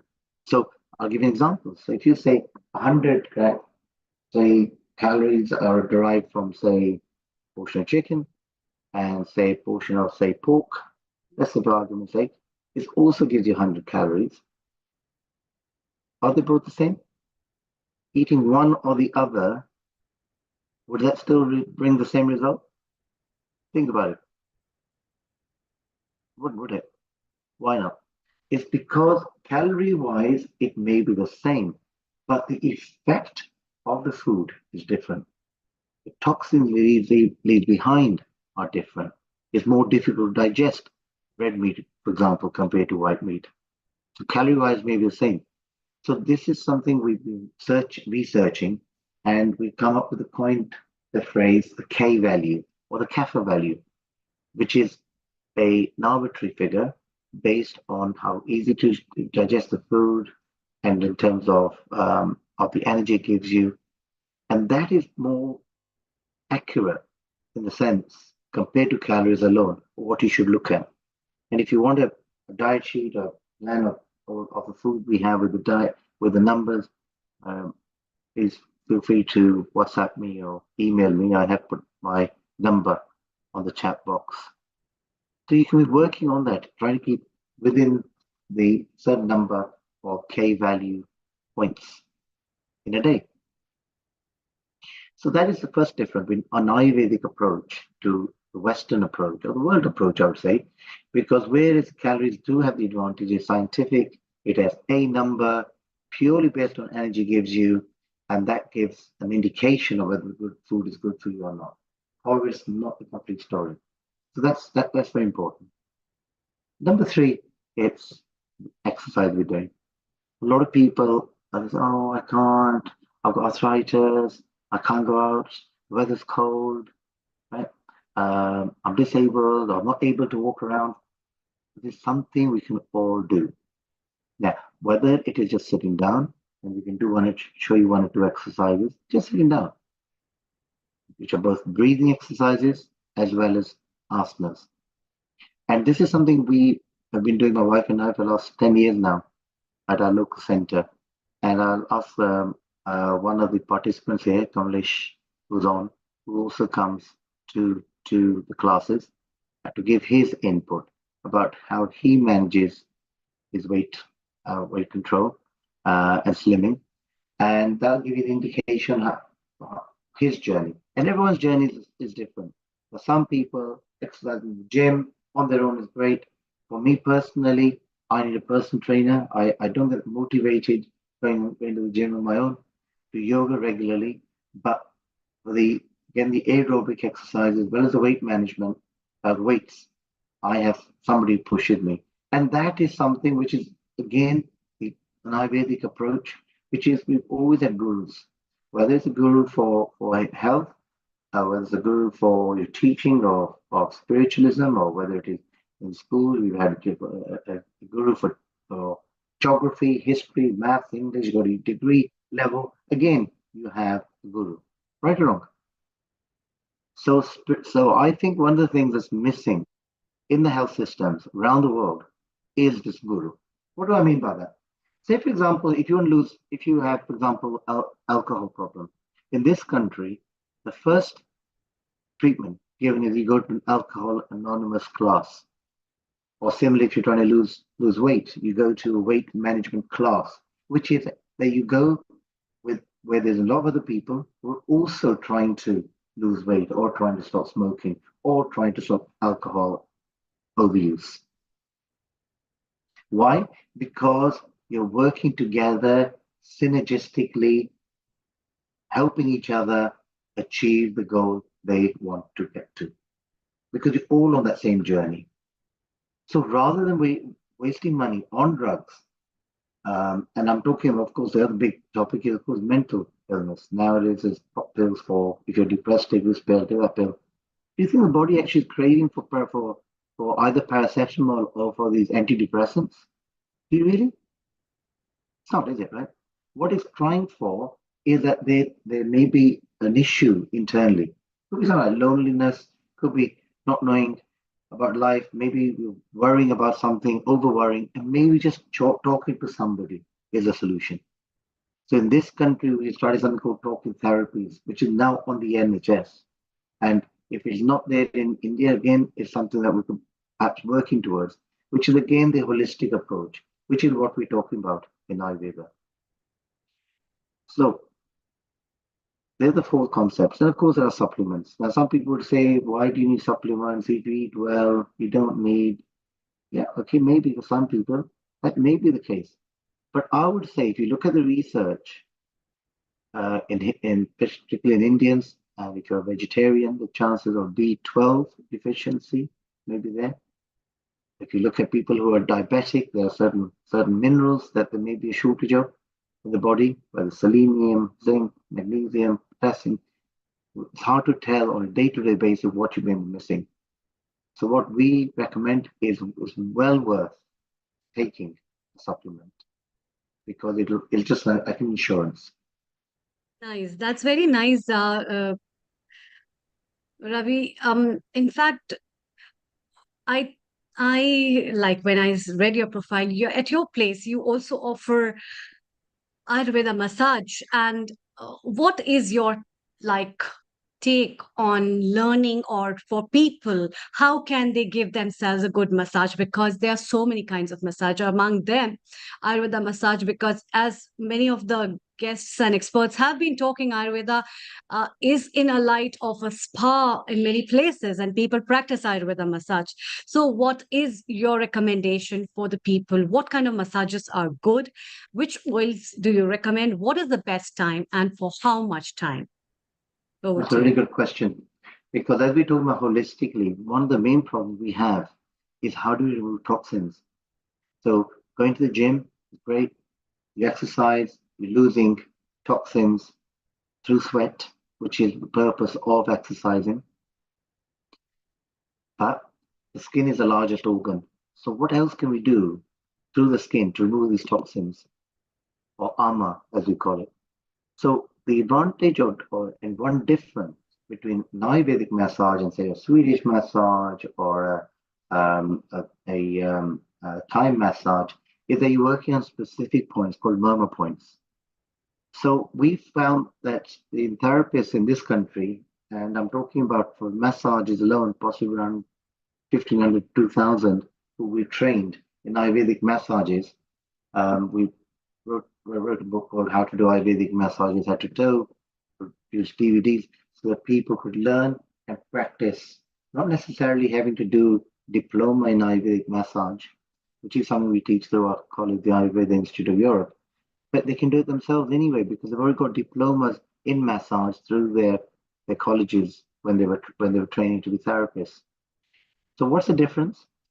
Three things. Number one, you're working on specific points we call murmur points, and people wonder where these points are. So there's a simple chart. Work on certain points. That's number one. And the great thing with in Ayurvedic massages, it is so logical. Where in a Swedish massage you might just do more of a rub, in Ayurveda, where a joint meets a muscle or a tendon is a murmur point. And you find when you press hard, it hurts. And if it's hurting there, what you do is you massage clockwise. Unless it's really hurting a lot, then anti-clockwise. So massaging that point clockwise, deeply. Do that very simply when you're watching TV, when you're just sitting, something you can very easily do. Whether it's on the feet, legs, arms, that you can do. So the answer to your question, how often, if you're going to a spa place, then and getting a professional massage done, we recommend once a month. Some people do less, some do more. That depends on the individual and things like costing, etc. But it is something you can do very easily. So you get online, you can find murmur points, which are specific, or if you want, WhatsApp me and send you a picture from our book, and you can see these are points you'll be working on. Ravi, you gave very good tips about weight loss in an easier way without stress. What you are saying is go and attempt it and you will be able to succeed. You also talk about supplements and particularly B12, which is very akin to South Asian community. But you ended up talking about massage. And you know, our next session is, we are going to move on to North Atlantic. Before we move on to them, Dhanada has found Jillian, who actually is a licensed massage therapist, and she's also a certified medical massage practitioner. So how beautiful that we will even ask her before we move into her session, both Dhanada, Ish Sharma, and Jillian, what do they think about massage and Ayurveda and integrated health? So Ravi, let's go to North Atlantic at the moment. We've got Mauritius, Ish Sharma, we've got India, Amrita Sharma, we've got now traveled to USA where it's morning at the moment. A very good morning to you, Vedacharya Dhanada Kulkarni and Jill Wright, who runs a wellness center over there. Hello and a global namaste to both of you. Global namaste, Neil. How are Global you? namaste to both of you. And Dhanada, before you introduce Jill, how nice that Ravi actually also mini demonstrated and mentioned the use of massage as well. First, a comment on what Ravi mentioned about the massage from you and Jill and into Mauritius, Professor Ish Sharma. Then we move on to the USA section. So Dhanada, your choice. Ravi mentioned and showed simple exercise of massage. Do you use massage in your life? We do it on a very regular basis. You know, in the heritage of India starts from touch. The touch is where all emotional stability comes. And definitely, Raviji, it's really very huge topic. People in United States in integrative medicine are lacking that touch that is needed. Many of the people says that if you are not touched the way the massage therapy in our massage therapy, Jillian will also agree with me that if the person is not touched in a holistic or a wellness way, the way the massages are being done, there are a lot of intramuscular and trigger points that they develop, which can contribute towards their bigger health components or chronic issues like fibromyalgia or chronic fatigue syndrome. And that's where we have seen massage can really break down that. Not only that, we have a whole new system in United States and outside India. As you know, we have a lot of people that they are licensed massage therapists. So I will go ahead to Jillian. Before I introduce to Jillian, she is a avid massage therapist, medical massage therapist background. A comment from Jillian, please. Yes, Jillian, over to you and your comment and add on just for a minute or so with what Ravi ended up saying about the massage. Over to you, Jillian. Hi, so grateful to be here, and thank you, Dr. Danara, for inviting me to be here. Yeah, before we even get into, any herbal medicine or medicine at all, I mean, get down to the basics. All you need to do is touch your patient. If you can't touch your patient and understand how their mind is working in their body, how will you heal them? And through medical massage, and as an acupuncture student and an Army medic here in the United States, I've noticed that the best thing you can do for your patients is just massage therapy. It's the simplest, basic thing you can do. Yeah. So that's beautiful. Look, we are all recommending massage here. Ish, you and Amrita, maybe we can, we've expanded 3 sessions we want to bring in a conference. Maybe we can integrate herbal massage, Ayurveda knowledge in massage, and actually contemporary and in a mainstream massage where people like Jillian can come in because she sways both to the holistic way. Ganada mentioned that the touch is very important. Sometimes when a heart surgeon just touches you, half of your heart ailments are gone. It's like your mother, when she strokes the hand over your head, you start healing because the power and the aura is so much over there. And Ravi mentioned in a gentle way how he feels. Danada also concurs with that. Is your thoughts about massage and Ayurveda? Does Ayurveda believe in massage? Yes, Ayurveda very much believes in massage.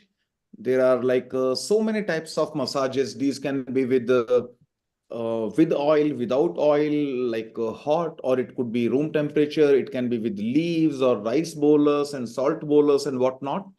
One thing I would like to highlight, every Ayurveda massage will not be requiring oil. If you have got an AMA condition, like for example, you have got rheumatoid arthritis, fibromyalgia, chronic fatigue syndrome, or any kind of like of course autoimmunity, which is more like AMA, then the massage has to be dry massage. It can be like a salt bolus massage with zero oil. It can be sand bolus massage, because there is so much of kapha which should not be promoted, which should not be enhanced with oil, because oil has got kapha-like properties. A lot of oil will be required when you have got the commonest problem of osteoarthritis, which is a pure vata problem. That will be the time when you require oil-laden massage with a lot of oil. But if you apply a lot of oil in rheumatoid arthritis, then it might not be of great help. Neil. Ish, what a wonderful, you've actually zoomed on over there. Ish, I want you to say hello to Ravi Banot, who you already know. He's a senior host at Healing Our Earth as well with Sushma. He's an MBE. He's also a personal friend of mine. What will be very important, Ish, when we discuss about how we want to integrate with Dr. Katoch, Antonio, and yourself, and Shantalala, and other people from the ministries and Ayush and everything, Ravi will also play an instrumental part because he takes political touch into Ayurveda, yoga, and herbal matters, and also social part. So Ravi, say hello to Professor Ish Sharma, who is from the Ayush Ministry of India in Mauritius. Last year. Yeah. Indeed. Yes. So it is building up. Ravi, you just started with something which is now building up something which is beautiful. Earlier, Ravi, you were not there, but there were quite eminent people who were here, and we all decided that maybe now, so by this year, plan for next year in a correct direction where all different fraternities and experts who are running in their own grounds come and combine and find a simple format through education and politics and media, and we find a concerted matter. Within 7 years, we can penetrate Ayurveda into Western society and mainstream. So Ravi, we need your support there as well. Dhanada is already running Veda Melas, which she wants to bring out over the next 7 years in different countries. So it's a perfect time. So Ravi, let's have a closing statement from you for a minute or so, and we move to North Atlantic. I think it's very important that we do try to incorporate the principles of Ayurveda in and not just in the NHS in this country, but in medical systems around the world, because it adds so much more than what is being given now. So glad to hear that Gillian and our lady from America, of course, Dr. Dhanada. Dhanada. You're doing your bit, you see, in that country, and Ish is doing in his country, and I'm sure everyone's doing in theirs. It's how do we bring it together?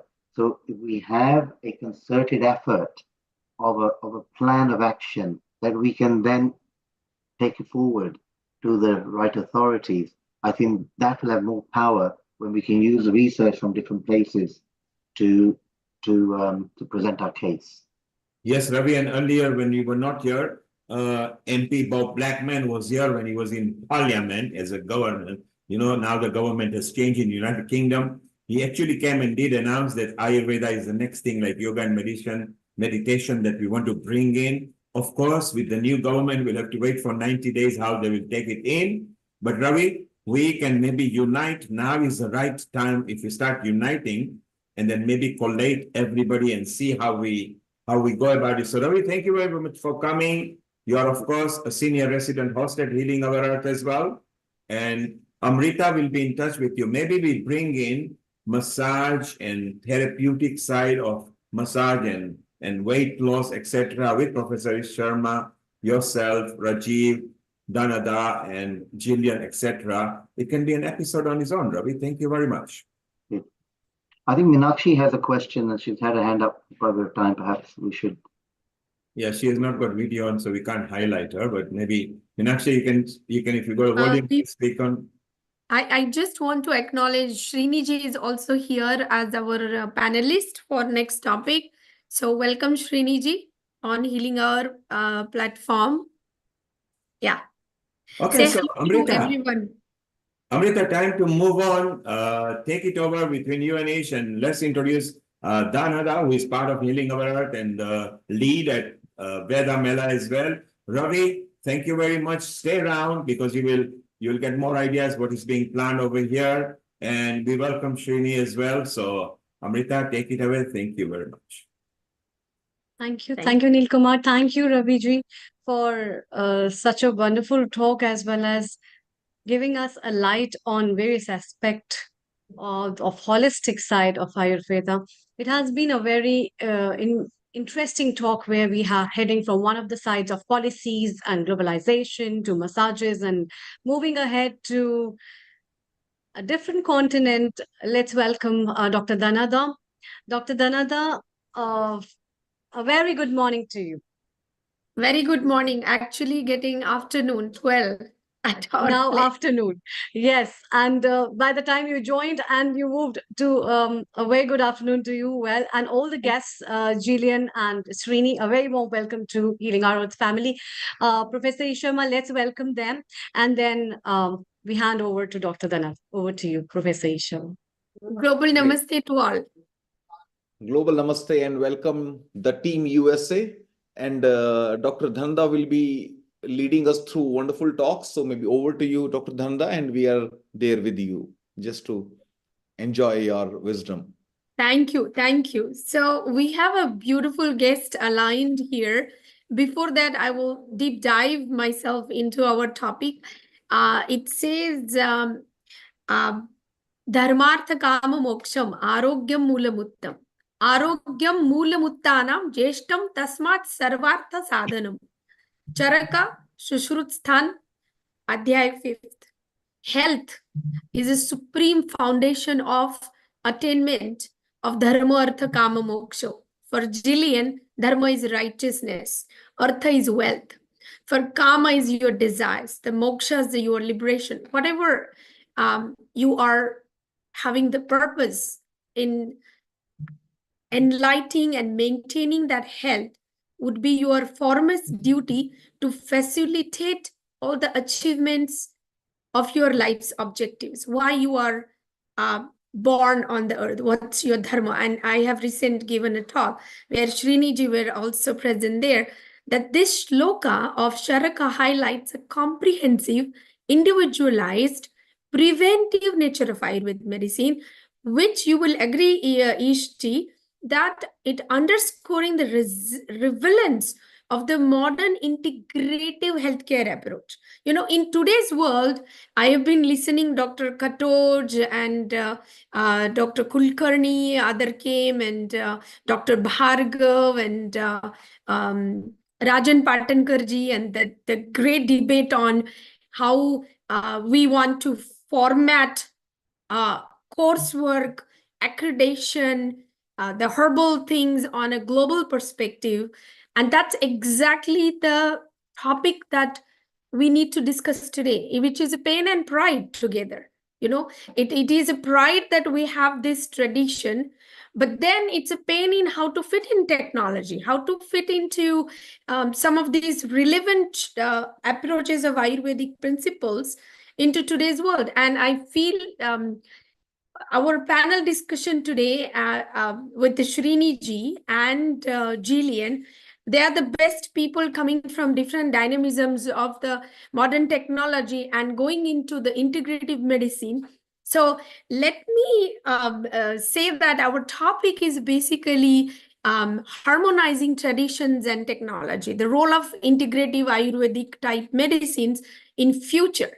So all of our global healing our earth family, we always strive for that immense potential of the future global healthcare, harmonizing our traditions. And into the modern perspective, the wisdom of Ayurveda is very comprehensive, which, as I am also a doctorate candidate for acupuncture, realize that there are a lot of these traditions and these cultural and the medicine that we are bringing encompasses this balance of body, mind, and spirit, not only in Ayurveda, but the much more comprehensive indigenous and other related sciences. So the key points I would like to say, we practices in Western medicine, that is a functional medicine, which focuses on addressing root causes of disease. Like this is a new term. If you want to really say, I practice Ayurveda medicine in Western countries, you should be introducing them. It's emphasizing patient-centered care, which is a functional medicine. The second point is mind-body medicine, like meditation, yoga, mindfulness practices, which recommends to manage stress, anxiety, chronic pains. We just talk about the chronic diseases. Nutritional therapy is a very strong emphasis and practiced in United States as well as all other globally.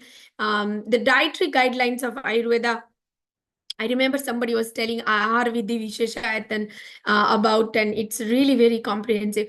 Herbal medicine, it's not just India brings the herbal wealth. There is a lot of Western practitioners that bring the herbal remedies from their own cultural alongside with the conventional therapies, and which has very effective synthetic drug combination research. And that compound therapies has been practiced here globally as well. So we could say among the global fraction, Ayurveda could be the just 20% of the herbs practiced outside India. But the global herbal medicine is much more impactful in compound medicine, and you will find acknowledging different health stores that they acknowledge in outside countries as it's a compounding pharmacy.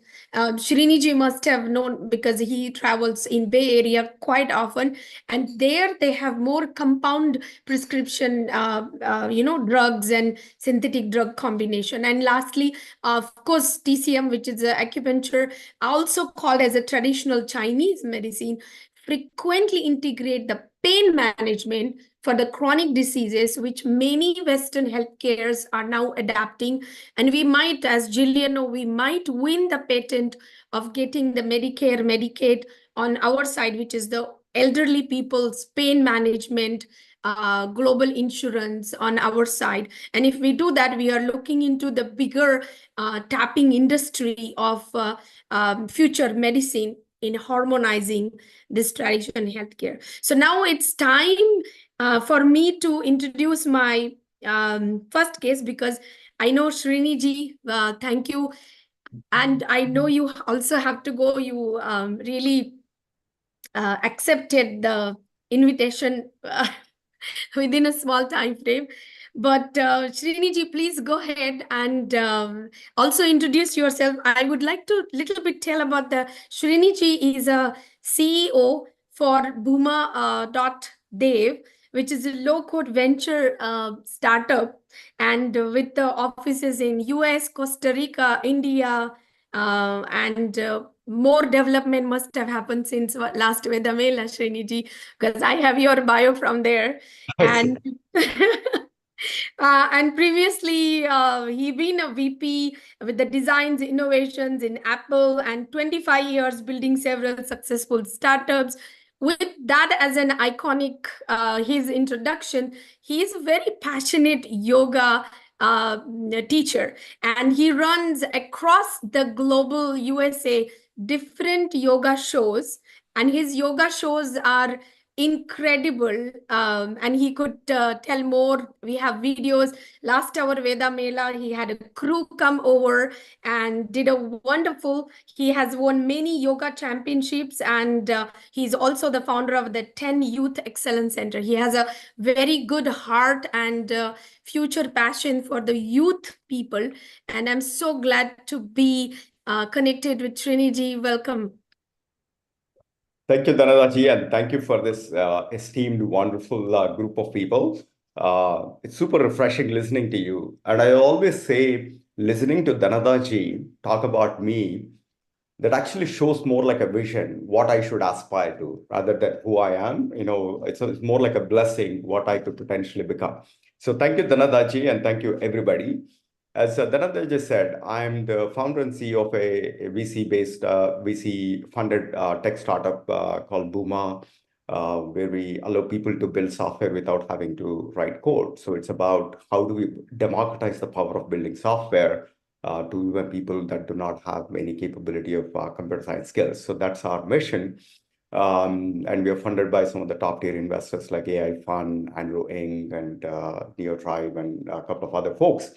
And previously, I was running products and design for one of the divisions in Apple. And before that, I've been very, very fortunate to be part of building several successful startups here in the United States. My yoga journey started roughly about 15 years ago. As always, every opportunity comes from a challenging situation. So I hurt my back, and there were times where I was running around the hospitals where I was supposed to get a back surgery, and then I've had severe health issues. And that's when I was running around the hospitals, and I figured out there had to be a better answer. There had to be a better answer. And then that led me to the exploration of yoga and spirituality. And the more that I dove deeper into it, the more this unbounded wealth of wisdom. And one aspect of this is, since 2009, probably there hasn't been any single day where I had not at least practiced for 60 to 90 minutes. That includes all my travel, even on the planes, I would do that. From that position of not having any mobility to, in 2017, I participated in USA Yoga 2017 Men's Yoga Championship. But beyond the physical expression, beyond is the health, what really attracted to me is the mindset or the philosophy behind some of our, the foundational Sanatana Dharma. I'm very, very fascinated with Patanjali Yoga Sutra, Advaita philosophy, and particularly how it actually allows one to cultivate that infinite, the God realization within.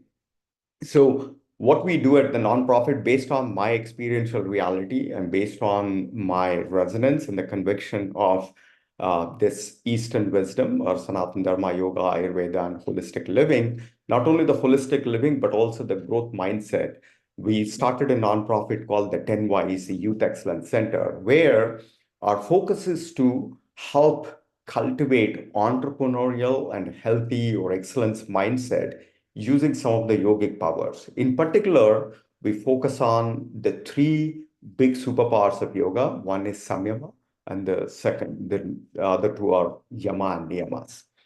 The samyama is very fascinating to me. Being an entrepreneur, I truly believe that entrepreneurs are the change agents in the world. They are the quarterbacks to designing excellence in the world, both within and all around.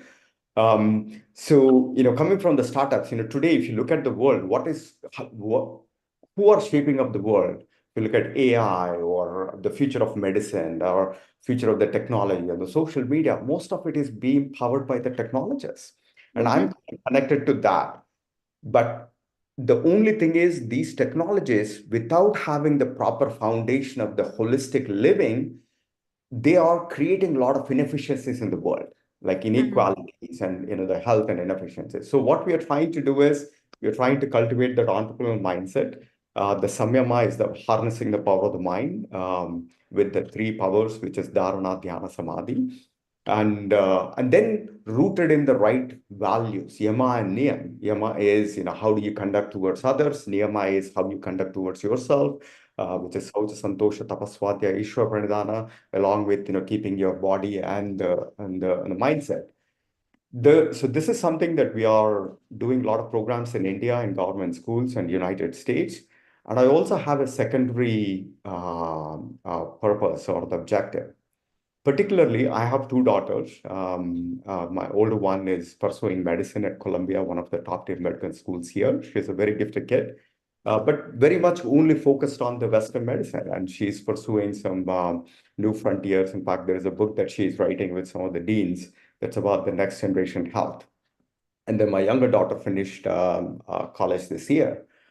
The interesting thing is, even though they've been exposed to some of our foundation, the Sanatana Dharma, but because it's not being part of the mainstream, it's not what is taught in schools or in our way of life, they do not see the real essence of it. For them, the Hinduism or the Sanatana Dharma is very much kind of confined to the ritualistic practice. They don't have exposure or the awareness to the deeper science and which is like thousands of years, which actually is very well integrated into the holistic way of living. So I believe that if we do not make this as mainstream into our schools, into our workplaces, into our communities, we run the risk of alienating our second generation Indians, second generation and the subsequent generations of youth to be totally disconnected from their own roots. And then also that means is that, we basically are kind of alienated from the holistic way of living. So that's why I'm very, very passionate about this. If you watch some of my keynotes at Apple or other things, I always start with, the philosophy of yoga and even my professional community and joining forces with all of you. I'm looking forward to playing my small little role in contributing to your causes.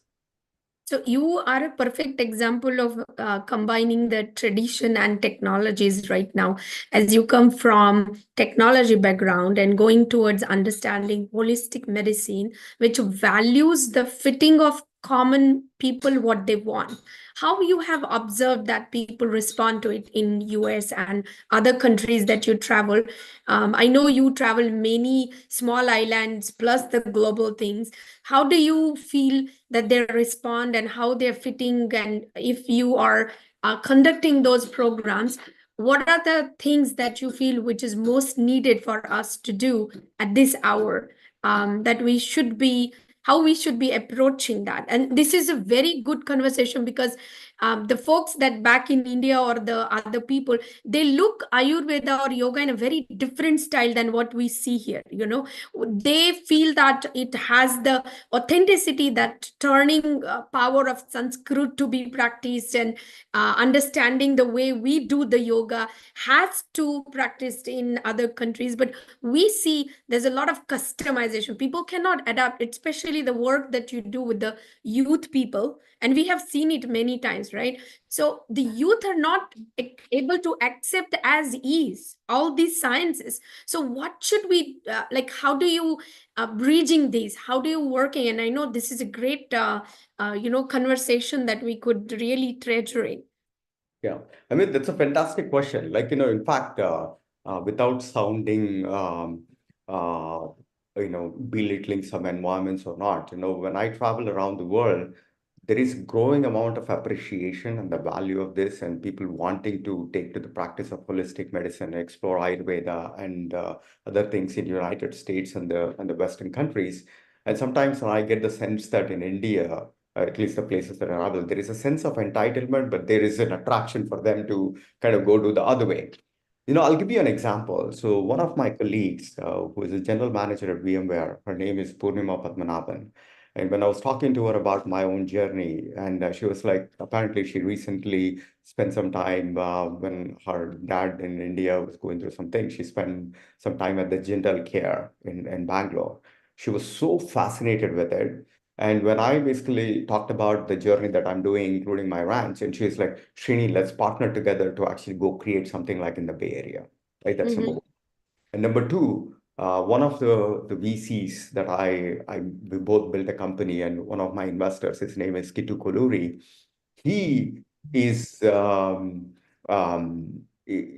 like, following all kinds of diets, including, making turmeric as part of his regular, thing, and ginger and, thing. And also he teaches me all these things about the benefits of fasting and, some of the kriyas and so on and so forth, right? The interesting thing is all of these are right now at individual exploratory level. There are no systemic programs. Like, just like in the Western medicine, everything there is a prescribed playbooks, that you can do. All of us are on that exploration mode, and particularly people that are being very, very successful, who are on the journey. People are at some point, like myself, at some point we hit the system breaking apart. Because the system, as much as resiliency that you have, but if you don't properly take care of it, the nature is going to give you signals. The system is going to fall apart. I right? agree. So when the system is falling apart, whether it is within your own self, within your surroundings, then being the seekers and the entrepreneurs, people are looking. And where you look is where you're going to follow, right? But some of the people, like people like the first generation people who have gone there, because we had that awareness from our foundation, so on and so forth, we are looking in the places and we are doing experimentations and we are getting some positive results, but it's only being done in an ad hoc and viral way, ad hoc way. Thank you, Sriniji. Yeah, Right? because But for the youth, because there is no awareness, they don't even look there. yeah, I agree with you. Thank you for sharing that common man perspective versus how you are dealing with. Stay with us for further discussion. And I would like to go ahead with Jillian. Thank you so much. As Sriniji had to go earlier, he's been doing other things. I thought I will, get him a little bit ahead of you. But thank you, Jillian, for staying back. And yeah, go ahead. Neil, you were saying something? Yeah, Dhanada, thank you very much for bringing Srini. Srini, you're going to play a very important part both at Healing Our Earth and Veda Mela and other aspects which Dhanada will be letting you know more about. So stay around. We just want to welcome in Hungary Dr. Rakesh Rope just for a moment. And Rakesh, be patient because we need to go to Jillian in USA. Let us know a bit more about it. So stay around, Rakesh. You will be involved over here. Amrita, Jillian, and Dhanada, take it away. And Sharon, Global Namaste, our regular producer at Healing Our Earth for the last hour. who has joined us here. I love the hat, Sharon. Bring on the spiritual vibes. Sharon, stay around because you will love what Jillian has to say. Yes, Sharon, you look beautiful as always. Okay. Jillian is a versatile health and wellness expert, very passionate about healing veterans. She comes from a military background. And when I first saw her, I did not believe, Jillian, you were from the military background. But last over 5 weeks, I have been with the Jillian. She has helped me to really clear my perspective how people go to the military. And more, I will tell about Jillian that she has a bachelor's degree in biology from University of Pittsburgh. She has presented many published papers on antibacterial properties of wildflower honey. She is also pursuing doctoral degree with me in the ACOM, which is Acupuncture University in Houston. She is a medic right now working in veterans in Houston, right, Jillian? And I will let you talk more about it, but mostly share your experiences in the veterans, because you have a passion of that, and we definitely want to know how we could fit these holistic and integrative sciences. Many projects we are doing together, and we will be doing together, as we will announce that later. But this is a platform that our family takes it to the global version. And that's why we want to introduce you to our HOE family. Go ahead, Jillian, please. Yes, I'm so happy to be here, and forgive me if my audio is terrible. We have a really big storm in Houston, so please bear with me. Yes, so I come from a really long line of veterans. My dad was in the military, his father was in the military, and so on, so on. So basically, I always wanted to be a doctor. And after enlisting in the military, I had, like most people who find alternative health, I learned that, Western medicine isn't always the best answer for everyone. And then I developed a major passion for holistic wellness. And it occurred to me that all medicine comes from the battlefield. If you are going through war, that is where we test our medicine. So what better way to infiltrate Western medicine than through the military? So my goal recently. Let me just mention to our audience, Jillian has accomplished all of this by only having years of 26 years. She's only 26-year-old. I probably have many lifetimes here. Yes, so I believe that the best way to bring our holistic alternative healthcare into the mainstream world is through the military. If the military is doing it, that's where all the cutting edge technology is coming from. If we can bring it in through the military, then everyone else will follow suit. So my experience as a medic in the Army Reserve here in the US, I see a major potential for anything, even just massage therapy. If we had our veterans being treated earlier instead of after their service, we would have a lot of healthy people. And I'm sure many of you study generational trauma as well. A lot of our family members have been in the military, be it from the United States or not. So the military is like deeply ingrained in all of our histories. So yes, please give me more questions. Yeah, there are a lot of questions for you. So tell that how this holistic medicine, that you have many plans, that I know you already started teaching massage component to military people. You already started doing, as a medic there, you are introducing them to the acupuncture and massage, and you are creating a new coursework with them. How do you integrate this as to them? How do they take that? Because I know many VA hospitals here are specialized in Western and conventional medicine. They have a lot of government has a lot of funding to do so. But what do you think we should plan to take Ayurveda or kind of sciences like TCM and medical massages? what could be more done? I mean, you are already doing some of the courses there.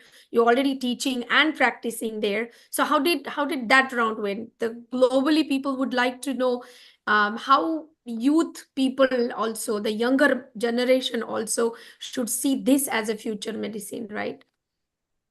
Well, everything comes down to education. Where are people listening? And a lot of the people previously in this discussion were talking about good communication. I mean, the best doctors are the ones that actively listen. And if you can touch your patient, that's like the ultimate form of actively listening, right? But the young people nowadays are all on the internet. And so if you're not on the internet now, if you're not on social media, YouTube, that's where people are learning information now. So my goal is to educate people through YouTube. So if you're interested, it's all about networking. So if you're interested in spreading your message on my YouTube, please reach out to me. You can reach out to me through my website, wellnessbyright.com. And then the other part is if you're in the United States or if you have a good relationship with your Veterans Affairs, just reach out to them. They actually already have all of this stuff is already being implemented. You know, hats off to whoever started that. They have something called Whole Health in the United States, VA. So, and they're always looking for people to help educate. Just reach out, start teaching free classes to veterans. And then the more information we reach out to the people and we show how beneficial these treatments are, I think the Western world will start to wake up. Yes, definitely. In Ayurvedic medicine, the first father of medicine, whose name was Charak, like in TCM for you is Hondilegin. I always teach you on that. So this is Nityam Yastu Samikshet Akaryam Sveshu Karmasu Sadharmartham Cha Karmascha Swastho Shrute Sada. The people that they look the adaptability and relevance of Ayurvedic yoga and technology or medicinal sciences, who are the people that will come to you and align in the future. And that has been written in Charaka. He says one who constantly evaluates their actions. It's like a man is a action of their habits. What time you get up, what time you eat what, how you take your medicines. That ensures that they are aligned with their health or not. That's the first thing. Nityam is like constantly, every day. You are brushing your teeth, you're doing good activities, you are good positive thoughts. Well-being is always attained through the righteousness, wealth, desires, and then the remaining is health throughout. So with this, I know that there is so much and future many topics on Ayurveda. We will be doing a lot of preventive and personalized Ayurvedic medicine is. But in conclusion, I would say for us today that the harmonization of Ayurveda and the integrative sciences globally with the modern technology will represent a paradigm shift in a way that we approach health and wellness in a value of wisdom of ancient traditions, and leveraging the advancements of contemporary science will pave the brighter way for a healthier future. And with this, I would like to, go ahead with the Amrita. Please plug in to next speakers. And if you have any questions for our panelists for this topic, we are here. Thank you, Dr. Dhanada. This is so nice. In fact, a very different perspective from what has been in line, but then the principles that Ayurveda talks about and all the things in connection with the basics, and how from that time of previous times of what those people wrote is aligned in today's time, and how, and I think Jillian has been very right that the kind of systems that will be adapted by veterans will definitely be followed. And very recently India has come up with this initiative where the veterans are being provided with traditional medicines therapies, and Ayurveda clinic especially has been opened very recently to give them an alternative system of medicine and a complementary system of medicine that will enhance building up understanding about life, because it talks all about life. It talks about its own way of living, and that is beyond any profession. And therefore, any individual, whosoever is just a human being, needs all these things. And what you have been talking about, Dr. Dhanada, is very right. That talks about dharma, artha, kam, moksha, which talks that starts from righteousness, and the righteousness comes from your morals and ethics. And your morals and ethics comes from your family values, your human values that are inculcated from your lifestyle. And that lifestyle tips come from our traditional knowledge that we all have gained from our homes, from our grounds, from our homelands, where we have been born and brought up. And that makes up the whole sense of understanding. Even if we see the global scenario of talking about the burden of diseases in every country, it's pretty different and very different in diseases form as well. This is just based upon the kind of culture and the lifestyle people are spending, and the kind of conditions which. Amrita ji, Srini ji wants to just add something that he Yeah, thinks definitely, that Shri. same point. Yes, Srini, yes, go yes, ahead. Srini. It's really wonderful to meet you. In fact, starting up from the tech side, coming up, and Ayurveda, and in fact, the systems of holistic health needs a lot more hands like you. So you're doing a marvelous job. A very, very big congratulations from my side, from our founder and director Neil Kumar, and from whole family of Healing Our Earth, to put into that effort. And let us know where we can join our hands. Over to you. Wonderful. Thank you so much. One couple of insights that I would want to share. The thing is, there is a lot of investment going into these things. Like, and I'll give you one example. Noom, which is more of a healthy lifestyle. How do you manage to deal with obesity, as an example? It's funded by Greylock, one of the top tier investors. They're already a $10 billion company. It's a mobile app that basically designs, gamification of, encouraging people to do the right healthy habits. So my vision for Ayurveda and yoga is to create these experiences so that I know, like from Sequoia to everybody, they are investing a lot in these things. And similarly, one of my investments, it's actually Yogify. I'm part of the advisory board. And they are now being sought after by Apple. And Apple, when I was there, Apple is investing a lot in bringing this ancient technology into their products and using their things. And in fact, very recently, the whole Ministry of Ayush actually requested Yogify. They basically gave those AI-based yoga mats to every minister.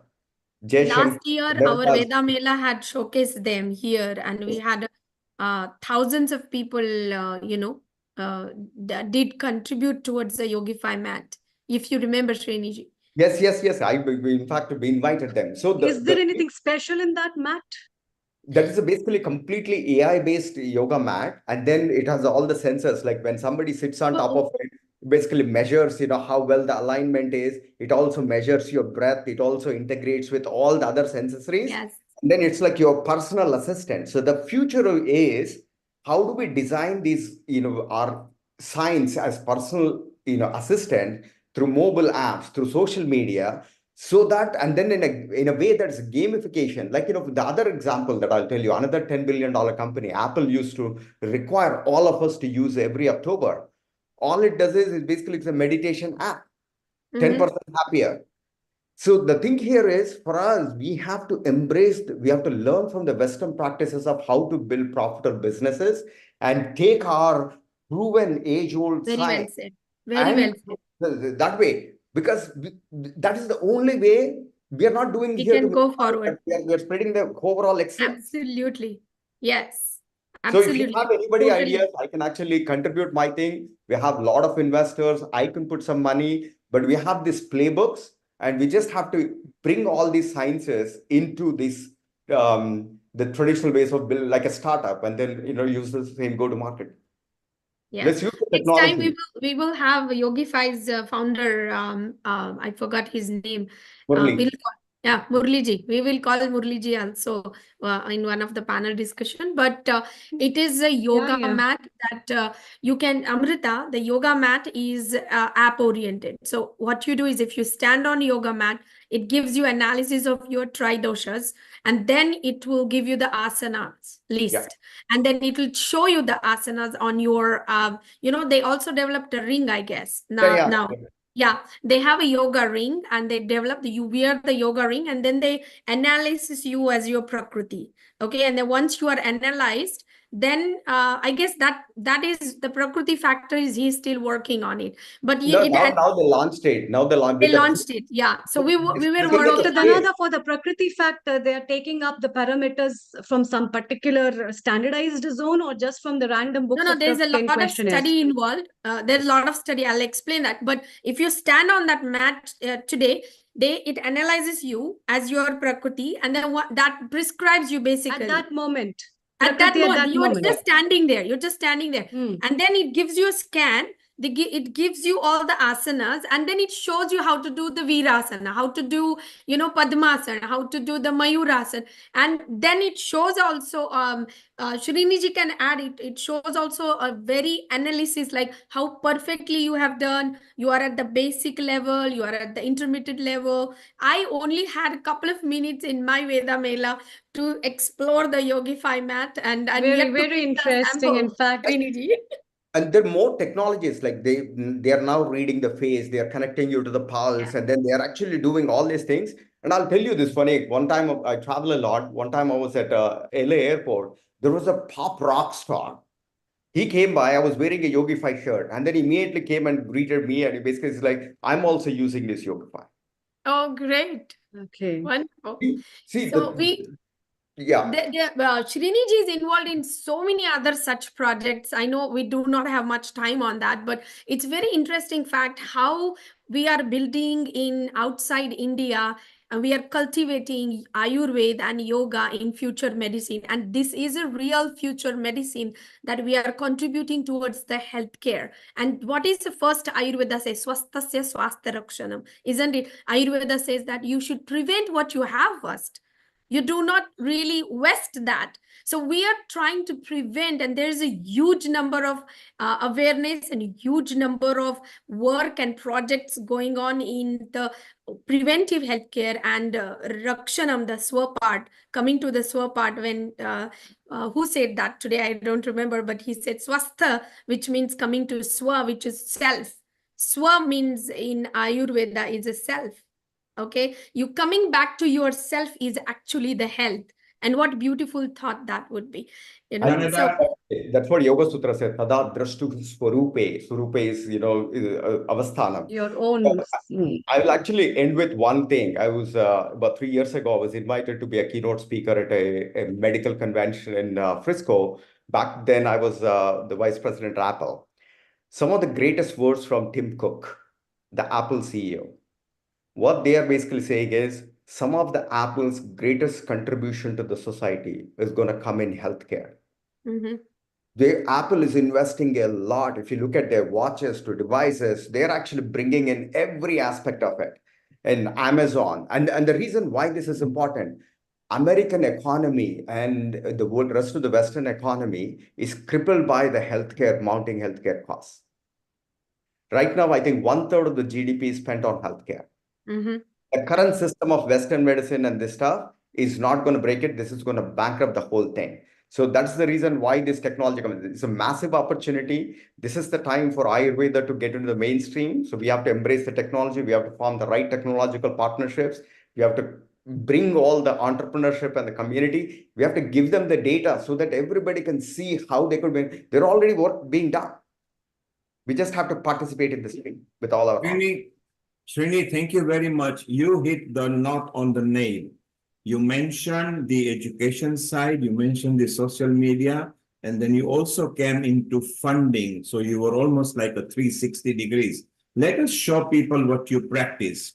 While you guys were talking, maybe you missed out. I was actually showing your YouTube channel, which is over here.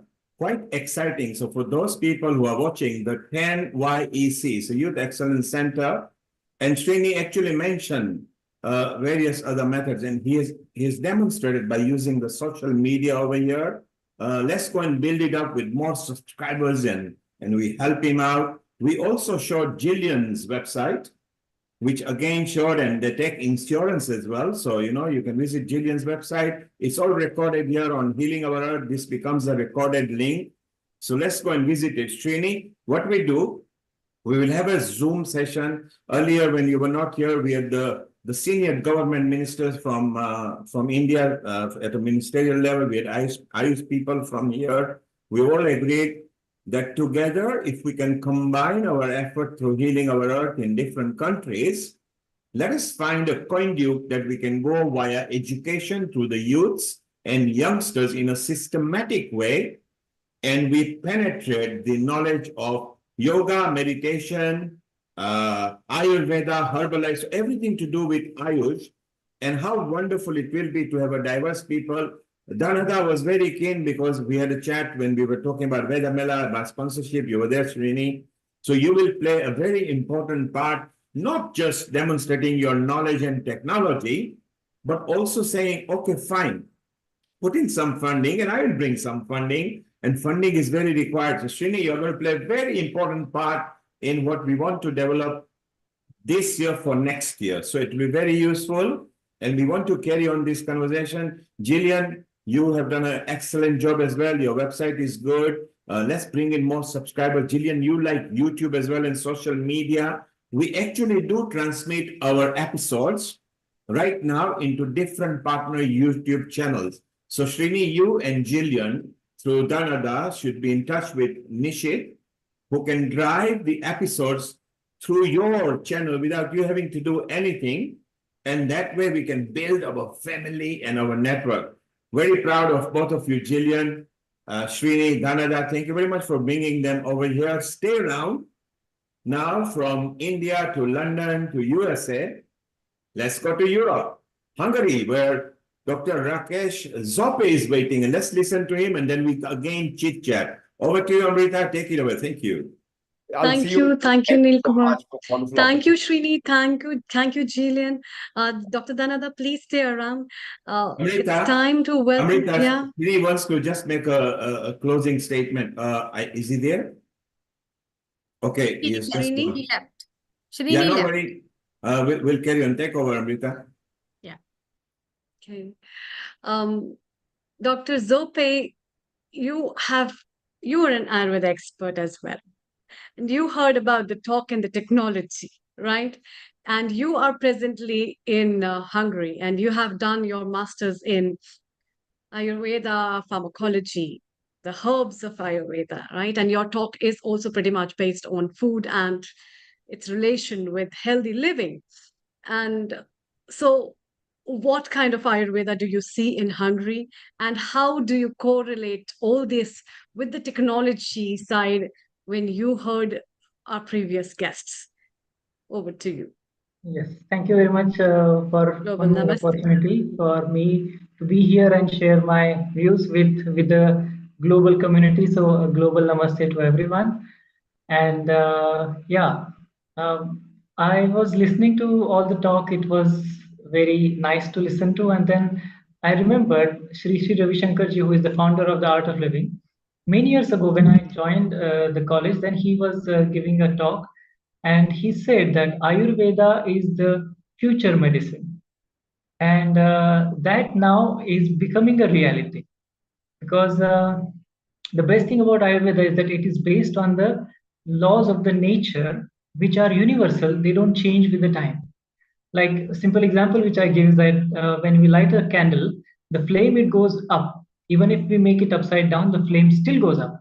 So even now it is happening like that. 5,000 years ago it happened like that, and 5,000 years later it will happen the same way. So because it is based on universal laws, it doesn't change, and that is why again and again we have to get back to the nature and take help from the nature. So Ayurveda being one of the most complete health sciences, we are very fortunate that we can still access this beautiful knowledge, and technology definitely is going to add more to this, in the sense that like Sriniji was saying, that you stand on this yoga mat and it scans you. So that helps you to understand what your body type is, what are your doshas, and based on that, it guides you. So the person doesn't even have to find an Ayurveda clinic where he has to go and then search for an Ayurveda Vaidya and then get the things prescribed to himself. But it is like the technology is making the things much easier. Right now, we being connected throughout the world through the technology is one best example. Like otherwise, it was almost impossible for us to know each other and to share this knowledge with everyone. So today I'm going to share something about the art of conscious eating, because Ayurveda gives a lot of emphasis on eating. It says that a person, if he follows a proper diet, then he doesn't get diseases. And a diseased person, if sorry, I think I messed it up. So a diseased person, if follows proper diet, he doesn't need medicine. But if a diseased person is taking medicine, but if he is not following the proper diet, then the medicine will also not work. So the food, whatever we eat, we become that, and that is why it is very essential that we bring importance and awareness about the food. So what is conscious eating? It involves every single step, starting from where the food is grown, how it is grown, where you buy it from, what exactly you need to eat based on your body type, how to cook it, how to eat, and then what you need to do to make sure that it is digested completely and it becomes part of your tissues and even your mind. Because Ayurveda says that food also influences your mind. So we are going to touch all these points in short in next few minutes. So starting with where the food is produced. So it is very important to make sure that the source of food is as much as possible organic. The best way is that you grow it in your own garden. Nowadays, again, with the help of technology, we can grow small little plants in our own garden. Even if it is a balcony, it is still possible. And we need to help the local farmers who are organically growing their food so that they get inspired and then we get good quality of the food. So I'm not against supermarkets, but we don't know the exact source of food that they are getting it there. So it's very important that we see the source of the food. Then where you can buy is the best place is where you have vegetable markets. Now here in Europe, we have supermarkets where we can buy vegetables, and there are weekly vegetable markets where you can go and buy fresh vegetables which are brought by the farmers, local farmers. So that would be the best place to find good quality of vegetables or grains. They also bring some beans which they have produced. So everything which is local is going to be good for you. Then next important thing is how you are choosing what exactly food is necessary for you. Now that depends on your body type. So you can know your body type based on doshas, definitely. So you can do it with the help of a questionnaire which are available on internet, or you can have the applications which can help you, or the best thing is to go to an Ayurveda expert who can check your pulse and then exactly tell you what your body type is. Now, again, Ayurveda, it sounds a bit mystic, but it is super scientific. According to Ayurveda, every single person is different, and therefore his or her needs are also different. So, what makes you different is your body type. Now, there are three main doshas, Vata, Pitta, and Kapha. I will not go too much in detail with that. But based on their dominance, your body type is decided. So, whatever you are, you have to adopt your diet and lifestyle according to that. That is what will help us to achieve this swasthasya swasthya rakshanam. So, the best way to maintain your health is to align yourself to your own self. So first we understand ourselves, what body type I am, and then following the diet and lifestyle according to that. So choosing what is good for you. And then you have to change the food according to the season also. Like I know one of my patients, he used to eat the same breakfast every single day for 2 years. And when I told him that you can change it based on the season, he was surprised. He thought that that is the most healthy combination of the food for breakfast, and he was eating it every single day. I asked him, like, do you change your clothes when the seasons are changing? And he said, yes, of course. I said, why not change your food? So that was a big eye-opener moment for him. So like that, we have to be aware that with the change of the season, we have to change the food also. So best thing, again, to have seasonal vegetables and fruits.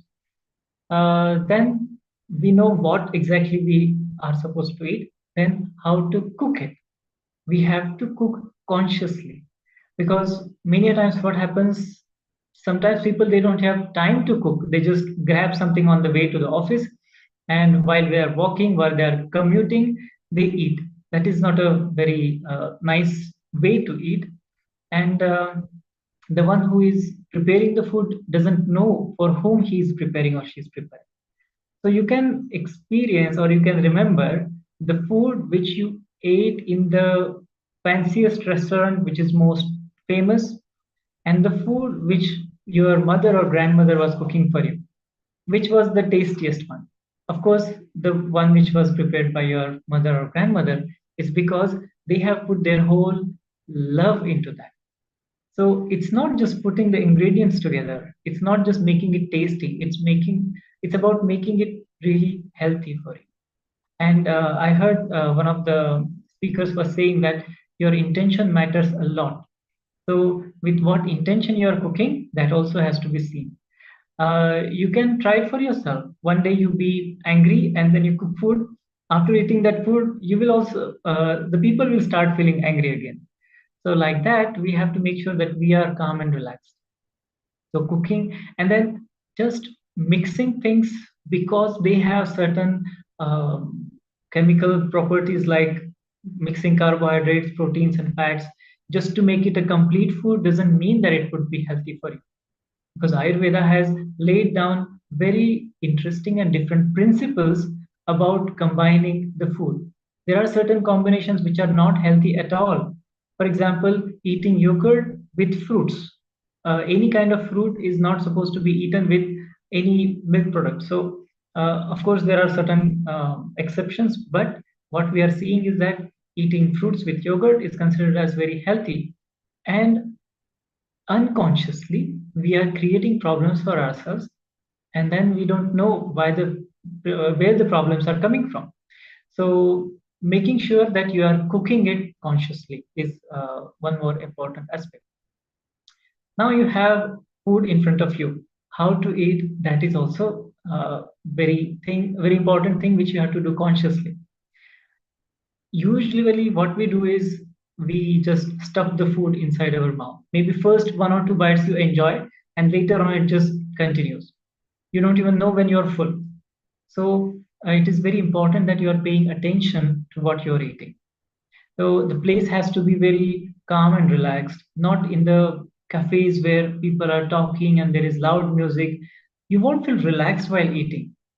The same thing you do at home, where the atmosphere is nice, people are sitting nicely, and you enjoy your food. That food will give you more vitality, more prana. It will make you feel more energetic. You can try it for yourself, see the difference. And then making sure that you are meditating at least for a few minutes before you start your meal. If you cannot meditate, there are beautiful prayers which are mentioned in Ayurveda or in yogic traditions. So these prayers are just for a few seconds, but they help you to bring your mind to the present moment. So all those things which you are carrying in your head till the time you eat, all these are kept aside, and then you are there with your food. Because in Ayurveda it is said that, or even in Bhagavad Gita it is said, Anna is like Brahma. So we give that much respect to the food. It's not just something which gives us energy or something which keeps our body alive. It's not just that. It is much more than that. And one more fine aspect of food is that it affects your mind. So the way our body has three doshas, vata, pitta, and kapha, the mind has three gunas or qualities, sattva, rajas, and tamas. So the food which is dominant with tamas, it makes you very heavy and dull. The food which is dominant with rajas, which is like deep fried food, spicy, hot chili, this kind of thing, it makes you restless in the body and also in the mind. But sattvic food, which is rich with fresh vegetables and fresh fruits and freshly cooked food, that makes you feel more alive and energetic. So, do you want to be happy, restless, or lethargic? You decide based on which kind of food you are eating. And how to make sure that you are digesting it is that you eat proper quantity of the food, not just this much is not the quantity of the food. Actually, we have to see the size of the stomach. Our size of the stomach is approximately this much, or some people they say as the size of your fist. So only that much food is enough for our stomach to process. If you eat more just because you like it, the body doesn't like to process extra things. So that's what can create ama. Like Dhanadaji was saying that we have to make sure that we are not producing toxins in our body. And some people they have the habit of immediately lying down or sleeping after meal or getting more active after meal. That is not what we are supposed to do. Or just sitting immediately after eating your lunch, then they sit for hours together doing their work. That is also not a good idea. So going for a 10-15 minutes of slow walk, you don't need to walk very fast, and then giving a gentle massage on your belly, that helps you to get a few burps, and that helps you to make sure that you are digesting whatever you have eaten. So starting from the production of the food till it completely gets digested, this whole process has to be done consciously. And this is what we have been doing. Being an Ayurveda doctor, I bring this aspect, and my wife, she is a psychologist, so she brings psychological aspect of being mindful about whatever we are doing, and together then we are teaching people how to eat consciously. So it includes how to shop consciously for your food items, then how to cook consciously, how to eat consciously. So like this, then we are creating awareness about the food, because people are looking for information. We just need to give them authentic sources, otherwise they end up searching something not so good, not so authentic, and they hurt themselves blaming the system, which is not a good idea. So with this, then I conclude the talk thing, and then if there are any questions, then I'm here. Thank you, Dr. Zope. That was so lovely. In fact, very important and lovely tips that you have shared with all the viewers. Most of the people don't think about it. Most of the people hardly think how important it is to have a calmness of mind and to involve your consciousness while cooking, eating, and this kind of a legacy that has come from the traditional system of India has put forward India at many places to have like prevention of many of the diseases, as well as the prevalence rate of diseases, may it be COVID or many other diseases.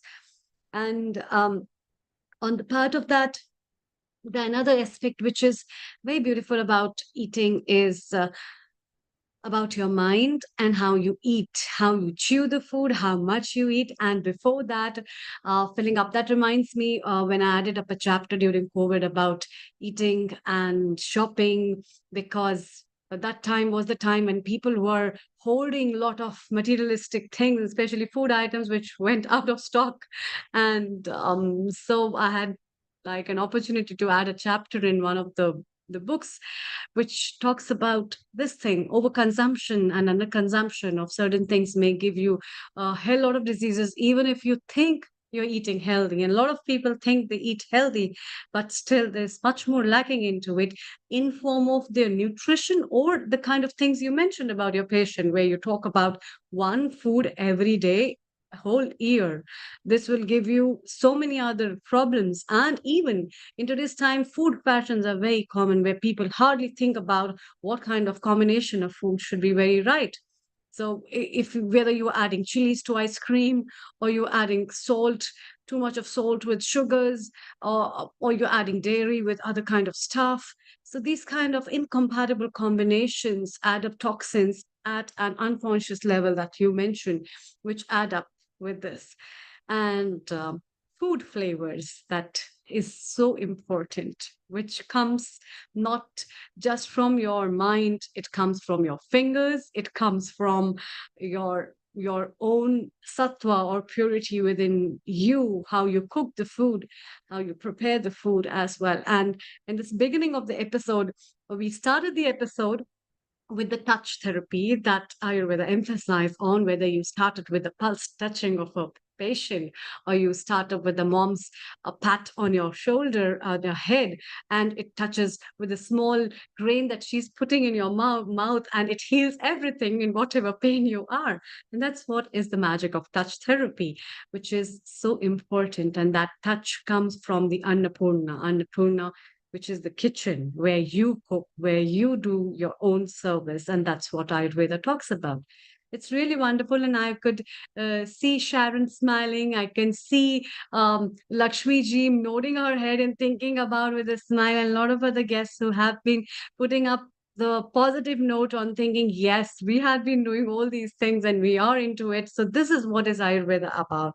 It doesn't have to come from authoritative big sources of things, but yes, a lot of things have to be incorporated and inculcated among people and spread the right words of working on. Apart from this, your talk, I would like to know what is the current scenario in Hungary about Ayurveda? How do people take Ayurveda? What it is among people? Is it like a spa? It's like a massage? It's like a herb? Or it is something really fantasizing or fascinating? What Ayurveda is in Hungary? Over to you. Yeah, it's been 7 years since I'm here in Hungary. And in first few, I think 2.5 years till the COVID started, I was traveling extensively in other European countries. But I got more chance to work or to observe Hungary. So here, Ayurveda is one of the alternative medicines. So they are open for it. Whenever they want to look for alternative source of healing, then they go to either TCM or they go to Ayurveda also. And now, unfortunately, we don't have many Ayurveda doctors here, but we do have Ayurveda therapists. So people, they go to these therapists, they get themselves treated like different massages, Abhyanga, and who is the Ayurveda therapist? Who is called as Ayurveda therapist? These are the therapists who were trained. They are mainly Indians. They get trained in India for doing Ayurvedic treatments. And then they come here, they start their giving the treatments. So they are trained in India. Treatment like Abhyanga, the whole body massage, massage, or massage with the leaves, or even the Shirodhara treatment. These kind of things they are doing, which is good. Or the powder massage, which is Udvartana. So mainly Ayurveda is understood as massage. So which is like a limited understanding, and that is what I'm trying to do, that to make it more expanded. I had a few clients who went to India, and then they said that, okay, they've underwent some panchakarma. And then I asked, like, what exactly you underwent? And they were like, oh, there were different types of massages. And I was like, okay, massage is part of panchakarma, but it is not the panchakarma. So like that, people have some misconceptions about Ayurveda. Also, there are some yoga enthusiasts who bring some importance to Ayurveda, but at the same time, they can dilute the not purity, but the reality of Ayurveda.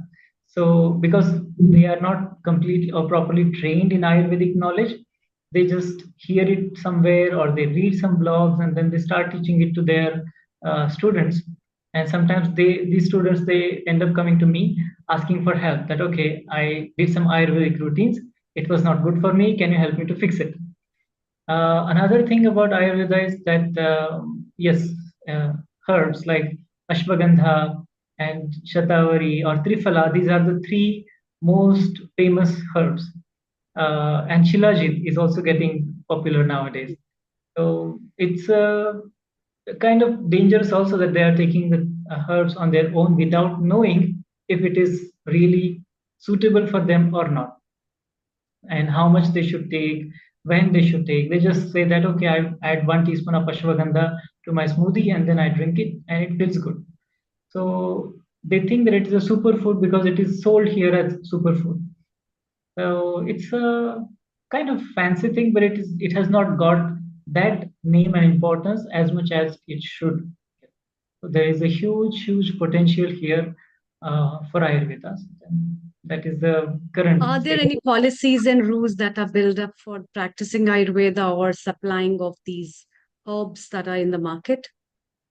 For practicing of Ayurveda, the Hungarian doctors who are trained in modern medicine here, and they have taken some Ayurveda training. There are some universities which give some Ayurvedic trainings, but then there are no Ayurveda doctors who are teaching. They are again some professors who learned Ayurveda somewhere and then they are teaching. So because they got some degrees in Ayurveda and then they are teaching here. So those doctors who have studied some Ayurveda, they can officially and legally practice Ayurveda. But being Ayurveda doctors who are trained in Ayurvedic medicine, we have the certification from, at that time it was CCIM, but still we are not considered as Ayurveda doctors or even practitioners. So we have to work under the umbrella of such Hungarian modern medicine doctors who are trained in Ayurvedic medicine. Yes, right. And you are allowed to practice to make changes in lifestyle of the people or change their dietary habits and things like that? Yes, we can do that, but again, to be on the safe side, then I have another doctor who is like Hungarian doctor, and then I'm working under her or like with her, so that legally then it is correct what we are doing. Right. So thank you so much for joining us. And it was really wonderful to have your talk and to see how beautiful the science of Ayurveda is when it talks about food integration of health with herbs, and how important it is for us to understand conscious eating is so important. So thanks a lot.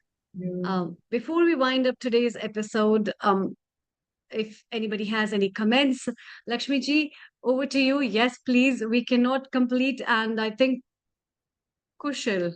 Yes, Lakshmi ji, your comment first. Thank you very much. Global namaste to you. Global namaste to all of you. Anyway, today's session was very good, extremely good. And the last one, the Hungary person did one of the finest talks. I enjoyed it every bit because he exactly was narrating what I practice, and what I have learned from Ayurveda from India. Rakesh, you are based in which part of Hungary? I live in Budapest. Budapest. Okay. So we have an organization there, the Hare Krishna Temple, to which we are associated, and I work in Europe region. So this I think on Tuesday and Wednesday I am in Brussels. So one of these days, when we come that side, I'll come and see you, or probably you can come to Brussels when we have our meetings or something like that. So I'm very much interested to talk to you and learn a lot of things from you. Yes. Let's be in touch. Yeah. That's wonderful. I will put you both connect you. Yes. Telephone number in the Lakshmi ji, I'll make the connection with both of you. Don't worry. Thank So you that very will be much. done. Thank you. Yeah. So let's have a comments from Kaushal Saraswat. Kaushal, you have been watching the whole episode. Can you introduce yourself a bit and then your comments? A very global नमस्कार namaste to you. नमस्कार मैं भारतीय हूं तो मैं हिंदी में ही बात करने की कोशिश करूंगा We और have आई होप बहुत audience सबको globally. It will be nice if you can introduce in English, even if you're an Indian. We all are Indians.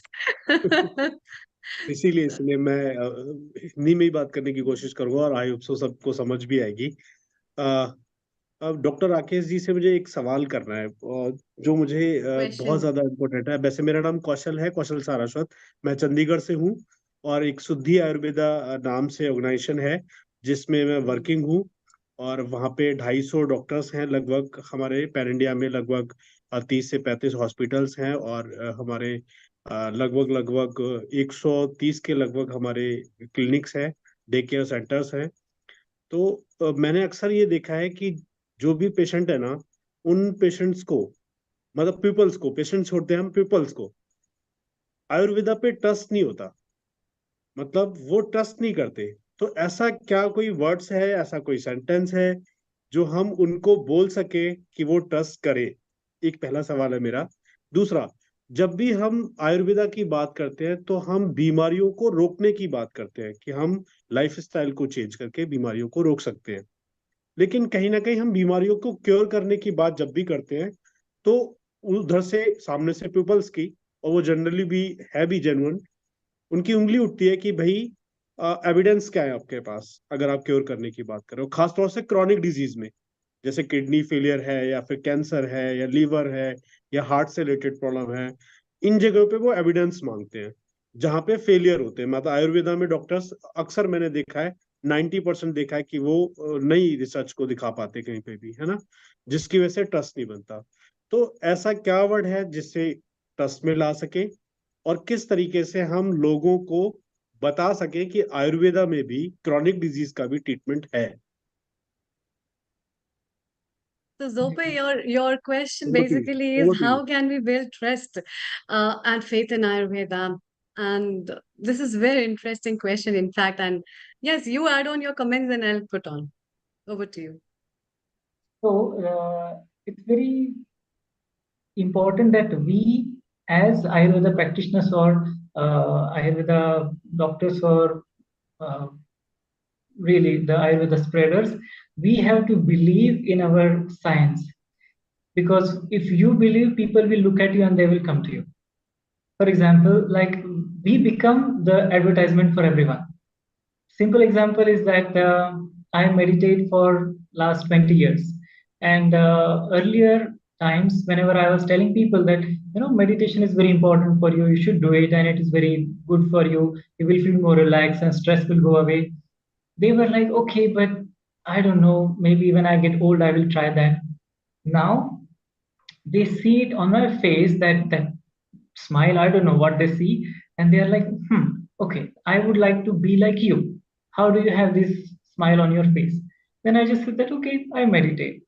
So when you start believing in your system, then you start radiating that, because we convey more from our vibrations than what we say, and more than our words we convey through our vibrations.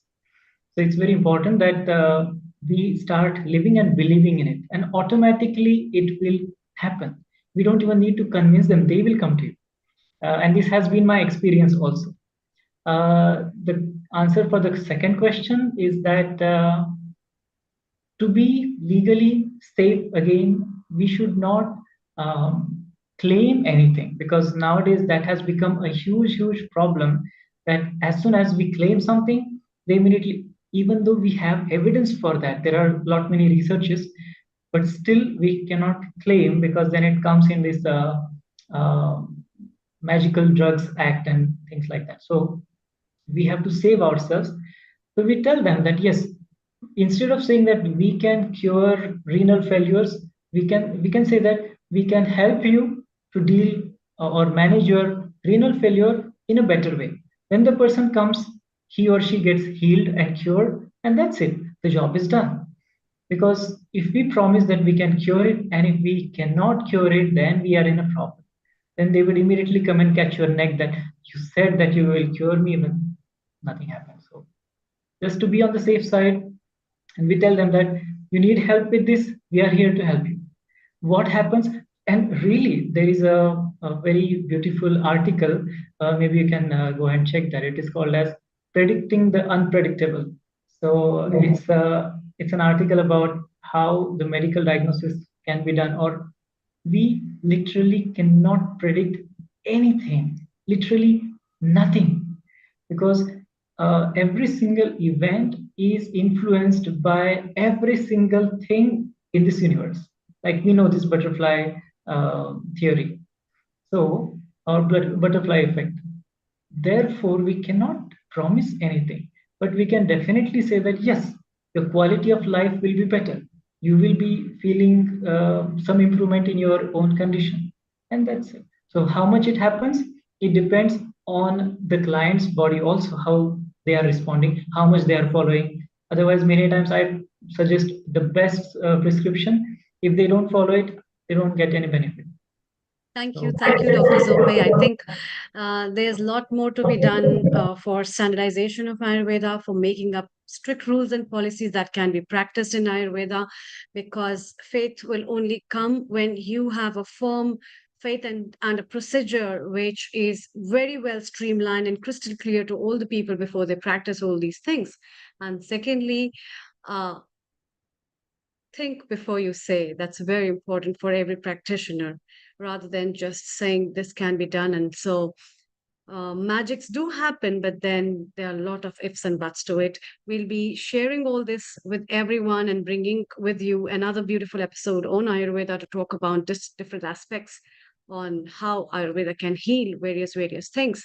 And I would like to thank all the guests, all the experts and panelists who have made this episode again a wonderful success. And we had a huge discussion. Special thanks to Dr. Naveen Gupta, Dr. Rajiv Gupta, Professor E. Sharma, Dr. Antonio Rotarian Lalgoel, Dr. Casey Katoj, Dr. Zope, and all the guests who have contributed from Professor E. Sharma's side for making this, Ravi Banot, in fact, as well, for making this episode, again, a good success. It has been very informative. I think a lot of people must have taken up a lot of key points from this today's episode. We'll be bringing you another beautiful episodes every Sunday again. And don't forget to join us next Sunday for children's special, kids and teens. So let's have children rolling up to share their talent, wisdom, and we'll be talking a lot more about it. So have a beautiful day, a wonderful night, and a pleasant evening to all of you. From our founder and director, Neil Kumar, I would like to thank you all for being a part of it. And let's wind up with Gayatri Mantra.